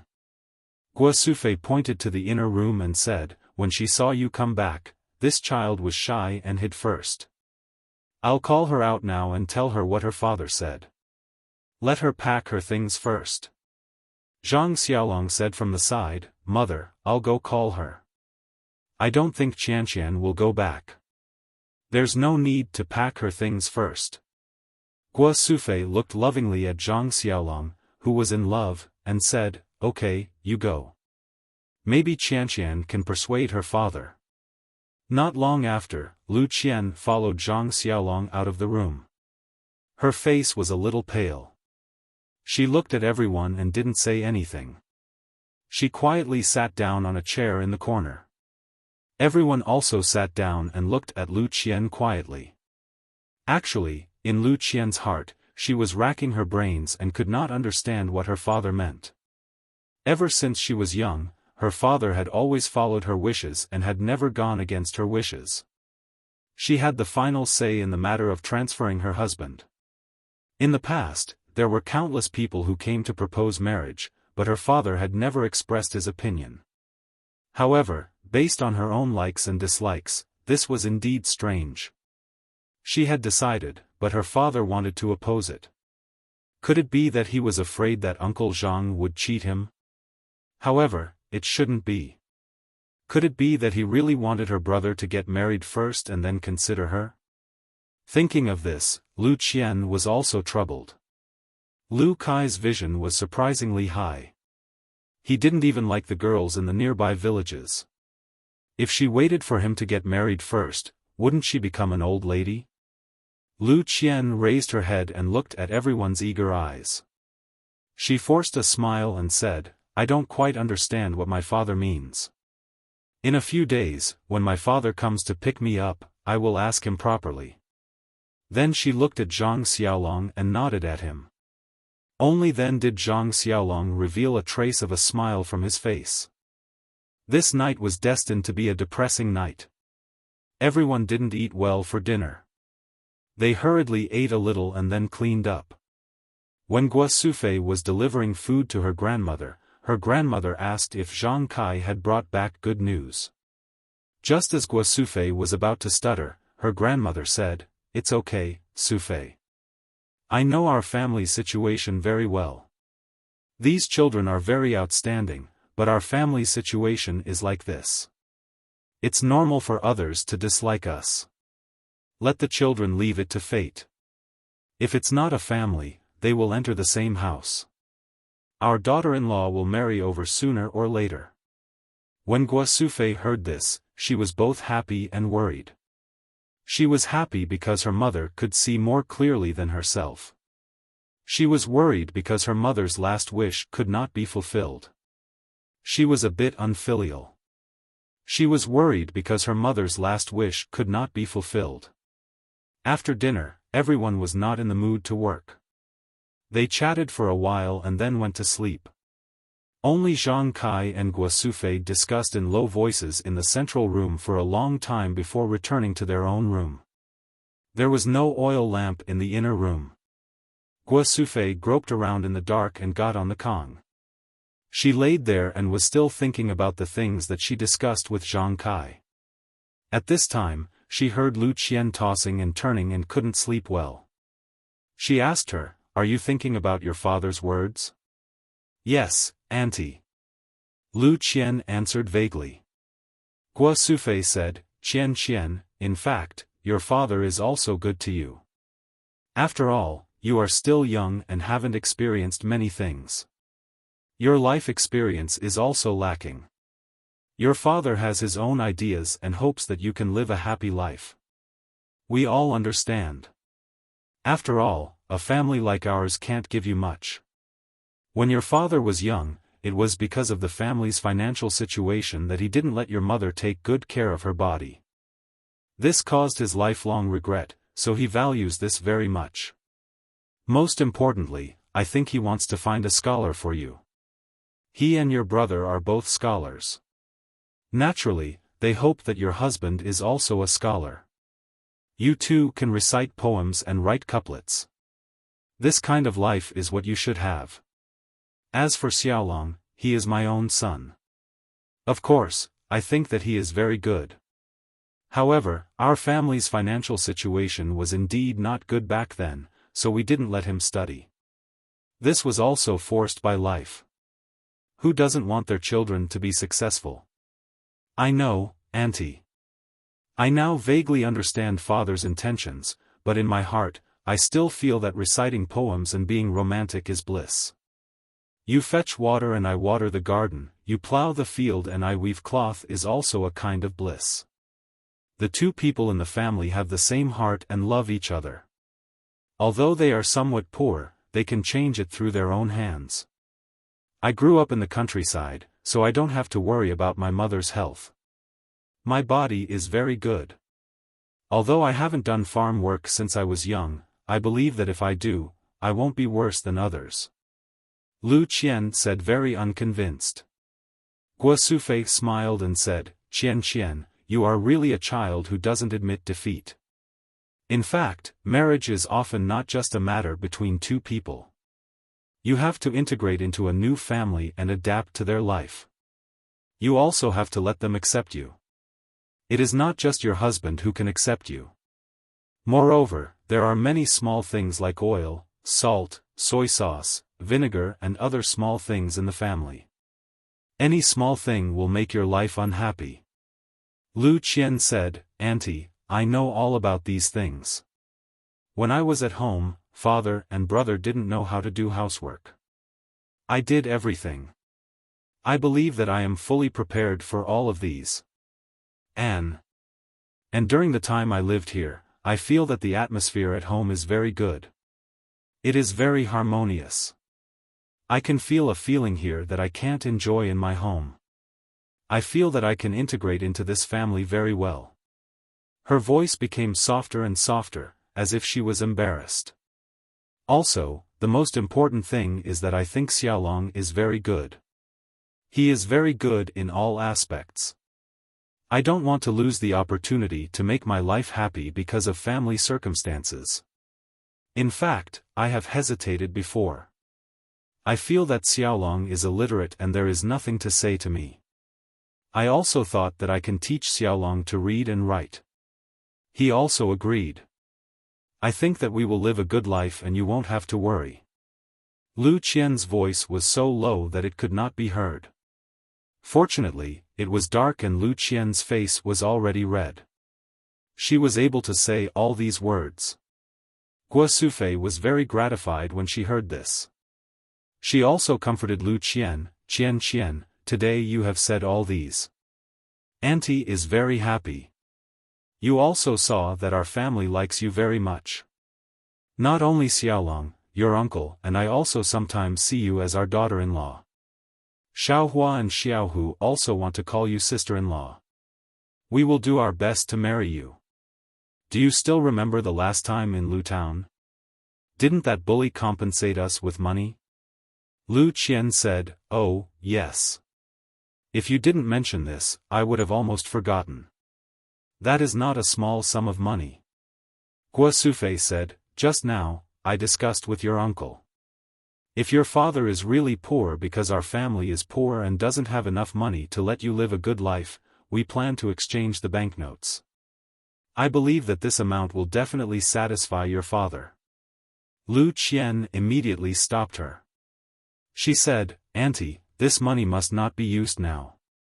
If the bully has an ambush in Lu Town's bank, then wouldn't we be walking into a trap? If we are not 100% sure, we must not do this. Otherwise, we will not be able to live a normal life, let alone let my father be relieved. Moreover, my father is not a person who only cares about money. He must have other ideas. Everything will wait for him to come. Guo Sufei also said, that's right. I also said that to your uncle. But your uncle seems to have drilled himself into a dead end. He is afraid that your father will take you away, so he thought of this method. Later, when your father comes, we will properly ask him about his thoughts. Anyway, I feel that if Xiaolong does not look for you, he will not take a fancy to other girls. Maybe he will not look for other girls for the rest of his life. Lu Qian smiled and said, Auntie, look at what you are saying. How can I be that good? It is also our fate that I can meet Xiaolong. Guo Sufei said, yes, it is fate. But fate is determined by the heavens. It depends on the person to be able to turn fate into a real family. The heavens do not care about this. We should go to bed early and have enough energy to take care of our family. Lu Qian said, "Okay, auntie. You should also go to bed early." Lu Qian told Guo Sufei about her worries. She felt very relaxed and fell asleep in a short while. Guo Sufei heard Lu Qian's light snoring and felt happy. Even if this kind of girl could not be her daughter-in-law, she wanted to wish her happiness. Thinking about it, she also fell asleep. Only in the opposite house, Zhang Kai and Zhang Xiaolong could not fall asleep. They did not know when they fell asleep.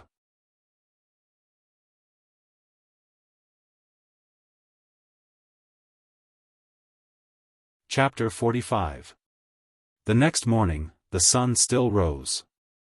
The Zhang family was preparing for the spring plowing.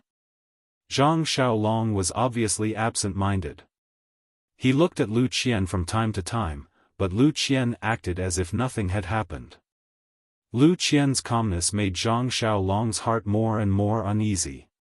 He finally found a chance to pull Lu Qian to the side and asked her softly, "What do you plan to do?" Lu Qian also had some intention of teasing him. She smiled and said, "What do you mean?" Zhang Xiaolong was a little unhappy and said, "Your father is coming to pick you up. Are you preparing to go home?" Lu Qian said, "Yes, my father is coming to pick me up. Naturally, I want to go back to my own home." Zhang Xiaolong's face was a little pale and said, "I knew it. The words you said before were all to comfort me so that my injuries would heal sooner. Now that my injuries are healed, you won't lie to me anymore. You want to go back to your stable home.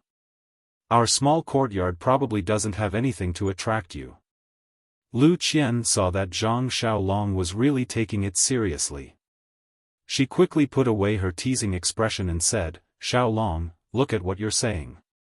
Do you think that what I said before was to comfort you? Don't you know what I'm thinking?"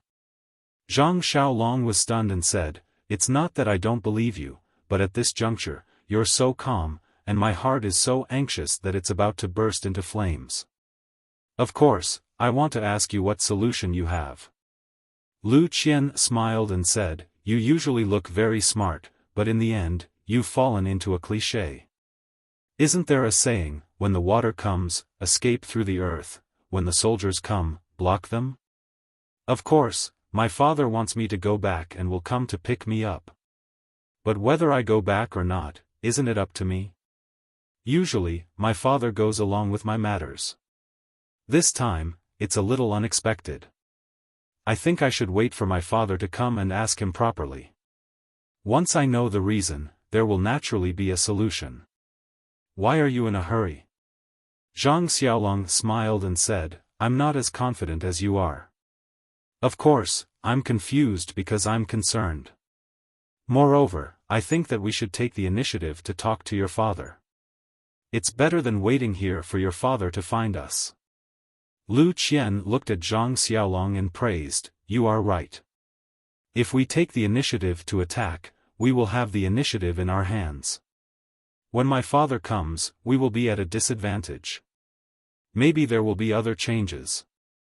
And, why don't I go home first and see the situation first?" Zhang Xiaolong was embarrassed and said, "I just had a little idea, I didn't think as deeply as you did. Moreover, I was thinking that I should accompany you. My injuries have already recovered, so walking for half a day shouldn't be a problem." Lu Qian pondered for a moment and her eyes lit up as she said, "Your idea is even better. Let's go find my father and see what he's up to."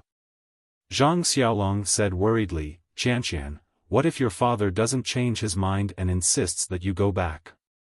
Lu Qian said slyly, "That won't happen. I naturally have a way to deal with my father. He will agree." Zhang Xiaolong was still worried and said, "I'm talking about if." "What if?" Lu Qian said seriously, "Brother Xiaolong, you must know my thoughts. There are many things that we haven't said to each other clearly. However, you must believe me. I will accompany you. At the end, her face turned red and her head couldn't help but lower. Zhang Xiaolong gathered his courage and reached out to pull the soft hand in front of him. He said in a low voice, "Qianqian, you are so good." This time, Lu Qian didn't let him pull her. She broke free from his hand and said, "You should think about when to go to 8 Mile Grove first." After saying that, she ran away. Zhang Xiaolong looked at Lu Qian's back and savored it for a long time. The uneasiness in his heart had long disappeared. When Zhang Xiaolong returned to everyone's sight, the horn of war had already sounded in his heart. He walked in front of Zhang Kai and said, "Father, Lu Qian's father didn't say when to pick her up." Zhang Kai looked at Zhang Xiaolong and said, "That's right. He just said in a few days. He didn't say a specific date." Zhang Xiaolong said, "It's like this. Father, I want to go to 8 Mile Grove with Lu Qian and have a good talk with Lu Qian's father." When Zhang Kai heard this, he was stunned. He frowned and said, "Is this your idea or Lu Qian's idea?" Zhang Xiaolong said, "It's my idea. I also discussed it with Lu Qian just now. She also agreed." Zhang Kai's frown immediately loosened. He smiled and said, "Good boy, you have a way. When father was young, he didn't have such courage." "Not bad, hee." While laughing, Guo Sufei walked over and asked, "Child's father, what's so funny?" Zhang Kai said, "Our son is promising. He knows to find a wife for himself." Guo Sufei didn't quite understand what he meant. Zhang Kai told Guo Sufei what Zhang Xiaolong said to him just now. Guo Sufei was also very happy and said, "This idea is not bad. When do you and Qianqian plan to go?" Zhang Xiaolong said, "Mother, didn't Mr. Lu say that he will be here soon? I think we should hurry before he comes. I think we should go now." Guo Sufei looked at the sky and said, "If we go now, we won't be able to come back today. Why don't we wait until after lunch? I'll go cook with Qianqian. Sigh, if I don't have Qianqian's help in the future, I won't be able to cook. Xiaolong, you have to leave Qianqian behind." Zhang Xiaolong smiled and said, "Okay, mother. I will definitely." Lunch was naturally finished in a hurry. Zhang Xiaolong and Lu Qian packed up and prepared to go. At this time, Zhang Xiaohu said, "Big brother, it doesn't seem safe for the two of you to go out. Why don't I go with you?" Moreover, Zhang Kai also said, "Xiaolong, you should also bring something. It's not good to go empty-handed." Zhang Xiaolong said, "I know, father. When we reach the village entrance, I'll go buy some." When Lu Qian heard that Zhang Xiaohu wanted to go, her eyes lit up. She said to Zhang Xiaolong, "Let Xiaohu go with us. It's safer for the three of us to go. Moreover, you don't have to buy anything. It's good enough to bring some of the well water at home to my father." Zhang Xiaolong slapped his forehead and said, "Look at me. Your father loves this water the most. I forgot." Zhang Xiaohua jumped up from the chair and said, "I'll go pick some fresh ones. You guys prepare something to hold the water." When Xiaohua returned with the well water, Zhang Xiaolong borrowed a sealed bottle from a neighbor and filled it to the brim with well water. This bottle of water was naturally taken by Zhang Xiaohu. Thus, the three of them went on their way. There were two roads from the Guozhuang house to Ba Li Go. One was along the river, through a bamboo forest, and then climbing a few hills, passing by the side of a few villages. The other was on a small bridge. There was a large road in the direction of Ben Lu town. After walking to a village, it was still a large road that led to Ba Li Go. The small road was rugged and not easy to walk on, but it was short. Although the large road was easy to walk on, it was 2 to 3 times the distance of the small road. Zhang Xiaolong and the others naturally chose the small road. Now that it was spring, the river water had long been frozen. The gurgling stream flowed slowly, and the sound was indescribably pleasant to the ears. The birds were also active, chirping. Along with the sound of the water, it made their footsteps particularly relaxed. Zhang Xiaolong and Lu Qian walked in front hand in hand. It seemed that they no longer had the scruples of being at home. They wantonly enjoyed the feeling of each other's hands. They looked around and admired the spring scenery while talking non-stop. Zhang Xiaohu, who was some distance away from them, fell behind. He held the bottle of water in his hand and smiled as he looked at his elder brother and future sister-in-law. In his heart, other than envy, there was also a trace of expectation. He was looking forward to a beautiful encounter in Ba Li Go. Zhang Xiaolong's heart was smeared with honey. He hoped that this long journey would never end, so that he could enjoy the happiness of this afternoon forever. He had never felt that walking was such a happy thing, nor had he felt that the mountain scenery that he had been tired of looking at on weekdays was so beautiful. He had never thought that Lu Qian's words were better than the sound of the river and the birds. He had never thought that Ba Li Go was so close to him from the Guozhuang house. It seemed that they had arrived at the place as soon as they started walking. When Lu Qian pulled back her hand, he was still dizzy and asked why. It was not until Lu Qian shyly said that Ba Li Go, where she grew up, was in front that he realized that the journey of walking in the clouds had come to an end. Lu Qian led Zhang Xiaolong and Zhang Xiaohu into the village. From time to time, people who knew Lu Qian greeted Lu Qian. Some girls and aunties even stared at Zhang Xiaolong and Zhang Xiaohu's faces unscrupulously and scanned their bodies. Not only did Lu Qian's face turn red, but Zhang Xiaolong and Zhang Xiaohu were also at a loss. After all, they did not ask who Zhang Xiaolong and Zhang Xiaohu were. Naturally, Lu Qian could not explain. Although she wanted to let them think what they wanted, she did not want them to think blindly like this. However, her house was still very far from the village entrance. Presumably, not long after she reached home, the topic of Zhang Xiaolong would probably spread throughout the village. When Lu Qian brought Zhang Xiaolong and Zhang Xiaohu home, it was very coincidental that Mr. Lu and Butcher Lu were drinking tea and talking in the small courtyard. As soon as Lu Qian entered the door, she saw Mr. Lu sitting on a small stool under the eaves. He was holding a teapot and pouring tea into a teacup. Butcher Lu, on the other hand, was holding a wine gourd that he usually used. From time to time, he would bring it to his mouth and take a sip. When Lu Qian saw her father, the rims of her eyes seemed to turn red. She shouted, "Father," and ran over. Mr. Lu was also stunned. When he saw that Lu Qian had returned, he was naturally happy in his heart. He put down the teapot and stood up to welcome her. Although it had not been long since they last met at the Zhang family, this time, Lu Qian had returned home. The feeling was naturally different. Lu Qian threw herself into her father's embrace and hugged her father's arm like a child. Mr. Lu lovingly stroked her hair and only said, "You're back. It's good that you're back."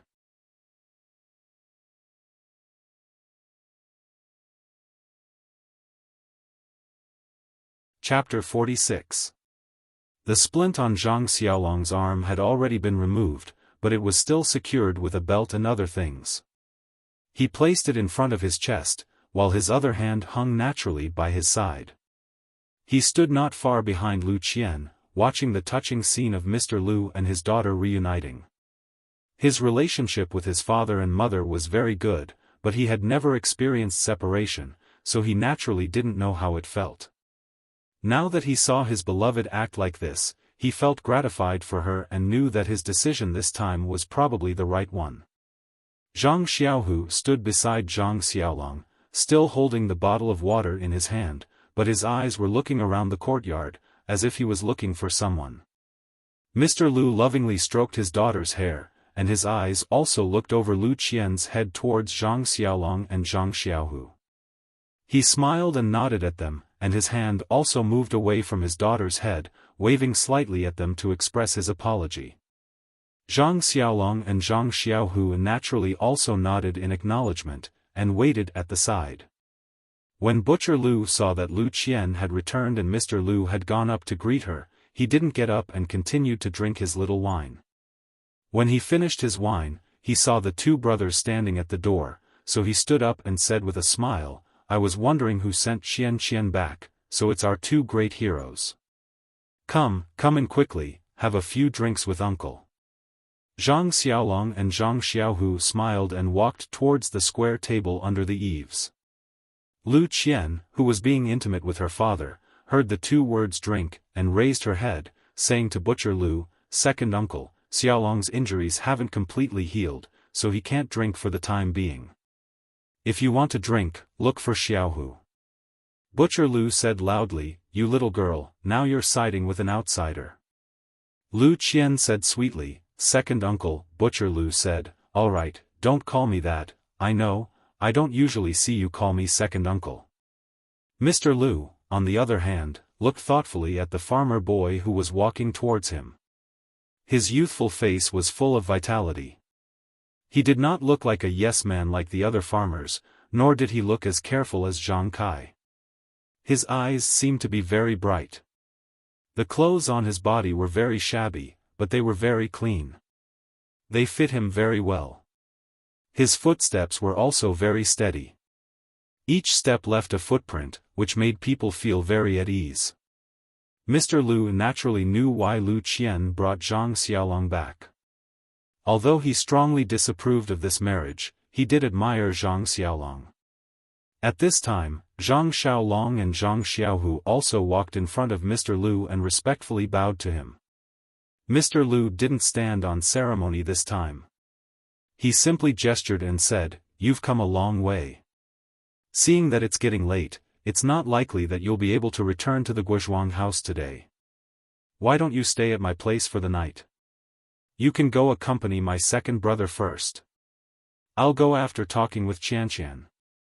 After the two brothers agreed, they walked under the eaves and each picked up a stool to sit down. They chatted with Butcher Lu. Mr. Lu then said to Lu Qian, "Qian, let's go to the study to talk." Lu Qian let go of her father's arm and said, "Father, you go first. I'll go make some tea for you. Xiaolong and I specially brought this from the Guozhuang house. Do you want to drink it?" Mr. Lu didn't say anything. He helplessly shook his head and smiled as he went back to the study. Lu Qian walked under the eaves and took the bottle of water from Zhang Xiaohu's side. She glanced at Zhang Xiaolong and said, "You two go chat with second uncle first.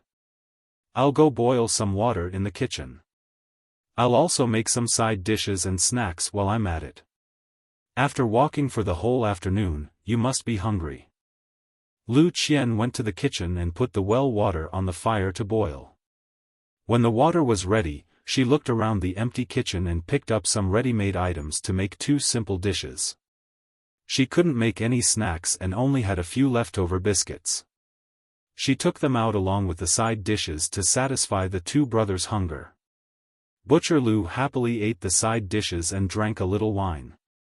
He even poured a cup for Zhang Xiaohu from time to time. He really didn't drag Zhang Xiaolong to drink. Not long after, the water boiled. Lu Qian carefully brewed the tea and carried the tea set and water to the study. Before entering the study, she turned around to look at Zhang Xiaolong.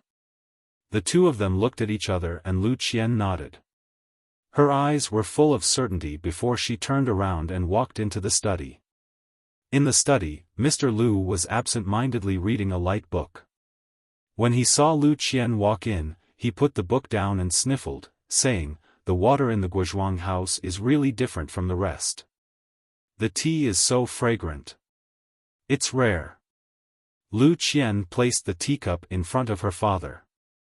She watched as her father sniffed the tea fragrance and tasted the tea sip by sip. He then closed his eyes to savor the taste and didn't open his mouth to speak. After Mr. Lu drank for a while, she said, "Father, how's the tea?" Mr. Lu said, "Ai, this tea is naturally much better than what I usually drink. However, it's still not as mellow as the one I drank at the Guozhuang house last time. It's probably because it's been stored for too long. It's not as good as fresh water.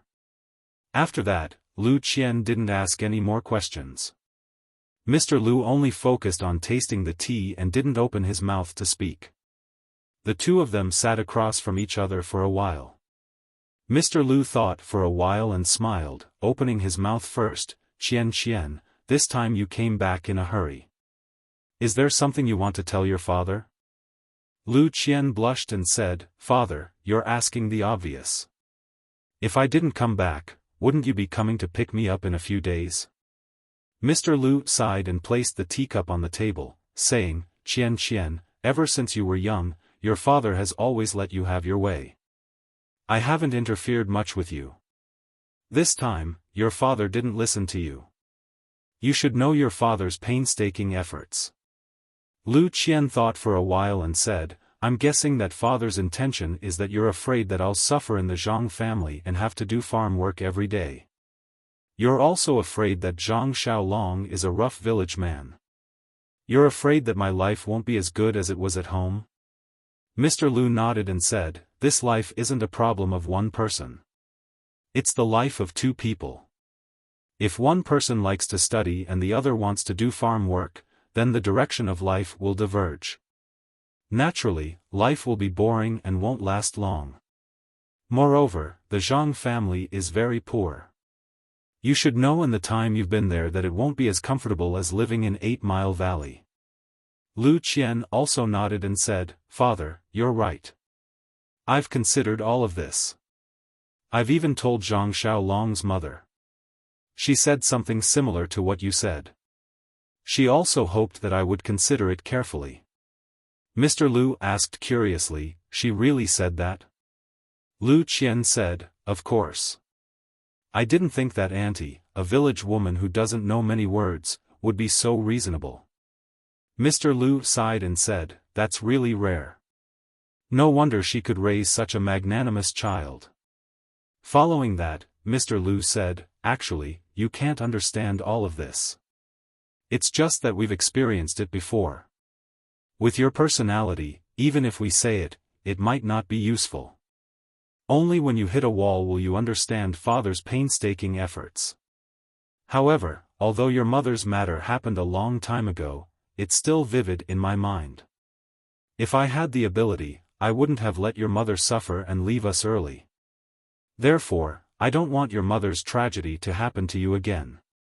Lu Qian naturally had a card up her sleeve and said, Father, perhaps you're too stubborn on this point. If you had the ability, would you still be the current you? Can Yangqin be happy with you? If she wasn't happy, then what's the value of living for a lifetime? But mother respects you, loves you, and has only been with you for a short 10 years. However, the happiness that she has is something that others can't get in their lifetime. Tell me, which is her choice? Lu Qian continued, Father, actually, I've always thought that life's fate has already been arranged. Whether you're sad or happy, it's all a kind of life. A person's life is a kind of trajectory. When all sorts of trajectories are intertwined together, it's the whole life. Mother's trajectory is destined to involve you, and your trajectory is also destined to lead you and mother's happiness. You've always blamed mother's death on your ability, saying that you couldn't take good care of her. In fact, that's not the case. From the moment mother met you, our family's life had already been created. Mother's happiness and ending was already predetermined. Any change would be futile. If father was obsessed with politics back then, you would naturally have neglected mother. Mother wouldn't have left us early, but would she have lived happily? Seeing Mr. Lu fall into deep thought, Lu Qian continued, Actually, I've always been thinking about my meeting with Zhang Xiaolong. I've told you before that from the moment I met Zhang Xiaolong in the textile shop, our trajectories have been intertwined. I'm sure father knows about the things that happened during that time. There's no need for me to go into detail. I can only use the word fate to describe my relationship with Zhang Xiaolong. Also, there's a very important thing that father doesn't know about. Mr. Lu was stunned and said, "What is it?" Lu Qian said mysteriously, "Father, do you think that the water in this Guozhuang house is especially delicious?" Mr. Lu said, "Yes, so what?" Then, Lu Qian told Mr. Lu about her grandmother's illness and how she went to Lu Town to see a doctor. Mr. Lu was clearly shocked and asked, "Are you sure that this is the effect of the well water?" Lu Qian said, "Of course. Just look at Zhang Xiaolong's arm and you'll know. Have you ever seen a broken arm heal so quickly in a short month? Also, the last time you came to see me, she said that my skin is much better than before. I can feel it myself now." Mr. Lu frowned and didn't ask any more questions. Lu Qian then continued, "Father, think about it. This well water is a priceless treasure. Your body has always been very weak. Ever since mother passed away, you haven't been well. To be able to make you healthy has always been my wish. Now that we have this well water, living a long life is no longer an extravagant hope. This well water was dug out by the Zhang family and belongs to the Zhang family. Don't you think that this is a chance given to me and Xiaolong by the heavens? Also, Big Brother hasn't gotten married yet. I don't know if my future sister-in-law will be virtuous. If I move to the Zhang family and you move to the Guozhuang house, on one hand, I can serve father and on the other, father can enjoy the blessings of the heavens. Wouldn't it be the best of both worlds? Would it solve all the problems in my heart?"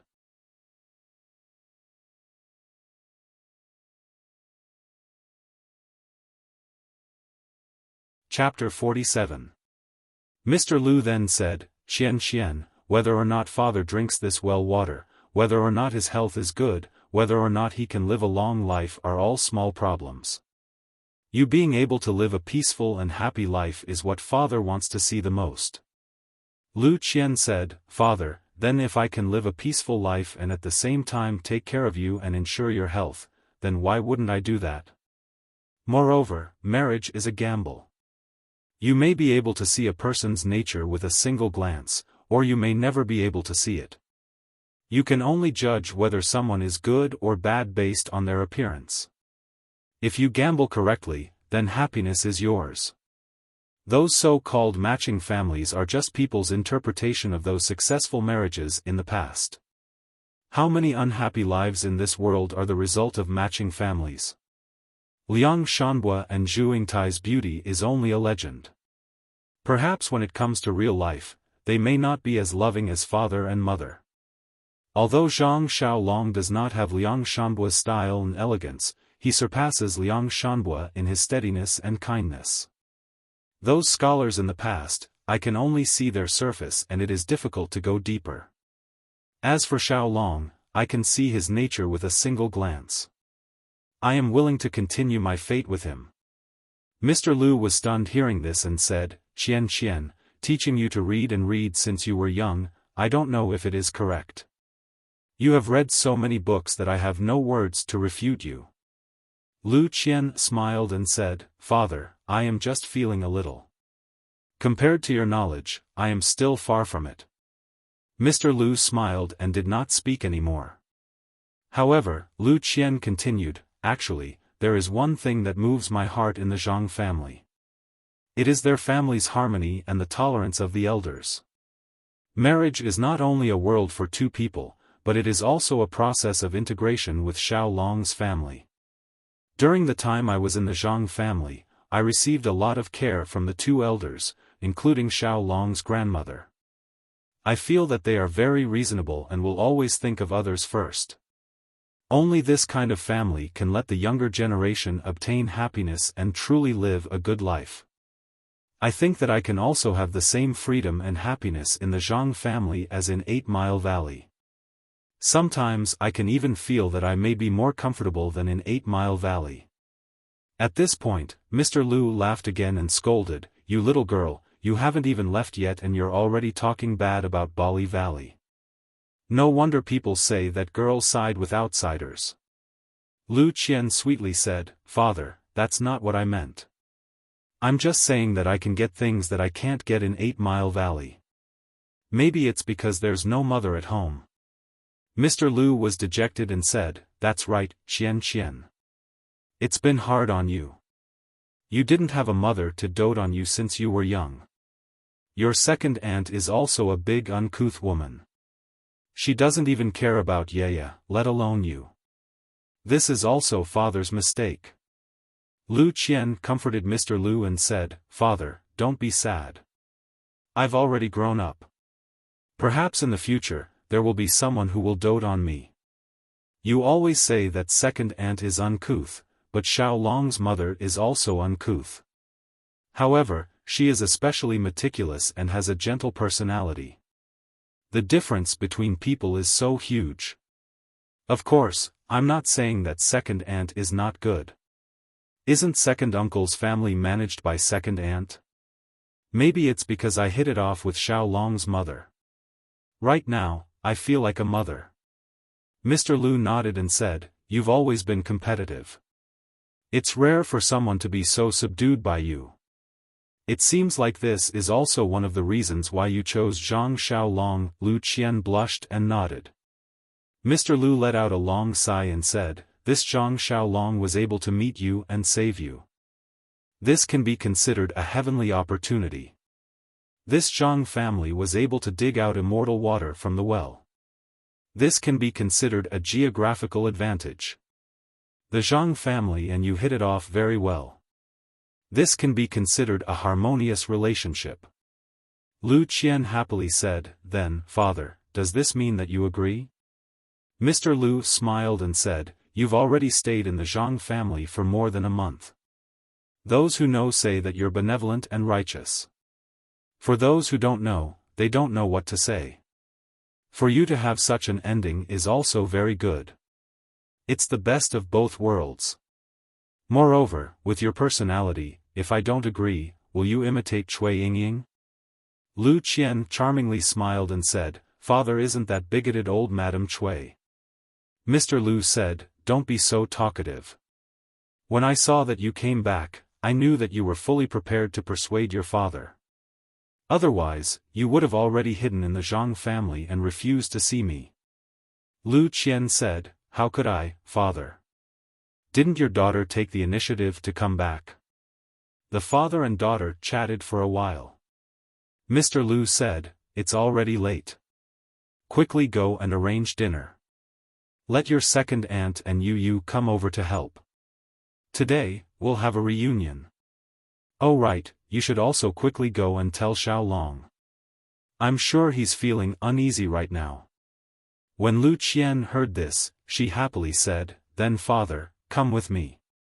You guys can also chat and get to know each other better." Soon after, Lu Qian helped her father out of the study.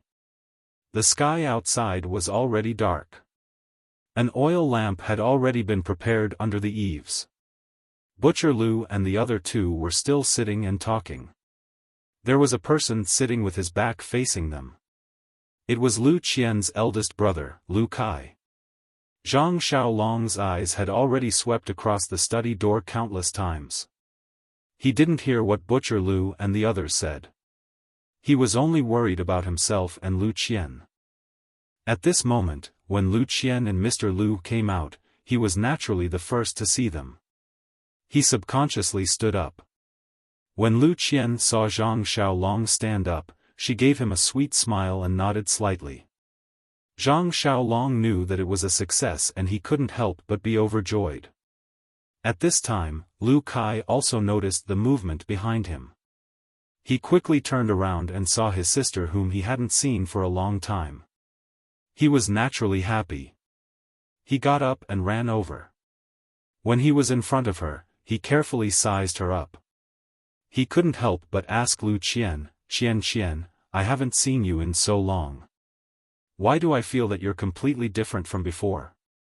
Not only have you become fairer, your eyes have also become much clearer. Your temperament has also become much more elegant. How is this caring for other people's injuries?" When Lu Qian heard this, she happily looked at Mr. Lu. Mr. Lu also understood and nodded. Lu Qian said, "How is that possible? Big brother, it's just that I haven't seen you in a long time. After a few days, you'll find that your sister is no different from before. Lu Kai suddenly understood and said, that makes sense. A scholar who has been away for 3 days will have a whole new level of respect. Perhaps this is the reason. Lu Qian skipped this topic and said, Big brother, how are we going to eat tonight? Lu Kai jumped up and said, I was talking to second uncle and Zhang Xiaohu just now and forgot about this matter. I'll go to second aunt's house to inform them. Lu Qian stopped him and said, Father wants us to eat at our house. It can be considered a reunion. I'll go to the village entrance to buy some things. You go to second aunt's house and see what they're cooking. Bring it together and ask them to come over and help. Lu Kai agreed and hurried off. Lu Qian wanted to go out to buy things and Zhang Xiaolong naturally wanted to go with her. However, he was stopped by Mr. Lu. He said, Xiaolong, don't go yet. Come with me to the study room. In the end, Zhang Xiaohu followed Lu Qian to the village entrance, leaving Butcher Lu to drink alone. This guy looked at the busy people and happily drank his wine. He felt that life was really colorful. Zhang Xiaolong was a bit nervous as he followed Mr. Lu into the study room. Lu Qian's eyes just now had already told him that she was satisfied with the result. This future father-in-law seemed to want to show off his power and give him some things. Although he was mentally prepared, he still felt that there was a small person in his heart that kept on pumping water. Mr. Lu entered the study room and had Zhang Xiaolong sit down. However, he did not sit down. He frowned and paced around the study room. After walking around 2 or 3 times, Mr. Lu opened his mouth and said, Xiaolong, you probably know my attitude. Zhang Xiaolong carefully said, yes. Mr. Lu continued, then, I won't say much. Actually, I called you over because I want to say something. Zhang Xiaolong respectfully said, please say it. This little nephew has already engraved it in his heart. Mr. Lu seemed to be very satisfied with Zhang Xiaolong's attitude. He smiled and said, Qian Qian grew up in Bali Gully. Although our family can't be said to be rich, Qian Qian has not suffered much since she was young. She knows very little about farm work. This is different from your family's living environment. In the future, you have to be more tolerant in this area. Zhang Xiaolong followed up and said, you don't have to worry about this. Our family's farmland is small to begin with. Xiaohua's plot of land is also on a hillside. There isn't much farm work. I can't guarantee that I won't let Qian Qian work in the fields. However, I will definitely do the most heavy work. Qian Qian can just do the side work. Mr. Lu said, you're telling the truth. You didn't say anything about not letting Qian Qian work. Actually, Qian Qian isn't a child who can't endure hardships. It's just that she wasn't allowed to work in the fields in the past. In the future, when you two live together, you just have to take good care of her. I don't expect you to give her a good life. I just want you two to be harmonious and sweet. Also, you haven't read too many books. In terms of knowledge and experience, there is a large gap between you and Qian Qian. This is your weakness. In the future, it will definitely have an impact on your life. I don't expect you to become a scholar or take 3rd place. I only hope that you can recognize some words and read some good books. When you're together with Qian Qian, you can have common topics to talk about and communicate well. In addition, although acting courageously for a just cause isn't bad, in the future, you won't be alone. Your shoulders bear the safety of your entire family. Whenever you encounter injustice, you must first consider in your heart whether or not it's within your ability to deal with it. Otherwise, if you have regrets, it will be the sorrow of your entire family. Afterwards, Mr. Lu chattered on endlessly. Zhang Xiaolong could only nod his head in agreement. Although he didn't agree with some of the points, he also knew that this future father-in-law was doing it for his own good. He couldn't refute. Just like this, one spoke and one listened. The sky gradually darkened. It felt like he couldn't see anything. Just as Mr. Lu was about to light the lamp, someone knocked on the door of the study.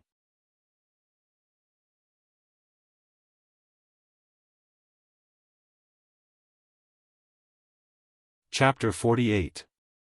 When Mr. Lu opened the door, it was Lu Qian. Dinner was already prepared outside. Although tonight's dinner was rushed, it was still sumptuous. Most of the dishes were already prepared by Lu Yeye's family. Some of the dishes and desserts made by Lu Qian were also the icing on the cake. It made everyone who had not eaten her cooking for a long time very hungry. During the dinner, the guests and the host were very happy and chatted a lot. Butcher Lu and his family knew Mr. Lu's intention and were also very happy for Lu Qian. They also said a lot of words of blessings. It was just that they were not officially engaged with the Zhang family, so they were still very reserved when they spoke. Everyone was very happy. Only Zhang Xiaohu glanced at Lu Yeye from the corner of his eyes from time to time. Unfortunately, Lu Yeye's attention was not on him, making him inevitably disappointed. After dinner, they chatted for a while. Lu Qian, who had walked for the whole afternoon, was already yawning. Therefore, Lu Kai arranged for Zhang Xiaolong and his brother to rest for the night. Butcher Lu and his family also went home to rest. Early the next morning, Zhang Xiaolong and his brother were going to bid farewell and return to the Guozhuang house. Lu Qian considered that she had not been home for a long time and wanted to stay for a few more days. Moreover, Zhang Xiaolong was going back this time to discuss the engagement with his parents. She was too shy to follow, so she did not go back with him. Mr. Lu specially instructed Zhang Xiaolong to go back and explain his feelings to Zhang Kai. He did not want him to have a knot in his heart because of his previous rejection. He also asked Zhang Xiaolong to pick an auspicious day to settle the engagement. Zhang Xiaolong naturally agreed. Therefore, under Lu Qian's reluctant gaze, the two of them went on their way. The journey here was filled with sweetness, and the journey back was filled with joy. Returning to the Guozhuang house, from afar, one could see the Zhang family standing in the small courtyard through the low walls of the Zhang family. They looked at the entrance of the village from time to time. It was estimated that except for Zhang Xiaohua, the others did not have a good rest last night. Seeing Zhang Xiaolong and Zhang Xiaohu appear in the field of vision, Zhang Xiaohua was the first to jump up and quickly ran out.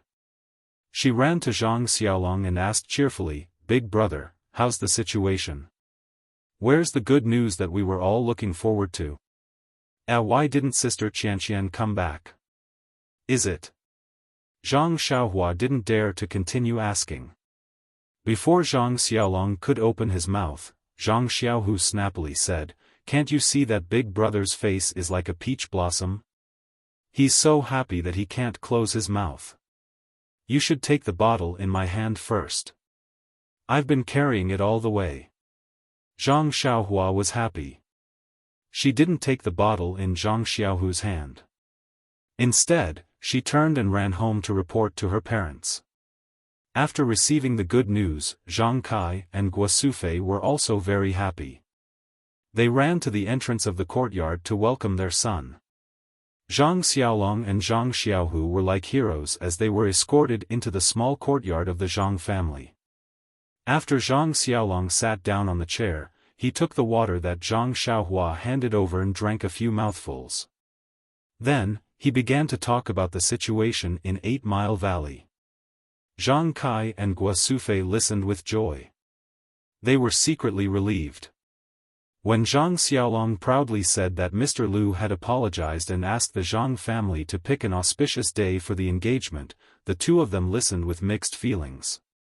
They were happy that they didn't misjudge Mr. Lu. Mr. Lu was still a good friend that they could have a deep relationship with. Of course, they would be in-laws in the future. He was a good in-law that they could rest assured. They were worried that there should be betrothal gifts for the engagement. With their family situation, this was a problem. If they gave too little, their face didn't matter, but Mr. Lu's family's face would be affected. If they gave too much, they really couldn't afford it. It would add more difficulties to Zhang Xiaolong and Lu Qian's future life. However, these were all to be considered in the future. The key now was that they could celebrate a little. They had to set a date first. Guo Sufei also happily told this good news to her bedridden grandmother. Her grandmother was so happy that her face became ruddy. In the next few days, the Zhang family was immersed in joy. When spring returned to the earth, Zhang Xiaolong's spring had also arrived. Zhang Kai and Guo Sufei were busy with the engagement. Zhang Xiaolong and his brothers were busy with the spring plowing and planting in the fields. The weather was getting warmer day by day. The soil in the fields had already been frozen. The warm spring breeze blew on their faces, reminding them that spring plowing was never too early. The custom of the engagement was also very simple. The father and mother of the man would bring various gifts and prepare the man's birth characters. They would go to the woman's house. The woman would accept the gifts and give the woman's birth characters to the man. Then, the engagement would be completed. Of course, the time of the marriage would be set at that time. Most of the time, they would come again to discuss the marriage in the future and set the time again. In fact, the betrothal gifts were just some gifts of various colors. However, people originally had a competitive mentality. The gifts were compared with each other. At this time, many people directly gave silver, sometimes it was also called iridescent gold. As a matter of fact, Zhang Kai and his wife were worried about iridescent gold. Zhang Kai thought that Lu Qian was a good daughter-in-law. He should give her more iridescent gold to show that the Zhang family had a precious daughter-in-law. Moreover, Mr. Lu would also have a lot of face. Guo Sufei thought that there should be something to show, but her family's conditions were limited. It couldn't be too precious. Otherwise, they wouldn't be able to live before they married her. Zhang Kai actually knew about this situation. He also thought so before, but when it came to the matter, he hesitated. After all, there were still a few hundred taels of silver banknotes hidden at home. With this possibility, of course, he wanted to do things better in his heart. When Zhang Kai talked about the banknotes, Guo Sufei also hesitated. When she talked to Lu Qian before, she also decided to use the banknotes, but she was stopped by Lu Qian. At this time, since there were banknotes, why not use it? Moreover, more than a month had passed, and no one had come to make trouble at home. Presumably, the other party really took this money as compensation. In this way, this money was her family's. Why not use it? The disagreement between the husband and wife seemed to disappear. They were both inclined to use this banknote. Therefore, Guo Sufei took out the banknotes and the token hidden at the bottom of the box. Then, she called Zhang Xiaolong into the inner room. Zhang Xiaolong's injury healed rapidly. In these few days, he didn't need to fix his arm anymore. It was just that his injured arm couldn't carry heavy objects. Zhang Xiaolong entered the inner room and asked, "Father, Mother, what's the matter?" "I'm preparing to go down to loosen the soil." Guo Sufei said lovingly, "Your arm hasn't recovered yet. It's better to do less work. Let Xiaohu and Xiaohua do more work." Zhang Xiaolong said with a smile, "I've been in bed for a long time this month. My bones feel like they're going to rust. It's really comfortable to move around now. Moreover, Xiaohua is still young and growing. How can I let her do more work?" Zhang Kai said, "I know that you're full of vigor now. We don't intend to stop you, but the future is long. You have to pay more attention to your body." Zhang Xiaolong replied, "I know. Father, what's the matter? It can't be as simple as letting me rest." Guo Sufei said, "Oh, it's like this. Your father and I are preparing to go to Baligo in these few days to settle the marriage between you and Qian Qian. However, our family can't come up with a good betrothal gift. We plan to take out the banknotes from last time to exchange for some. After he finished speaking, he placed the 2 banknotes and the token in front of Zhang Xiaolong. He pointed at the token and said, "Take this thing with you. If something happens during the exchange, take this thing out. It might be useful." Zhang Xiaolong looked at his father and mother's eager faces and the banknotes and tokens in front of him. He sighed and didn't pick them up. He said, "Father, mother, didn't we say that we won't use these banknotes again?" Zhang Kai smiled bitterly and said, "Yes, that's what we said at the time. However, the situation is stronger than the person. If we don't come up with a good betrothal gift, won't Lu Qian's family lose face?" Zhang Xiaolong said, "Father, if we're talking about good or bad family background, there are many people in this area that are better than us. The number of people who went to the Lu family to propose marriage is even greater. How can we compare? Lu Qian was willing to marry into our family not because of our family background. The day before yesterday at the Lu family, Mr. Lu told me a lot. He is very clear about our family's situation and didn't mention anything about betrothal gifts. I think we don't have to puff ourselves up at our own cost." Guo Sufei said, "Xiaolong, they didn't mention it, but that doesn't mean they don't care. It's not strange to have too many gifts. We should be prepared." Zhang Xiaolong said, "No, mother. I can't ruin the family just because I want to marry a wife.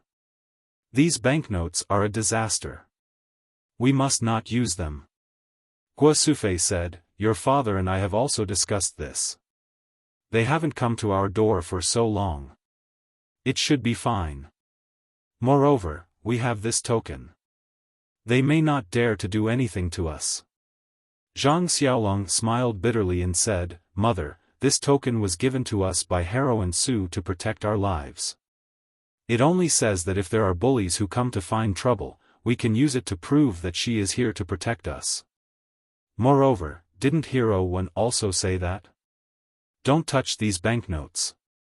When the bullies come to our door, we must quickly return them. If they come to our door in the future and we don't have any banknotes to give them, what will we do?" Zhang Kai and Guo Sufei were speechless. In fact, it's not that they don't know these things.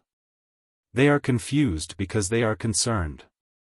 When it comes to matters concerning their son, it's inevitable that they will be confused. Zhang Xiaolong said again, "The Lu family doesn't admire us for things like money. Moreover, don't we have something more precious than money in our family? If there is a chance in the future, we can just give it to Mr. Lu." Zhang Kai smiled bitterly and said, "What is better than money in our family? How come I don't know?" Zhang Xiaolong smiled mysteriously and said the following words.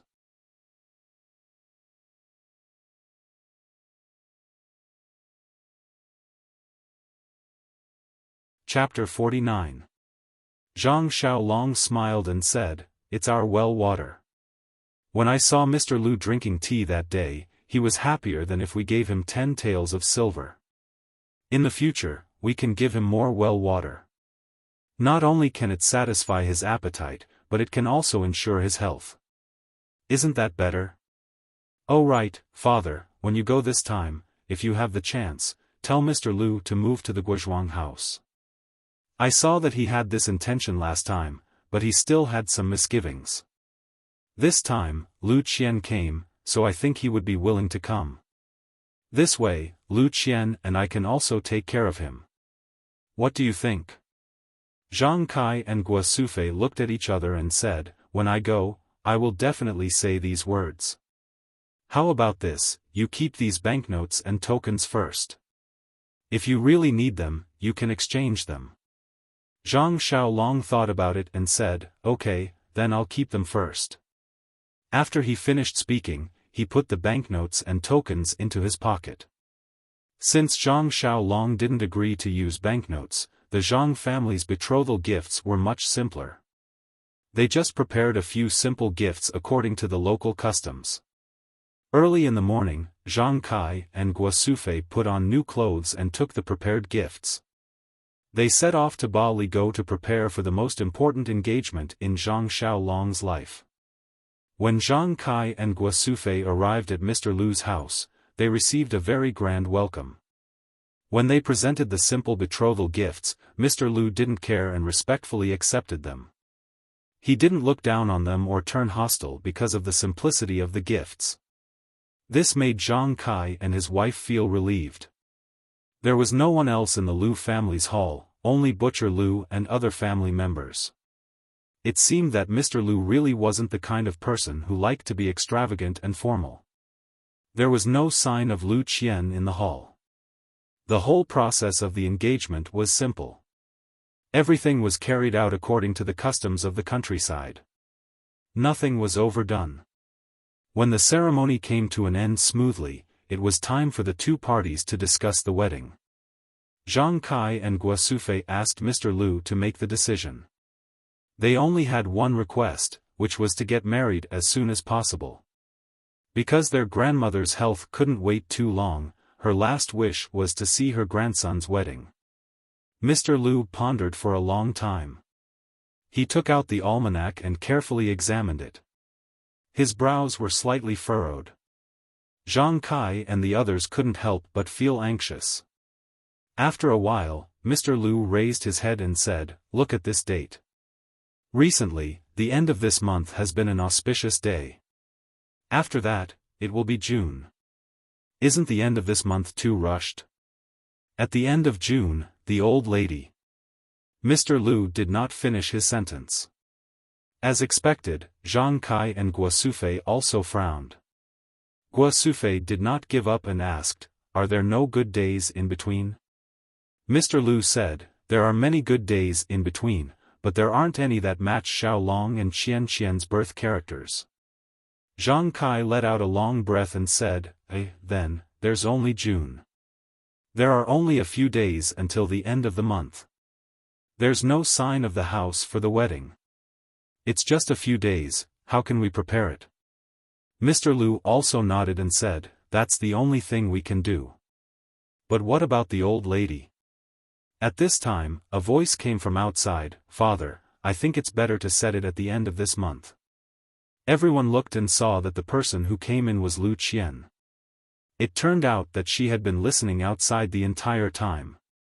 Lu Qian's face was a bit red as she said, "Uncle, Auntie, seeing Xiaolong's wedding is grandmother's last wish. As the younger generation, we should satisfy her. Actually, the simplicity of the wedding is also up to us. There's no need for overly complicated ceremonies. It's also not realistic for us to hold a grand wedding. I think you don't need to buy a new house for the time being. Let's just find a place first.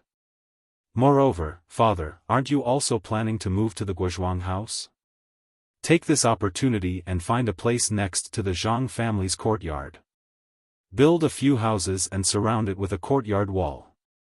Wouldn't that be a home? When this courtyard is ready, you can move there. Xiaolong and I will also move there.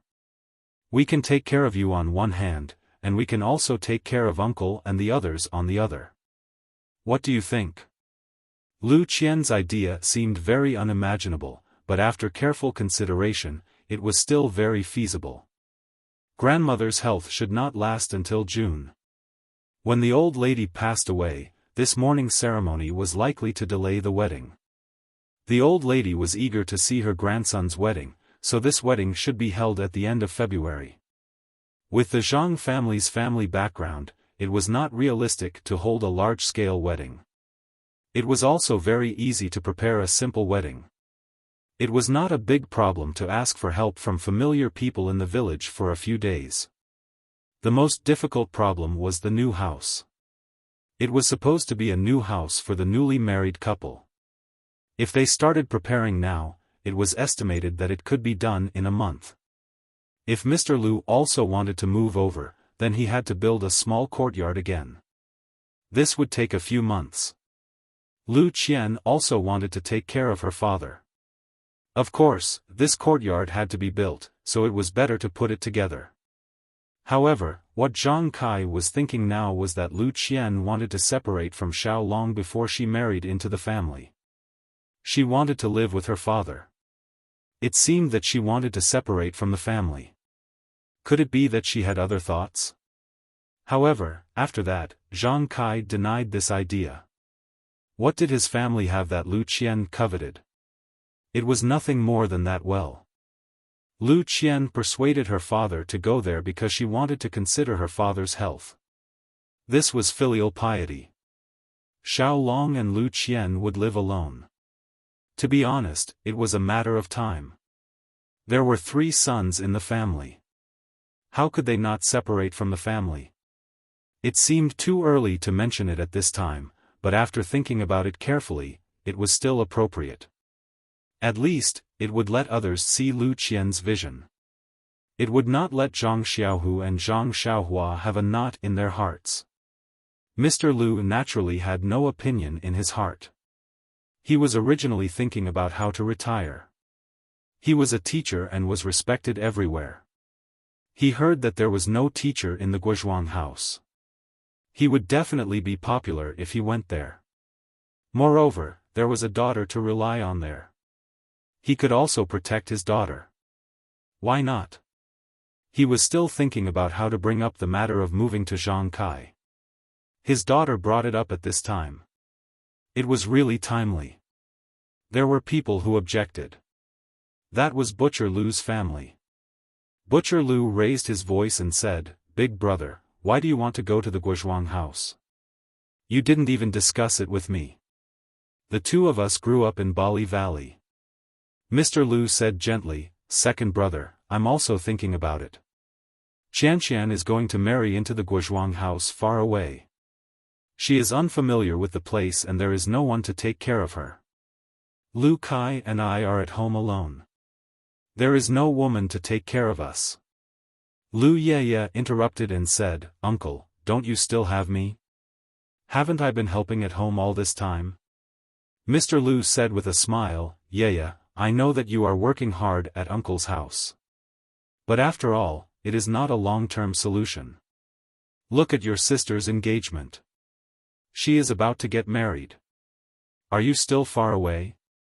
Even if you find a husband in Bali Valley, you can't come over every day to look after the house for Uncle. Moreover, Lu Kai also needs to find a wife to live with. This house should be given to him quickly. If I don't force him, who knows when he will find a wife?" Lu Kai said with a red face, "Father, look at what you are saying. I haven't found a suitable one yet." Mr. Lu glanced at him and said, "Then you should look for a good one for me. Strive to settle the matter with your sister this year. We will have a double happiness." Lu Kai did not say anything. Then, Mr. Lu said to Butcher Lu, "Second brother, although this Guo manor is far, it's actually only half a day's journey. Even if I move there, it'll still be very convenient for me to move around in the future. Moreover, that business of yours as a butcher has nothing to do with my teaching. You and I have a brotherly relationship, so we can just move around every 10 days to half a month. We definitely won't drift apart because of time. In the future, when you are tired of staying in Bali Valley, you can also move in with me." Mr. Lu knew that Butcher Lu was outspoken and could not keep secrets in his heart. Therefore, he did not mention a word about the well water. Of course, if the water was really effective in the future, Mr. Lu would definitely bring Butcher Lu and the others over. Mr. Lu saw that no one had any objections, so he set the date with Zhang Kai. It was the day at the end of February. Then, he discussed the details with Zhang Kai. Lu Qian did not listen in and left. Lu Yeye also followed her out. When they arrived at Lu Qian's boudoir, Lu Yeye teased, "Elder sister, do you think that Xiaolong is in such a hurry to marry over?" Lu Qian said, "It is not what you think. This Zhang family's grandmother does not have many days left. The last time I was at his house, she was already coughing up blood. The old woman has worked hard all her life. I think we should still fulfill her last wish. Moreover, you also know his family's situation. Doing things in such a hurry is actually a kind of relief. It does not give me and Xiaolong too much of a burden. My decision is beneficial to both him and me. Lu Yeye said, the last time you told me, I also thought about it for a long time. This fate is really strange. You have known each other for less than 2 months and you are going to eat at the same stove.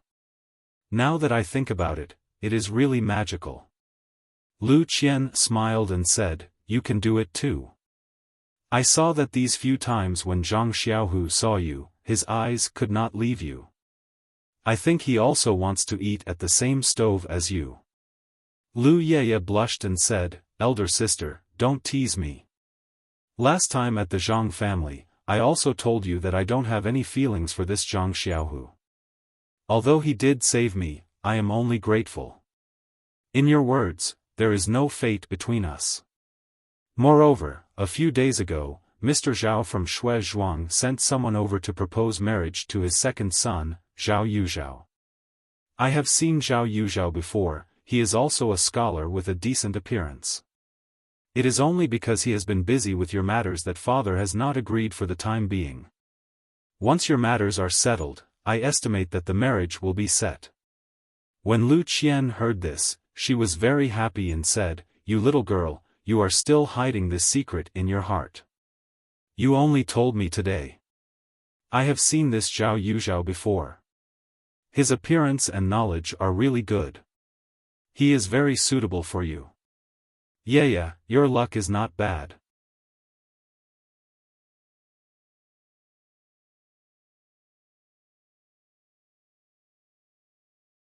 Chapter 50. Lu Yeye giggled and said, no matter how good your luck is, it can't be compared to your fate. That was given by the heavens.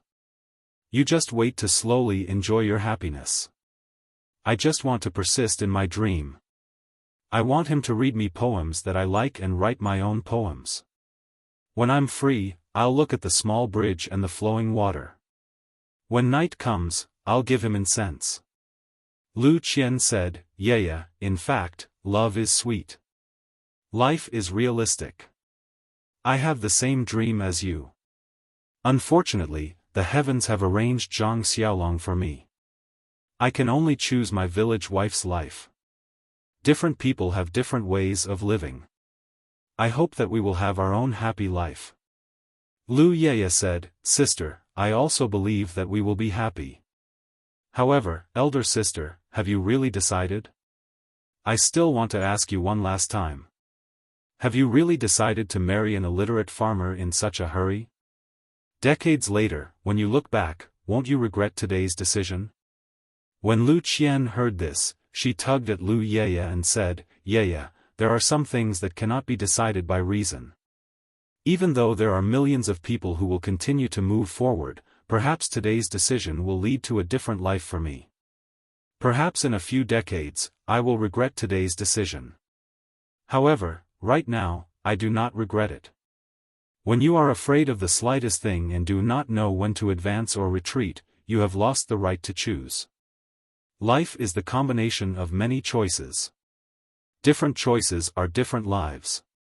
If you and I both make the same choice, then wouldn't there be no joy in life? Although Xiaolong is a farmer, he is not illiterate.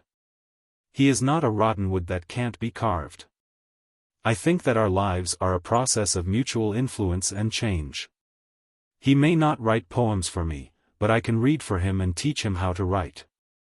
We don't have a small bridge and flowing water. Maybe we can have a man plowing and a woman weaving. Although I can't give him incense, how can the bedroom be just drawing eyebrows? I can let him grind ink for me. In short, we will gradually change and make our lives happier. Lu Yeye also smiled and said, elder sister, your homework was better than mine when you were young, and you read more books than me when you grew up. I can't win against you, but I always feel that you will suffer a lot if you marry into the Zhang family. Why do you want to make yourself uncomfortable? However, Lu Qian said, you are still a little stubborn. The word happiness is the same for everyone. The happiness of the poor is no different from the happiness of the rich. It doesn't mean that your happiness is better than others just because you are rich. So, when I choose to be poor or rich, I am choosing happiness. There was happiness in suffering, and there was happiness in enjoying. As long as one felt happy, why would one be afraid of suffering? Even if it is pain in the eyes of others, how can you know the sweetness in it? As the saying goes, if you are not a fish, how can you know the happiness of the fish? There is only so much happiness in this world. The more happiness you have, the less happiness others will have. If you feel unhappy every day, then others will have more happiness every day. Instead of sharing your happiness with others, why don't you live happily every day? Lu Yeye listened and frowned. She understood something in her heart, but she immediately let go and said, "Elder sister, I am here to persuade you, but what you said made me think differently. However, even if you are right, I do not have the slightest interest in that Zhang Xiaohu." Lu Qian said, "You little girl, I am just telling you my own thoughts. I am not prepared to be a matchmaker." Not to mention the two sisters quarreling in the room, the two prospective in-laws in the hall had already discussed the specific details. At this time, it was already late. If they rushed back to Guozhuang, they would have to travel at night. Naturally, Mr. Lu would not let them leave like this. Dinner was eaten at Mr. Lu's house. After the engagement, they were now considered a family. This meal was naturally eaten to their heart's content, and both the host and the guest were happy. Early the next morning, when the sky was still hazy, Zhang Kai and Guo Sufei said goodbye to Mr. Lu and hurried back to the Guozhuang house. There were only a few days until the end of the month. They still had to hurry back to prepare for the wedding. The task was very difficult. When the two elders rushed back to the Guozhuang house and told Zhang Xiaohu the good news, Zhang Xiaohua and Zhang Xiaohua, who were waiting at the side, were so happy that they almost jumped up. Their impression of this future sister-in-law was really good.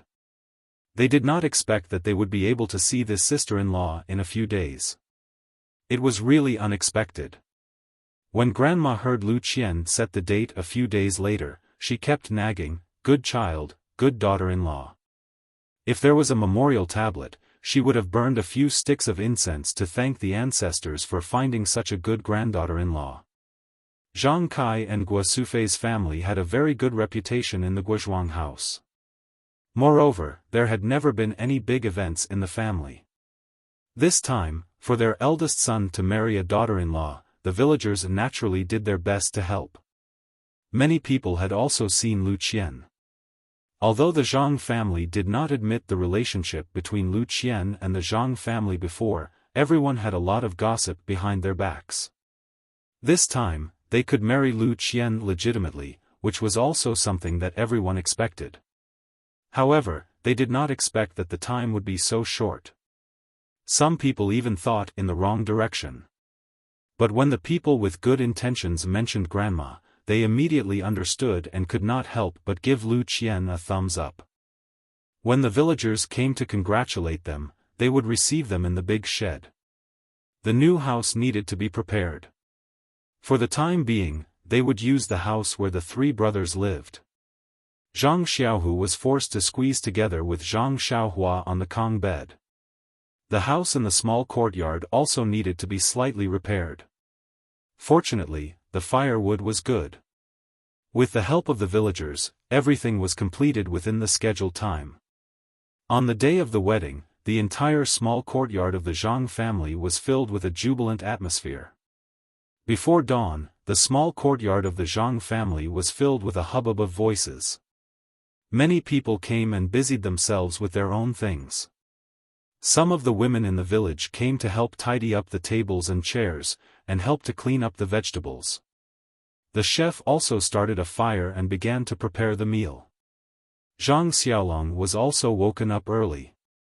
After tidying up, he prepared to ride a big horse, bring the bridal sedan chair and the band to Bali Gully to marry Lu Qian. The route of the wedding was naturally not the small path that they usually took. It took longer than usual. Moreover, they had to rush back before noon. Of course, they had to set off through the stars and the moon. When everyone was ready to set off, Guo Sufei found that the best man, Zhang Xiaohua, was missing. She hurriedly asked Zhang Xiaohu. He also felt very strange. In the middle of the night, he heard someone in the courtyard and got up early to help. When he got up, he also called Zhang Xiaohua. It seemed that he did not get up. Zhang Xiaohu hurriedly went back to the room to take a look. Sure enough, Zhang Xiaohua was still sleeping soundly on the Kong. No matter how Zhang Xiaohu called, he did not wake up. In the end, Zhang Xiaohu ruthlessly poured water on him. He even turned over and went back to sleep, leaving everyone at a loss. However, the matter of the best man had been handed over to him yesterday. They could not find anyone else temporarily. Fortunately, there was a sedan chair. Moreover, grandmother also knew that Zhang Xiaohua slept until the sun came out. Everyone carried Zhang Xiaohua into the sedan chair and let him sleep. Now, her sister-in-law had not even sat in the sedan chair, but her brother slept first. In this way, the wedding procession carried Zhang Xiaohua sleeping in the sedan chair to Ba Li Go in the dark. When the procession had traveled more than half the distance, the sky was like a fish belly. When the sun peeked out from the horizon, that ray of sunlight swept over the sedan chair. Only then did Zhang Xiaohua open his eyes. Rubbing his eyes, he found that he was sleeping in an unfamiliar environment. Surprised, he lifted the curtain of the sedan chair. Only then did he realize that he was sleeping in an unfamiliar environment. He stopped the sedan chair and Zhang Xiaohua came down from the sedan chair. He ran in front of Zhang Xiaolong's horse and hurriedly apologized to his elder brother. Zhang Xiaolong pulled him to ride on the horse and hugged him, saying, "Xiaohua, it's okay. You were sleeping to grow. You didn't delay anything, so why are you apologizing? However, this time I really opened my eyes. How come I didn't know that you could sleep so much that you couldn't even wake up with water?" Zhang Xiaohua blushed and said embarrassedly, "I don't know. Maybe I used to sleep like this before, but I never got up so early." Zhang Xiaolong thought about it and felt that it was true. He and his younger brother had always slept together. In the past, he didn't find anything unusual. Moreover, he never got up so early. Maybe Xiaohua had always been sleeping like this. Anyway, there was nothing wrong with him. He didn't need to get up so early in the future, so he didn't ask anymore. The rest of the journey was not far. With the two brothers chatting in Zhang Xiaolong's excited mood, they quickly finished the journey. The village entrance of Ba Li Go could be seen from afar. Only then did Zhang Xiaolong stop the horse and let the wedding procession rest for a while. Then a special master arranged for people to set off the firecrackers and let the band play music. Zhang Xiaohua also quickly and obediently jumped down from the horse. She took the horse's reins from her elder brother's hand and walked to the front. She led the horse forward slowly. The people of the Lu family were naturally waiting at the village entrance early. When they saw the wedding procession, someone hurried back to report to Mr. Lu. The wedding band also broke the silence of the early morning. The villagers of Ba Li Go were all awakened by this festive sound early in the morning. Before the wedding procession entered the village, many children and villagers stopped them and asked for candy and other things. The Zhang family was naturally prepared. Someone took out the prepared things and scattered them to the crowd. Everyone picked up the candy and dispersed in a hubbub. They let the wedding procession move forward. In the short distance from the village entrance to the Lu family, the wedding procession was stopped several times. However, everyone was very happy and didn't get angry because of this. It was the custom of the countryside. When a family had a happy occasion, everyone wanted to share the joy. The more joy they shared, the bigger the family's happy occasion. The wedding procession couldn't wait to be stopped as much as possible.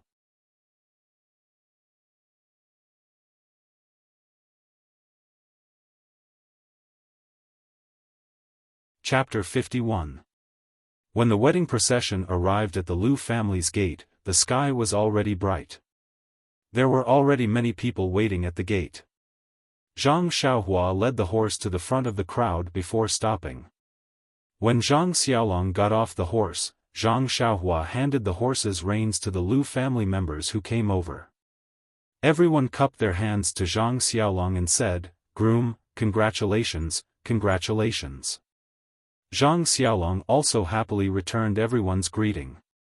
Then, everyone opened up a path. Zhang Xiaohua looked up and saw a wooden shelf next to the gate. On the shelf, there was a bow. This was the custom of the countryside. The first thing the groom did when he got married was to shoot 3 arrows into the sky at the bride's gate. It meant to drive away all the evil spirits. In the past, when other people were getting married, they had seen this before. However, although Zhang Xiaolong's arm injury was healed, the work in the field was still a problem. How could he draw the bow and shoot arrows? It seemed that this matter could only be done by the best man, Zhang Xiaohua. However, Zhang Xiaohua was only a 12 or 13-year-old child. Letting him draw the bow was too far-fetched. Everyone looked at each other. Zhang Xiaolong thought about it and walked forward, preparing to take the bow. Zhang Xiaohua was anxious. She quickly rushed forward and pulled her brother, saying, "Big brother, your arm just healed. How can you pull this thing? If there is any injury, wouldn't all the previous efforts be wasted? Let me do it." Zhang Xiaolong smiled and said, "It's okay. It's just drawing the bow and shooting. I still have the strength. You're still young. How can you draw the bow and shoot arrows?" Zhang Xiaohua also smiled and said, "Big brother, you're looking down on me. I can work in the field myself. How can I not have the strength? Let me try. If I can't do it, you can do it. We won't lose face, don't you think?" Zhang Xiaolong thought about it and agreed. Anyway, the best man did things for the groom during the wedding. If Xiaohua really couldn't draw the bow, then he could only do it himself. Mr. Lu probably knew that his arm wasn't good enough. The bow on the shelf should be a soft bow that didn't need too much strength to draw. Zhang Xiaohua walked to the shelf and took the big bow from the shelf that was as tall as him. He felt that it was very heavy. He had never used a bow before, so he thought that all bows were very heavy, so he didn't care. Then, he picked up an arrow without an arrowhead from the shelf and put it on the bow. He turned around and asked Zhang Xiaolong, "Big brother, where should I shoot?" Zhang Xiaolong pointed to the sky outside the village and said, "Over there." Zhang Xiaohua agreed and imitated the way he used to look at people. He got into a horse stance and then faced the sky and pulled the bowstring with all his strength. However, the bowstring was very tight. Zhang Xiaohua pulled it about 30% full and he couldn't pull it anymore. He couldn't help but blush. Normally, he should release his hand and shoot the arrow. But this was his first time shooting an arrow. Moreover, he used to see others pull the bowstring like a full moon, so he thought that it must be completely pulled. So, he took a deep breath and moved his 2 arms. Sure enough, he felt a force coming from his arms. He shouted and the bow was immediately pulled into a full moon shape. He confidently looked at the morning glow outside the village and released the tight bowstring. The arrow flew out like a meteor with a "so" sound. Looking at the arrow flying far away, Zhang Xiaohua felt a sense of joy in his heart. Zhang Xiaohua used the same method for the remaining 2 arrows and shot them far away from 8 Mile Gorge. After the 3 arrows were shot, Zhang Xiaohua felt that his arms were sore and numb. He couldn't lift the bow and couldn't put it back on the shelf. At this time, everyone was applauding and praising Zhang Xiaohua's strength. Only Zhang Xiaolong saw the abnormality. He quickly walked in front of Zhang Xiaohua and took the bow. He was about to put it back on the shelf, but unexpectedly, his hand felt heavy.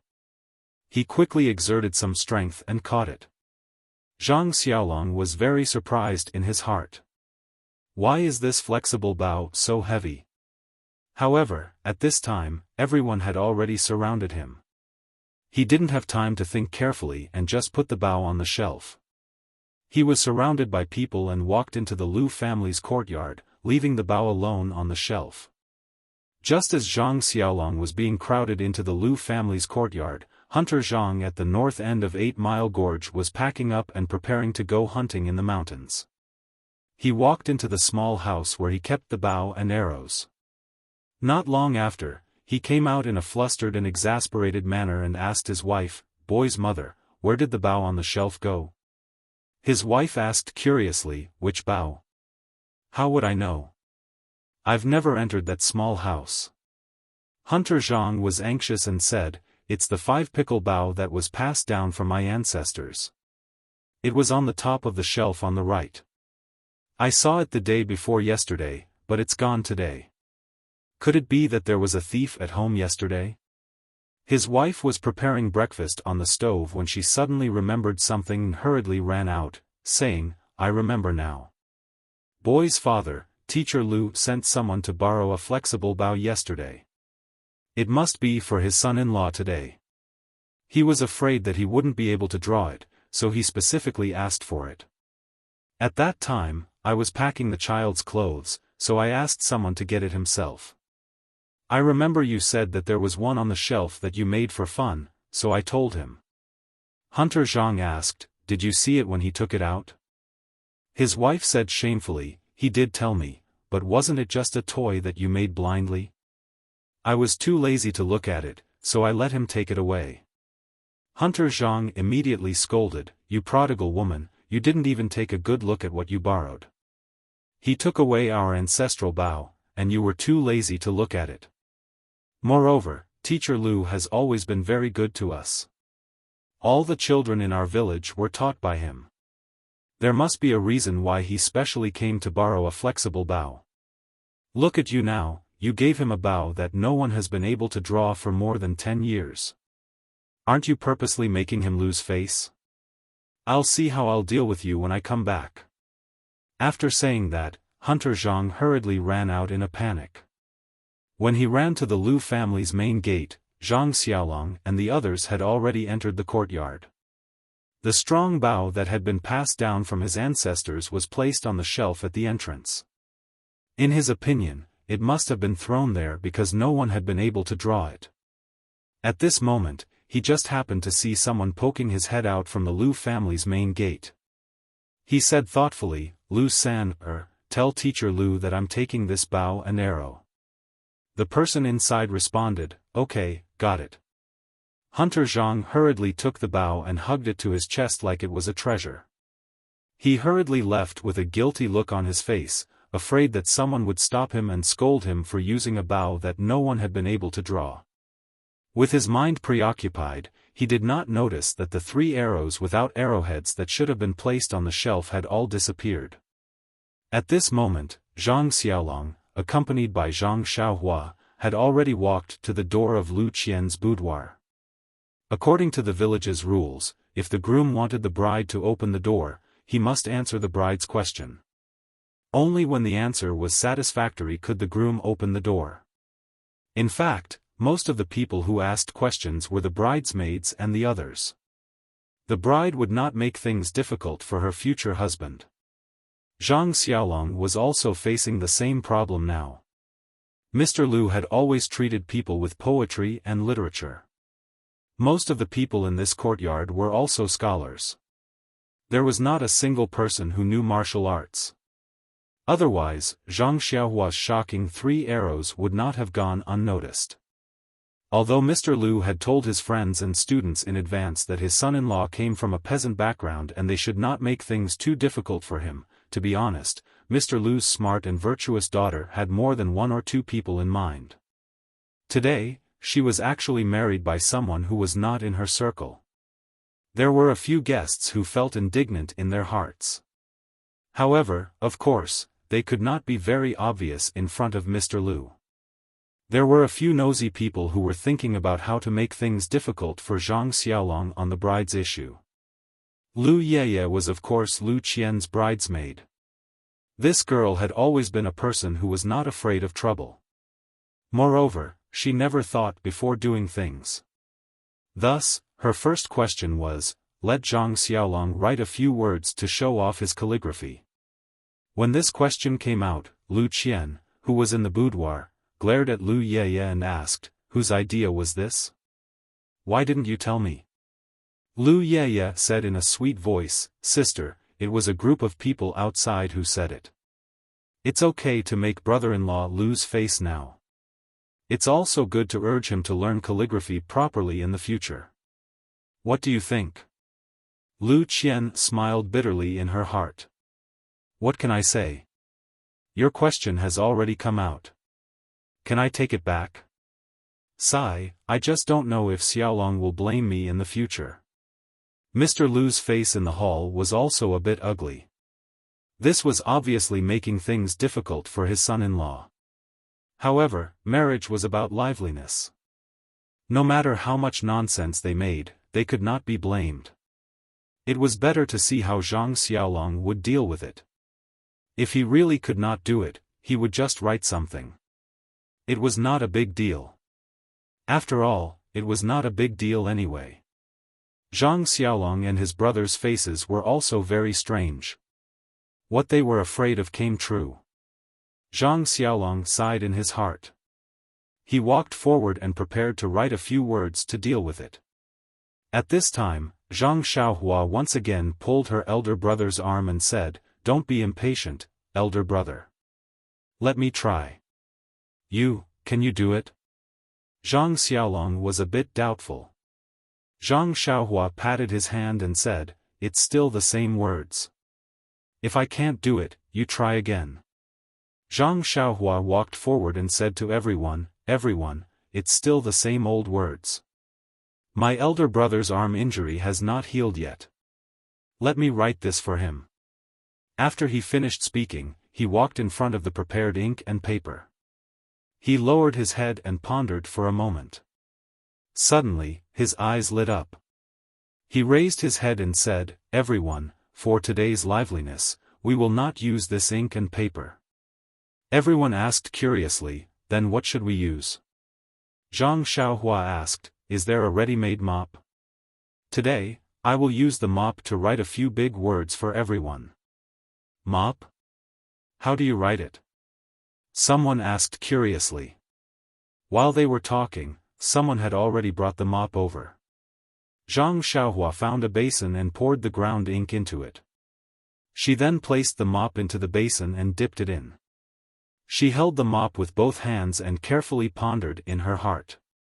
She picked up the mop and wrote two big words on the limestone slab in Mr. Lu's courtyard, Misty. These two words were written in an ancient style. It was very elegant and full of charm. Zhang Xiaohua wrote it in one go, causing the surrounding people to be stunned. In the hall, Mr. Lu heard the commotion outside and suddenly came out of the hall. When he saw the two words on the limestone slab, he did not say anything. He carefully thought about it and was also stunned. Speaking of Misty, these two words were originally the words on the token. That day, after Zhang Xiaohua asked someone to recognize it, she had simulated, tasted, and practiced more than once how to write it. Other words, such as Zhang Xiaohua, he would not be able to write it no matter what. However, these two words had already been deeply engraved into her heart. Naturally, she could write it at her fingertips. Of course, because she did not have the ability to enter the school, she would definitely be ridiculed if she wrote with a brush. But using a mop to write, she naturally did not have to worry about things like technique. Please add it to your collection, thank you.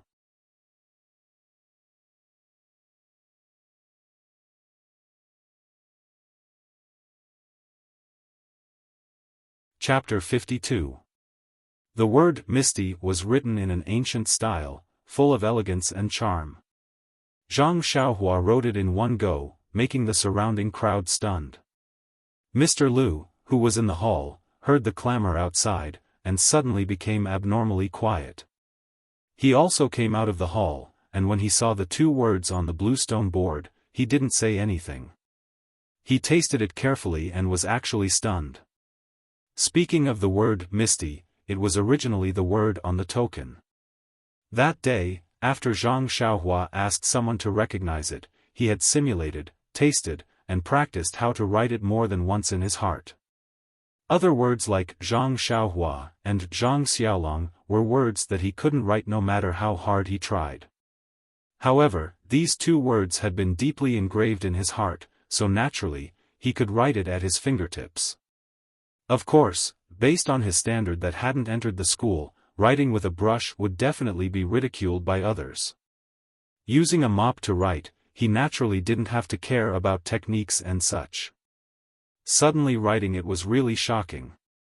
Of course, there were also people who didn't know the value of the word. That butcher Lu was the first to speak. Why aren't you saying anything? Is it good or bad? Say something. These words immediately woke everyone up. Everyone clapped their hands and praised together. Good words, good words. The meaning is casual, the ancient charm is long, rare, rare, rare. A few people who had ulterior motives couldn't help but praise. They muttered in their hearts, this Mr. Lu, the younger brother's standard is already so amazing, not to mention the older brother. He even said that he was from a bumpkin background. Isn't he too low-key? If this standard is considered a bumpkin, then what is our standard? Mr. Lu's gaze also moved from the bluestone board to Zhang Xiaohua. He naturally knew of Zhang Xiaolong's standard, but this Zhang Xiaohua at such a young age actually had such standard. He really hit it deeply. He had treated him as a child before, but it seemed like he had eyes but didn't recognize Mount Tai. He had to dig more in the future. Actually, Zhang Xiaolong was also very surprised, but now wasn't the time to be surprised. He still had to face the bridesmaid's second question. Sure enough, the second question was still a literary question: compose a poem. Zhang Xiaolong, Zhang Xiaohua, Lu Qian, and Mr. Lu broke out in cold sweat. Who was so shameless? Lu Yeye was also very innocent. She said with her big eyes, it's all the revenge of those disappointed people. Sister, if you want to blame someone, blame your charm. Zhang Xiaohua wanted to step forward again, but she was stopped by Zhang Xiaolong, who said, Xiaohua, look at Big Brother this time. Zhang Xiaolong lowered his head and pondered, pacing back and forth. Not long after, he raised his head and said to the crowd, ladies and gentlemen, I'm just a man who grows crops in the fields, I can't be compared to all of you. However, I've always believed that everyone in this world has their own role to play in survival. Scholars have their own uses, farmers have their own uses, no one can be missing. Today, I'll pretend to be cultured, and reluctantly compose a poem. After saying that, he raised his voice and said, I was originally a banished immortal in the heavens, wandering in the mortal world for decades. I was just waiting for the opportunity to meet the hidden dragon and soar into the heavens. This time, the crowd was stunned again. Logically speaking, this poem did not rhyme at all, and the word count was also wrong. However, the concept contained within was very distant, and the momentum was boundless. The crowd did not know how to evaluate it. At this time, Mr. Lu interjected and said, Nephew, this poem's concept is very good. The momentum is overwhelming. I hope nephew will study hard in the future and reach a higher level. When everyone heard this, they could not help but say, Mr. Lu, you're still calling him nephew. Shouldn't you change your way of addressing him? The crowd was in an uproar, and everyone said their own words. This second question was passed. At this time, Zhang Xiaohua gave Zhang Xiaolong a thumbs up. Zhang Xiaolong smiled and used his hand to wipe his forehead. It seemed that he was already sweating. When Zhang Xiaolong once again walked to Lu Qian's boudoir, the third question appeared.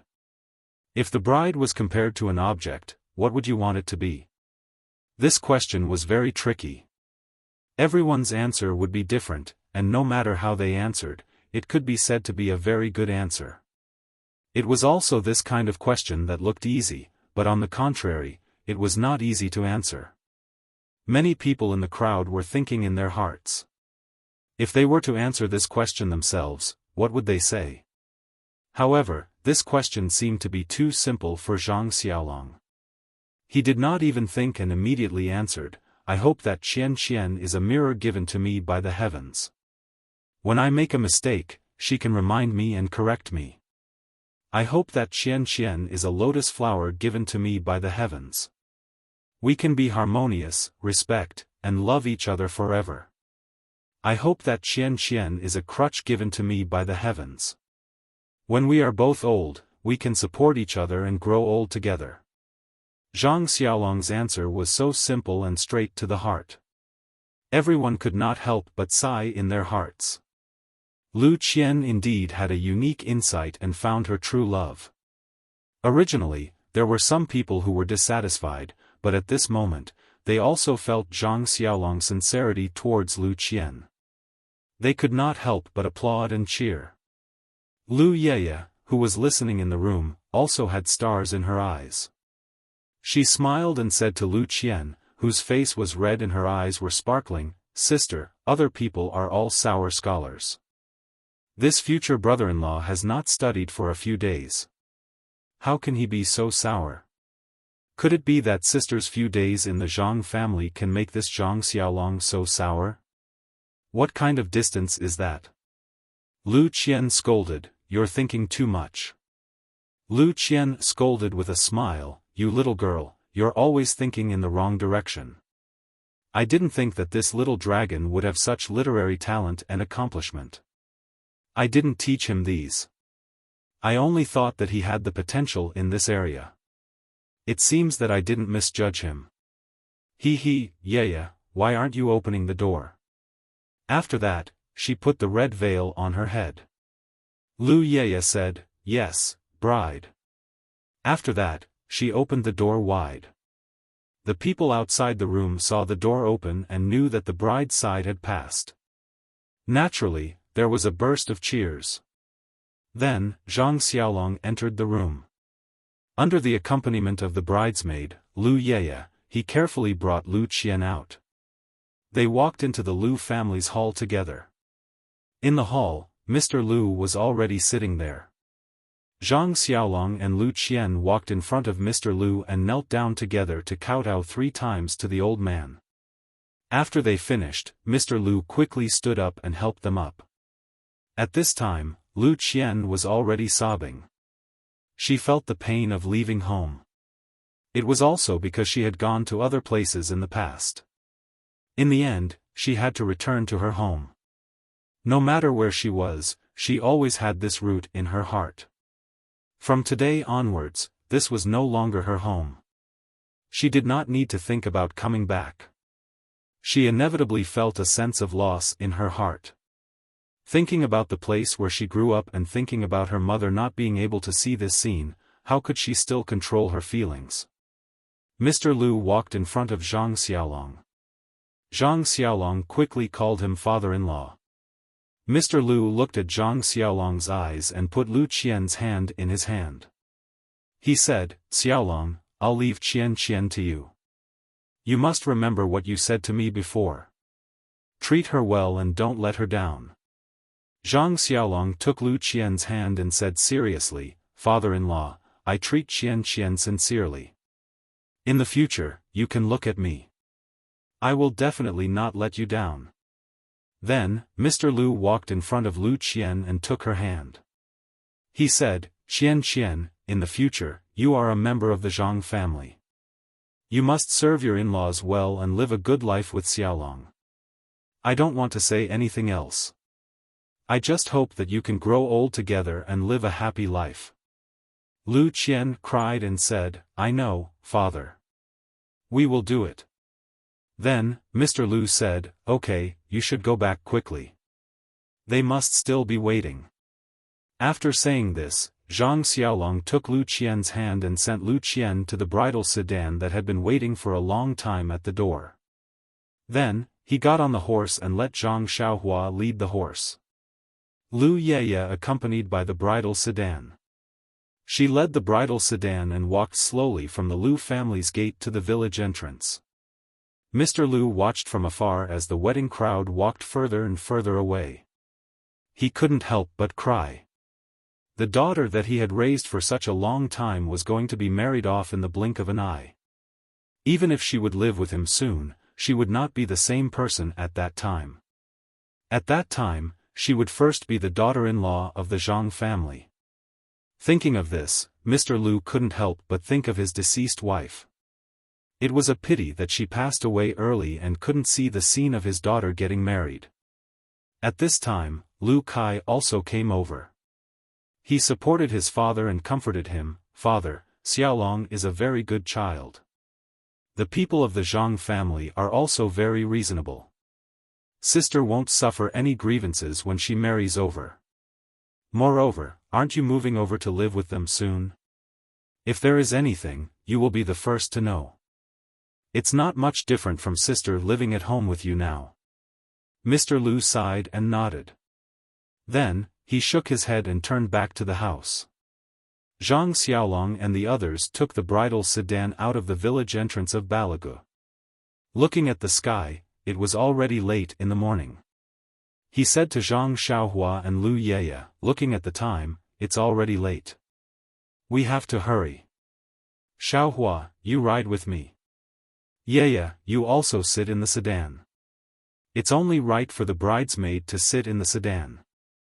The two also followed Zhang Xiaolong's arrangement. One rode a horse and the other sat in the sedan.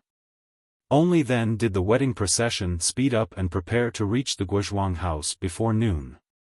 When Zhang Xiaolong and Zhang Xiaohua were dealing with the bride's family, the other people in the wedding procession had already been arranged to eat and drink.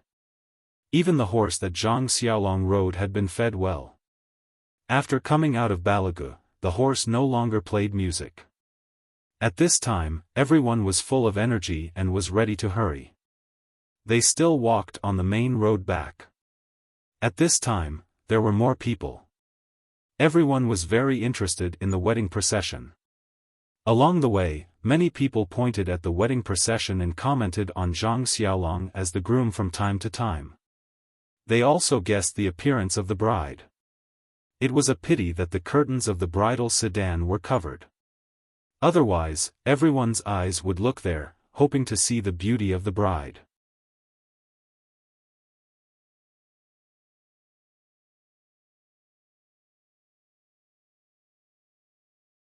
Chapter 53. The wedding procession hastened their journey, and after walking for a while, they arrived at the main road that led to the Guozhuang house. Zhang Xiaolong looked at the sky and said, "It's still early and we're already halfway there. There shouldn't be a problem for us to rush back to the Guozhuang house. Let's rest for a while so that we can rush back in one go." Other than Zhang Xiaolong, Zhang Xiaohua, Lu Qian, and Lu Yeye, the rest of the group were all walking. Putting aside the fact that the sedan bearers were already exhausted from carrying people, the band members were also carrying a few kilograms of heavy instruments. They were also very tired from rushing all the way. When they heard the word "rest," they immediately walked to the side of the road and sat down on the grass. They poured out water from their gourds or leather pouches to quench their thirst. The sedan was carefully carried by the sedan bearers to a big tree by the side of the road, and the sedan bearers walked away to rest. Zhang Xiaolong also dismounted and walked to the side of the sedan with Zhang Xiaohua. Zhang Xiaolong took 2 leather pouches from beside the stirrups and handed one to Zhang Xiaohua for him to drink. He held the other pouch in his hand and walked to the side of the sedan. He said to the person in the sedan, "Qian, you must be thirsty. Do you want to drink some water?" Lu Qian did not speak, but it was the bridesmaid Lu Yeye who spoke first. "Elder sister probably isn't thirsty. She's still reminiscing about the twin lotus flowers on one stalk. Why are you thinking about your bride? Isn't I still in this sedan? Why are you asking me if I'm thirsty?" Zhang Xiaolong and Lu Yeye had only met a few times and had heard from Lu Qian that this cousin of his had a straightforward personality. Now that he saw her mocking him, he did not mind and only said, "Isn't she the elder sister? You're the younger sister. Of course I should ask the elder first." Lu Yeye continued, "Oh, I didn't expect brother-in-law to be so quick-witted. Why didn't I see it before? TSK, elder sister's eyes are really sharp." Then she curled her lips and asked softly, "Elder sister, do you want to drink some water?" Lu Qian's head was still covered with a red veil as she said in a low voice, "I'm not too thirsty, but I still want to drink some to moisten my throat." "If you're thirsty, you can drink first." Lu Yeye said, "All right then, I'll drink it first. I've been busy with your matters since I woke up this morning. I haven't had a single drop of water. Just now, I've talked a lot with them in your room. My mouth is already dry. Wait for me to finish drinking it, then I'll give it to you." After saying that, Lu Yeye lifted the curtain of the bridal sedan chair and walked out. Zhang Xiaolong was standing beside the sedan. When he saw Lu Yeye come out, he quickly handed over the leather bag filled with water. At this time, from the direction of Lu Town, a few people on horses galloped over. The three in front were very handsome horses. The three people on the horses looked very similar. Their faces were charred black, their eyes were squinted, and they had a lecherous look. They were about 40 years old and wore very bright clothes. The four people behind them were ordinary tall horses. The people on the horses were of different height and weight, but they were all dressed in black and had weapons at their waists. Their eyes occasionally wandered around the road, and they seemed to be very careful. These people saw Zhang Xiaolong and his group of people who were listening and resting at the side of the road from afar. They didn't care and hurriedly took a few glances before passing by. Coincidentally, one of the three in front was tilting his head and waving his whip when Lu Yeye came out from the bridal sedan chair. She used her hand to take the leather bag handed to her by Zhang Xiaolong and gave Zhang Xiaolong an angry smile. That Lu Yeye was originally round and smooth, and her eyebrows were delicate. Today, she was Lu Qian's bridesmaid, so she dressed up even more beautifully. Zhang Xiaolong didn't think much of this smile, but the person on the horse had a burst of lewd light in his eyes. He couldn't help but let out a "d" sound. Immediately, he tightened the reins in his hand and gradually slowed down the horse. The two people beside him saw him slow down and immediately turned their heads to ask, "Lao Er, what's wrong?" That person said, "Big brother, something wonderful has come. What do you think of the woman beside the bridal sedan chair?" The boss looked up and couldn't help but smack his lips and say, "Tisk, she's really not bad. Although she's not an outstanding beauty, she's still a pretty girl from a humble family." Another person followed up and said, "Big brother, these past few days in Lu Town, you've been having a lot of fun. These words are used very well." That second brother said, "Big brother, last year you found a beautiful woman in that Xian manor. You obtained both wealth and beauty and had a fat new year. I, your brother, have seen you make her the wife of your stronghold.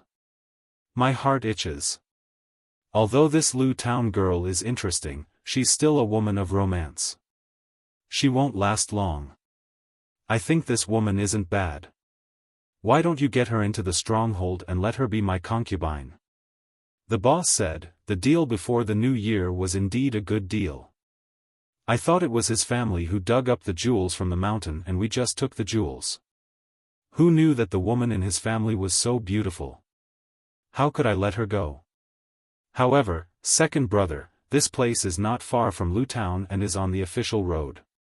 I'm afraid that our actions will attract the attention of the authorities." Another person said, "Big brother, you worry too much.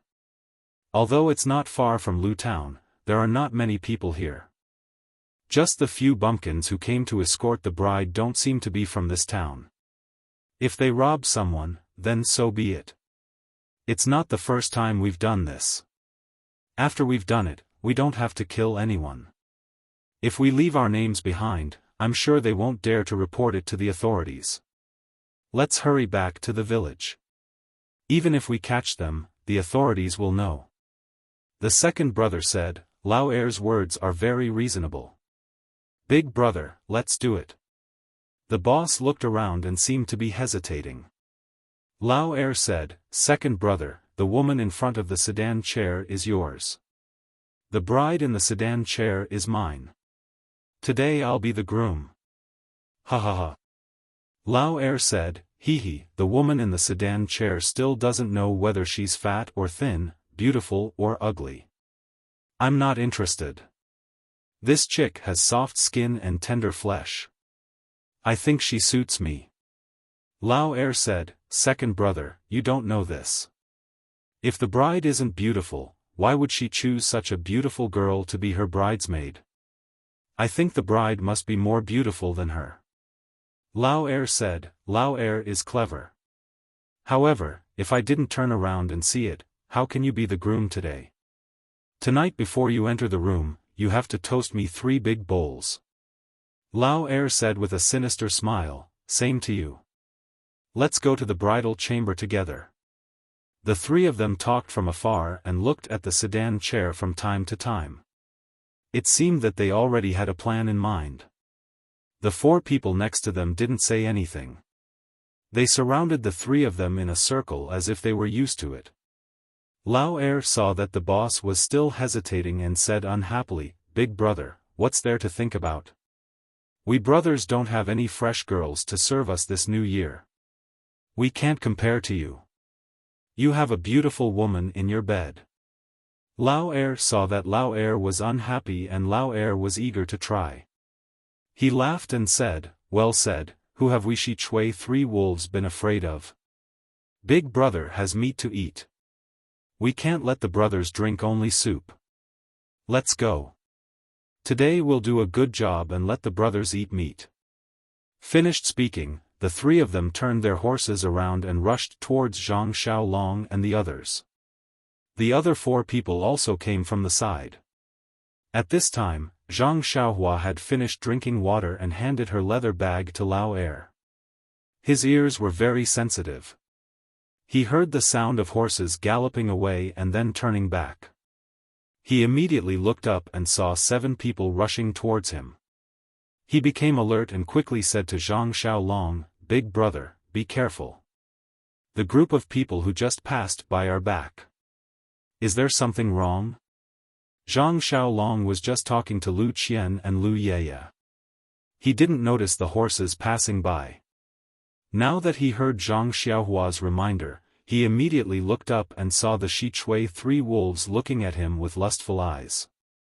He shouted in his heart, Not good. Why did I encounter such a thing again? Just as he was about to have Lu Yeye hide inside the bridal sedan chair, the horses had already arrived in front of him. Zhang Xiaolong frowned and pulled Lu Yeye behind him. He cupped his fists and said, What orders do you have for me? The one who rushed at the front was the second brother of the Shi Chui 3 wolves. He saw Zhang Xiaolong salute but didn't answer. He didn't even slow down the horse. Borrowing the horse's momentum, he lifted his leg and kicked towards Zhang Xiaolong's chest. Although Zhang Xiaolong didn't practice martial arts, he was still a young man. He was agile. He quickly moved sideways and got Lu Yeye out of the way. The second brother's leg kicked below his shoulder. Zhang Xiaolong screamed and his body flew out. He fell on the side of the road far away. A mouthful of blood spurted out from his mouth and he fainted on his back. The water bag was also thrown far away, allowing the water to gush out. Zhang Xiaohua saw that his big brother was injured. He was shocked and wanted to run over. The third brother of the Shi Chui 3 wolves rode a horse and rushed towards him. He raised his hand and whipped. Zhang Xiaohua saw the whip coming and quickly dodged. He raised his hand and wanted to grab the whip. However, he had exhausted all his strength to pull the bow and shoot arrows this morning. At this moment, his arms were still sore and he couldn't use any strength. He watched the whip hit his face and could only tilt his head as much as possible. The whip fell on his shoulder. Zhang Xiaohua also screamed, "Ah," and fell to the ground. The whip on his body was burning hot and he couldn't help but cry. After the second brother and the third brother of the Shichui three wolves succeeded, they didn't stop. Instead, they rushed to the rest of the people resting on the side of the road and raised their whips to hit them. The eldest brother ran to the front of the sedan chair. He didn't move forward. Instead, he tightened the reins and stopped. Seeing the second brother and the third brother running to the others, he said to the other four people around him, "Go and help them." The other four people immediately pulled out their weapons from their waists or horses and outflanked them from different directions. They shouted as they walked, "Shichui Mountain is working here. Those who have nothing to do with it should leave quickly." There were still some people on the road. When they saw these people rushing over and injuring people, they felt strange. There were also some busybodies who stopped to watch the fun. When they heard this, they immediately scattered like birds and animals and fled. The rest of the wedding procession was also very angry when they saw several people on horseback injuring the groom and the best man. They wanted to stand up and pick up the weapons in their hands to win with numbers. However, they didn't expect that the other party had knives and spears. Moreover, they were the bandits of Shichui Mountain. How could they still have the courage? They didn't have time to care about the others. They were all shouting, "Mother and Father." They didn't even want to eat anymore. They threw away everything in their hands and fled in all directions. In the blink of an eye, there were no extra people on the busy road just now. There were only Zhang Xiaolong lying on the ground, Zhang Xiaohua struggling to get up, Lu Yeye who was panicking and didn't know what to do, and the people of Shichui Mountain who succeeded in their plot and were complacent.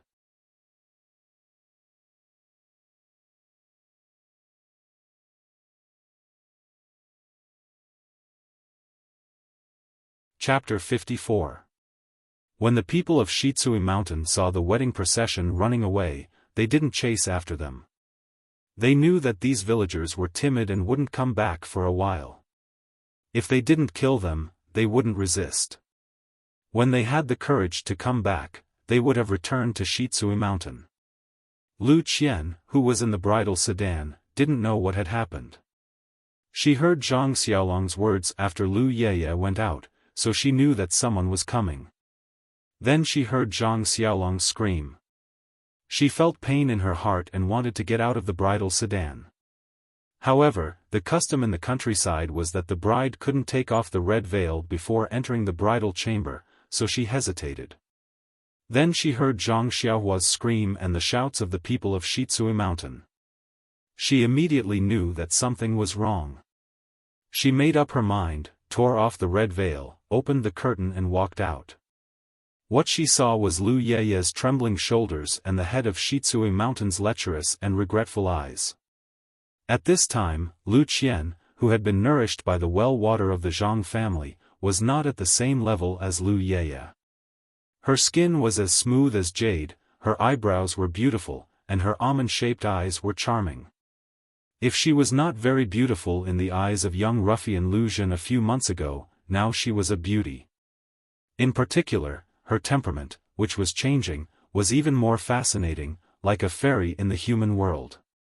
The head of Shichui Mountain couldn't help but feel regretful. This flower was picked by his third brother, who probably wouldn't let go. It was rare for him to take advantage of her. What a pity. Lu Qian didn't pay attention to the head of Shichui Mountain, nor did she comfort Lu Yeye. Instead, she ran to see Zhang Xiaolong, who had fainted. At this time, Zhang Xiaohua also stood up. She endured the burning pain in her body, clenched her teeth, and didn't let her tears fall. She walked step by step towards her eldest brother. At this time, Zhang Xiaohua had no other thoughts. The seed that had been brewing in her heart for a long time had bloomed. She had made up her mind that she would no longer live a life of being at the mercy of others. If she survived today, she would only choose one path in the future, which was to practice martial arts. She would use absolute force to protect herself, her family, and the people in the world who needed to be protected. She would no longer allow others to trample on her dignity and the happiness of her family. At this moment, our Xiaohua had transformed, matured, and found a goal in life. However, the crisis was not over yet, but Zhang Xiaohua no longer cared about this. He knew that no matter how tragic the ending was, time would always pass and the end would come. He would face it bravely even if he lost his life. The people of Shitsui Mountain naturally didn't know that they had added fuel to the fire to promote the development of the martial arts world. At this time, they were arrogantly riding back, ready to snatch the fat meat in their mouths. Lu Qian ran in front of Zhang Xiaolong and knelt down.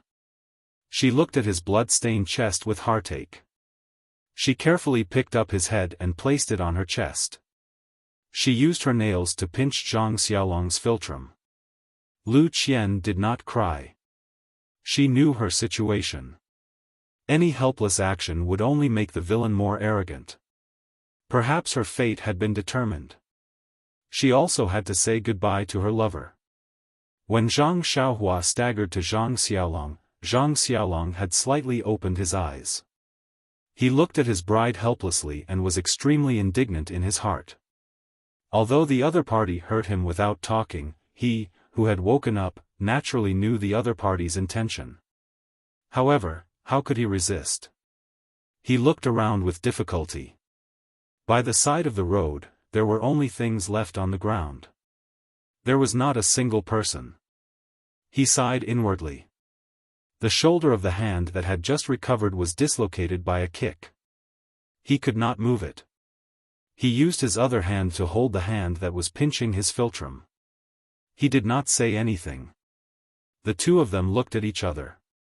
There was only deep love and endless resentment. Zhang Xiaohua looked at his beloved elder brother and his favorite sister-in-law. Such a scene made his heart ache.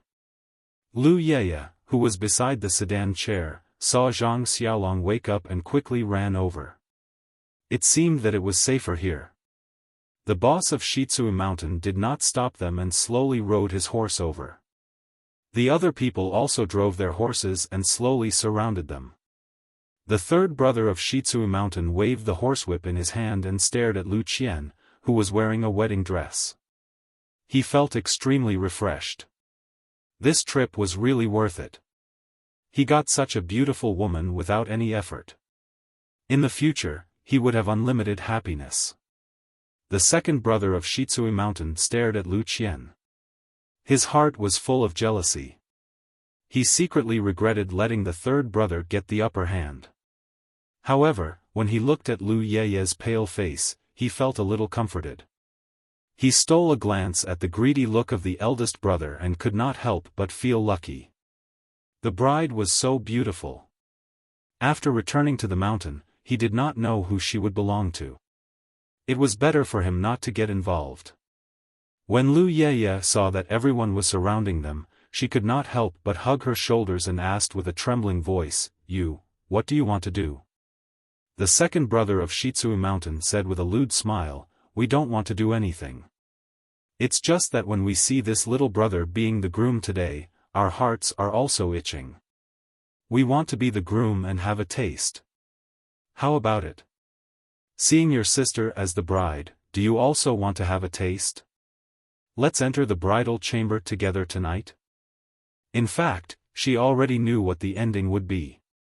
At this time, when she heard the other party's affirmative answer, Lu Yeye was speechless. She just said in fear, you. Lu Qian's face was also as white as paper. She was very scared. But she held her lover's hand in her hand, so she did not tremble. Zhang Xiaolong said weakly, "Heroes, there are countless beauties in Lu Town.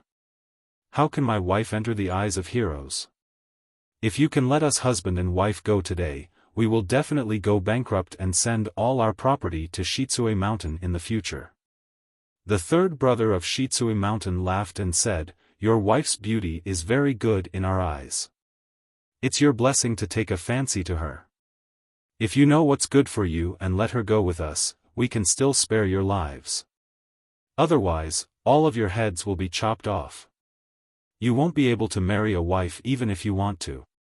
The second brother of Shitsui Mountain also laughed and said, You don't look like a son of a rich family. What gold and silver jewelry can tempt us? It's better to obediently give them away. At this time, from the distance of the main road, another person riding a horse rushed over. The people of Shitsui Mountain heard the sound of horse hooves from afar. They all looked up and saw that it was a person, so they did not care. Only the eldest brother frowned and said, Why are you being so long-winded with them? Take them and leave. From time to time, there will be people passing by on the main road. Don't run into a large group of people. If they don't let go, chop off their heads. The second brother and the third brother heard this and their expressions turned cold. They immediately agreed and jumped off the horse. They each rushed to Lu Yeye and Lu Qian. Seeing the bad guy rushing to the eldest sister-in-law, Zhang Xiaohua immediately blocked in front. The third brother of Shitsui Mountain reached out and grabbed Zhang Xiaohua's neck like lightning. He shook his hand and threw her to the side of the road. Then he reached out and grabbed Lu Qian's hand and pulled her onto the horse. Zhang Xiaolong pulled Lu Qian's hand hard, but he couldn't pull away the third brother of Shitsui Mountain. He watched Lu Qian's hand fall away from his own hand. His hand fell weakly on his chest and touched something hard on his chest. Suddenly, Zhang Xiaolong's eyes lit up. He seemed to think of something. He shouted, Heroes, my family has relatives from Misty School. I have a token here as proof. We are all Jianhu people. Can you give me some face? Misty School? The people of Shitsui Mountain were stunned. The second brother and the third brother let go of their hands. Lu Qian and Lu Yeye quickly returned to Zhang Xiaolong's side. The man riding a horse on the main road just passed by them at this time. He was concentrating on the road and didn't pay attention to the movement on the side of the road. When he heard Misty School, his ears couldn't help but twitch and then he slowed down the horse. However, the people of Shitsui Mountain were focused on Zhang Xiaolong and didn't notice. The eldest brother of Shitsui Mountain jumped down from the horse and walked to Zhang Xiaolong and said, Where is the token? Let me see. Zhang Xiaolong hurriedly used his good hand to take out the token that he accidentally put in his arms with difficulty and handed it over. The eldest brother of Shitsui Mountain carefully took it and looked at both sides carefully. His face was a little gloomy. He then handed it to the second brother and the third brother. The two of them also looked at it very seriously. Then they also handed the token to the eldest brother with a gloomy face. The three of them looked at each other. Their eyes were fierce and they didn't speak anymore. Then, the eldest brother put the token into his arms and said with a sinister smile, What kind of bullshit token is this? The firewood picked up from the pile of firewood dares to be called a token? Do you know what Misty School is? You still dare to say that you have relatives. Forget it, I originally wanted to spare your lives. Now, I'll do you a favor and save some food for your family. I'll send you to the underworld to rest. At this time, Zhang Xiaohua had stood up from the ground and walked to the eldest brother. She gritted her teeth and said, You want to kill us to silence us? The third brother of Shitsui Mountain said with a grim smile, Misty School is far away. If we kill you, who will know that it's us? You'd better tell them in their dreams. After that, he waved his hand and dragged Lu Qian and Lu Yeye over with the second brother of Shitsui Mountain. The other four people held weapons and were about to kill. At this critical moment, a voice came from behind, who said that Misty School is far away? There is an ancient poem that says it well. Far away is close at hand. The people of Shitsui Mountain looked back. It was the person who came from afar. They thought that he had gone far, but unexpectedly, he still stayed on the roadside. They saw that the man was tall and handsome. He was wearing gray clothes and there was a sword hanging on his waist. When the eldest brother of Shitsui Mountain saw the man coming over, he hurriedly stepped forward and saluted. He said, I'm Shitsui Mountain's third wolf. I'm here to do something. May I know your name? The man smiled back and said, I'm Misty School's Lu Yueming. Nice to meet you. I heard that I sent relatives here, so I came to see. Where is the token? Please let me take a look. The eldest brother of Shitsui Mountain said, Xiao Lu is mistaken. How can this person be a relative of your sect? Just now, he took a fake token and wanted to impersonate it, but I put it away. Xiao Lu doesn't need to see it. Lu Yueming still smiled and said, whether it's real or fake, my Misty School has the final say. Please let me take a look. I promise that as long as it's not an ethereal token, I'll leave immediately.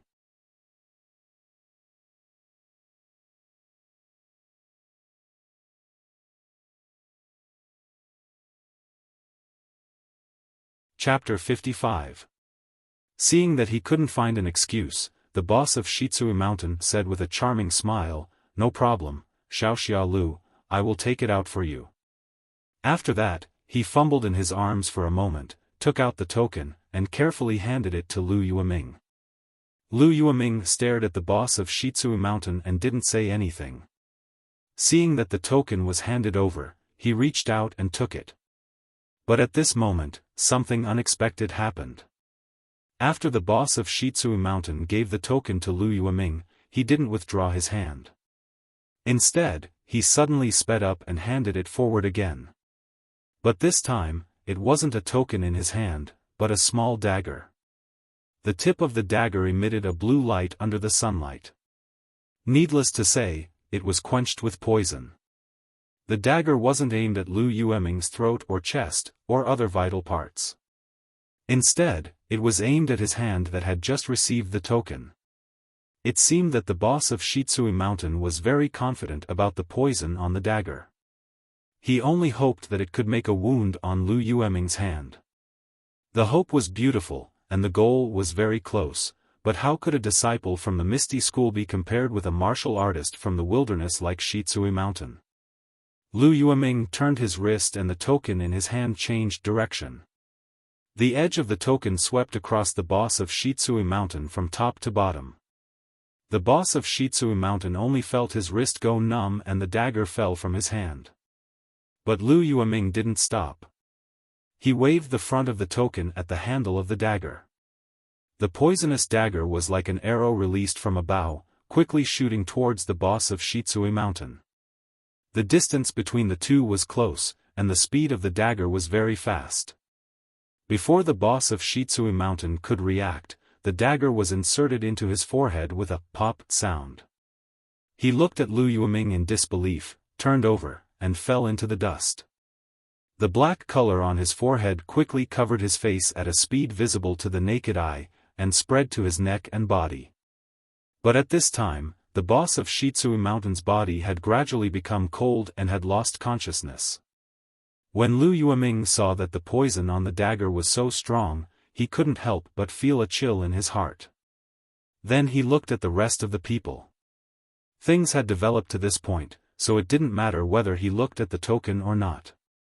In fact, as early as when the boss of Shitsui Mountain reached out to take out the token, the other two wolves also took the opportunity to take their weapons from the back of the horse. They were all padeos. Now that they saw that their boss was killed, they were furious. They shouted at the four guards beside them and rushed forward. Lu Yueming didn't panic when facing the attacks of the two men. He calmly used his body movement to fight. From time to time, he glanced at the other four people who were hesitating whether to attack or not. Those four people were the personal guards of their boss. They had always listened to their boss's orders. Now that they saw that their boss was dead and the opponent was so strong, they naturally wanted to retreat. However, the second and third leaders of the mountain stronghold were still alive. They also asked them to attack, so they hesitated. Lu Yueming saw that the four guards didn't have the intention to attack for the time being. He was overjoyed. Although it wasn't too difficult for him to fight against 7 people with his martial arts, if someone suddenly used the poison just now in the chaos, he would be very scared. Therefore, he no longer moved around. Instead, he pulled out his sword and used the tip of his sword to display the unique skill of the Misty Seven Swords. He strived to defeat the opponent in front of him in a short time. The unique skill of the Misty School was really extraordinary. In just a few moves, he forced the two wolves of Shitsui Mountain to the point that they couldn't fight back.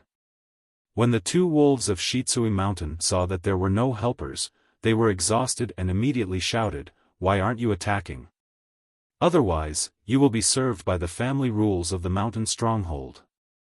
When the four guards heard the family rules, they had no choice but to take their weapons and come forward to help. At this time, they heard Lu Yueming laugh and say, "It's too late to come now." After that, he tightened his sword and the tip of his sword raised the blade of the second wolf of Shitsui Mountain. The long sword rushed forward and the tip of the sword went straight to the second wolf's throat. When the second wolf came to his senses and dodged, it was already too late. The tip of Lu Yueming's sword touched the throat of the second wolf of Shitsui Mountain and then withdrew, leaving only a little red there. The second wolf of Shitsui Mountain looked stunned and fell to the ground. When the third wolf of Shitsui Mountain saw that Lu Yueming's swordsmanship was so exquisite, he couldn't help but feel a chill in his heart. He no longer moved forward and ran away. How could Lu Yueming let him escape? He displayed the misty steps and arrived behind him like a shadow. He raised his hand and stabbed the back of the third wolf of Shitsui Mountain. The sword didn't pierce very deep, just right into the heart. Then, he withdrew his sword and the third wolf also fell to the ground. Lu Yueming looked at the blood on the sword and shook his head. The other four guards didn't want to intervene. When they saw that the three wolves of Shitsui Mountain were killed by Lu Yueming, they immediately threw away their weapons and knelt on the ground. They kept kowtowing and shouting, "Hero, spare our lives." Lu Yueming looked at the four people kneeling and ignored them. Instead, he walked to the front of Zhang Xiaolong and the others and stared at them for a while. Then, he took out the token from his arms and looked at it carefully. His brows wrinkled. Then he asked Zhang Xiaolong, "Which one of you is junior sister Xue's relative?" Zhang Xiaolong looked at Lu Yueming and said with difficulty, "Sorry, Xiao Lu, none of us is heroine Xue's relative." Lu Yueming's brows wrinkled deeper and asked in a cold voice, "Then where did you get this token?" Zhang Xiaohua saw that her brother was having difficulty speaking and Lu Qian and Lu Yeye were still in shock, so she said, "Hero Lu, it's like this." Then she told him in detail what happened in Lu Town during the New Year. After listening, Lu Yueming smiled and asked, "Then you've seen junior sister Xue?" Zhang Xiaohua said, "We've seen heroine Xue, but she was wearing a veil. We didn't see her real face and didn't know that her surname was Xue." Lu Yueming nodded after listening. He knew about Wenhai and Xue Qing's trip to Lu Town that day, but he didn't know about the episode with Zhang Xiaolong and the others. However, according to Zhang Xiaohua's description, it should be true and credible. The Misty School's token had always been strictly managed. Xue Qing was able to leave the token with the intention of being thorough.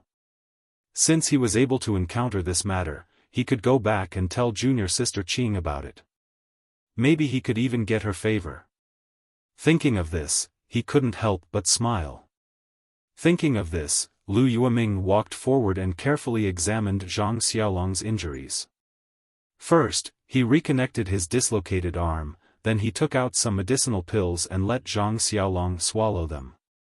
The poor Zhang Xiaolong was injured the last time he saved Lu Qian. This time, before he could marry Lu Qian, he was gloriously injured again.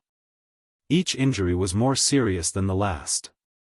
This time, although he didn't injure his muscles and bones, the kick from the horse caused him serious internal injuries. He wouldn't be able to recover without resting for half a year. Of course, Lu Yueming didn't know about the well water, so he could only tell Zhang Xiaolong to rest well for half a year. After taking care of Zhang Xiaolong's matters, Lu Yueming turned his head and looked at the 4 guards kneeling at the side. He seemed to be thinking about how to deal with them. The 4 guards looked at Lu Yueming and knew that this was the moment to decide their fate. They immediately kowtowed again. Some of their foreheads even bled. Zhang Xiaohua couldn't bear to watch from the side. Lu Yueming seemed to see Zhang Xiaohua's eyes. He smiled and asked, "Xiaohua, how do you think we should deal with them?" Zhang Xiaohua saw Hero Lu ask him and his expression was a little uneasy. He whispered, "Since they didn't hurt us or anyone else, I think it's better to let them go." Lu Yueming looked at him with interest and said, "Are you pitiful because they are kowtowing?" Zhang Xiaohua blushed and said, "Yes, looking at them kneeling there and kowtowing non-stop, they are really very pitiful." Lu Yueming put away his smile and said, "Xiaohua, you have to remember. Pitiful people must have a hateful side. Just now, it wasn't that they didn't want to hurt people. First, their fort master didn't give the order to kill people. Second, this is the Great Tao. Killing people will cause a lot of trouble. They probably can't afford to provoke it. If the one being killed now wasn't their fort master but me, do you think they would be so pitiful? Do you think they would spare your lives?" Zhang Xiaohua nodded thoughtfully. Lu Yueming continued, "Do you know what it means to eradicate evil completely? It means to eradicate evil completely. Don't leave a trace of evil behind. If I let them go today, they might come looking for trouble tomorrow. At that time, you will want to cry but have no tears." When the 4 people heard Lu Yueming educate Zhang Xiaohua like this, they all raised their heads and looked at each other. They immediately fled in all directions. How could they be in such a sorry state just now? Lu Yueming looked at Zhang Xiaohua's stunned expression and chuckled. He seemed to have been prepared. First, he picked up the padao of the 2 wolves of Shitsui Mountain. One in each hand, he pulled it out from the left and right. The padao was like a rainbow piercing through the sun. It pierced into the back of the 2 people.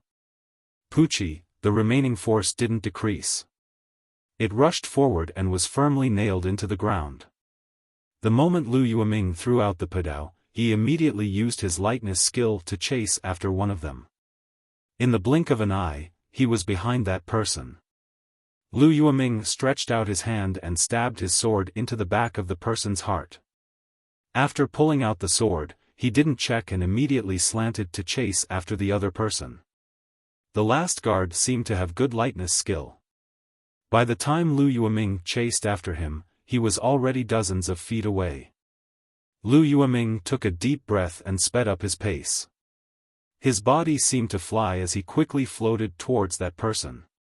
Not long after, he caught up behind him. That person seemed to have felt Lu Yueming's pursuit and shot a hidden weapon at him. Lu Yueming didn't dare to catch it. He used one foot to flip into the air and avoided the hidden weapon. Then, his body stretched out in the air and his sword pierced the top of that person's head. This place was very far away from Zhang Xiaolong and the others, but Zhang Xiaohua still clearly saw the moment the sword pierced the top of that guard's head. After Lu Yueming killed the last guard, he didn't stop. He turned around and returned to the original place. Looking at Zhang Xiaohua's stunned expression, he shook his head. He wiped the bloody sword on the clothes of the dead person and put it back into the scabbard. Lu Yueming walked in front of Zhang Xiaolong and the others who were also stunned. He handed over the Misty School token and said, "You should keep this token. It's hard to guarantee that it will be useful in the future." You're tuning into the Xiaofan's Wuxia Tales YouTube channel. Don't forget to subscribe and join us on this journey to catch the most captivating stories.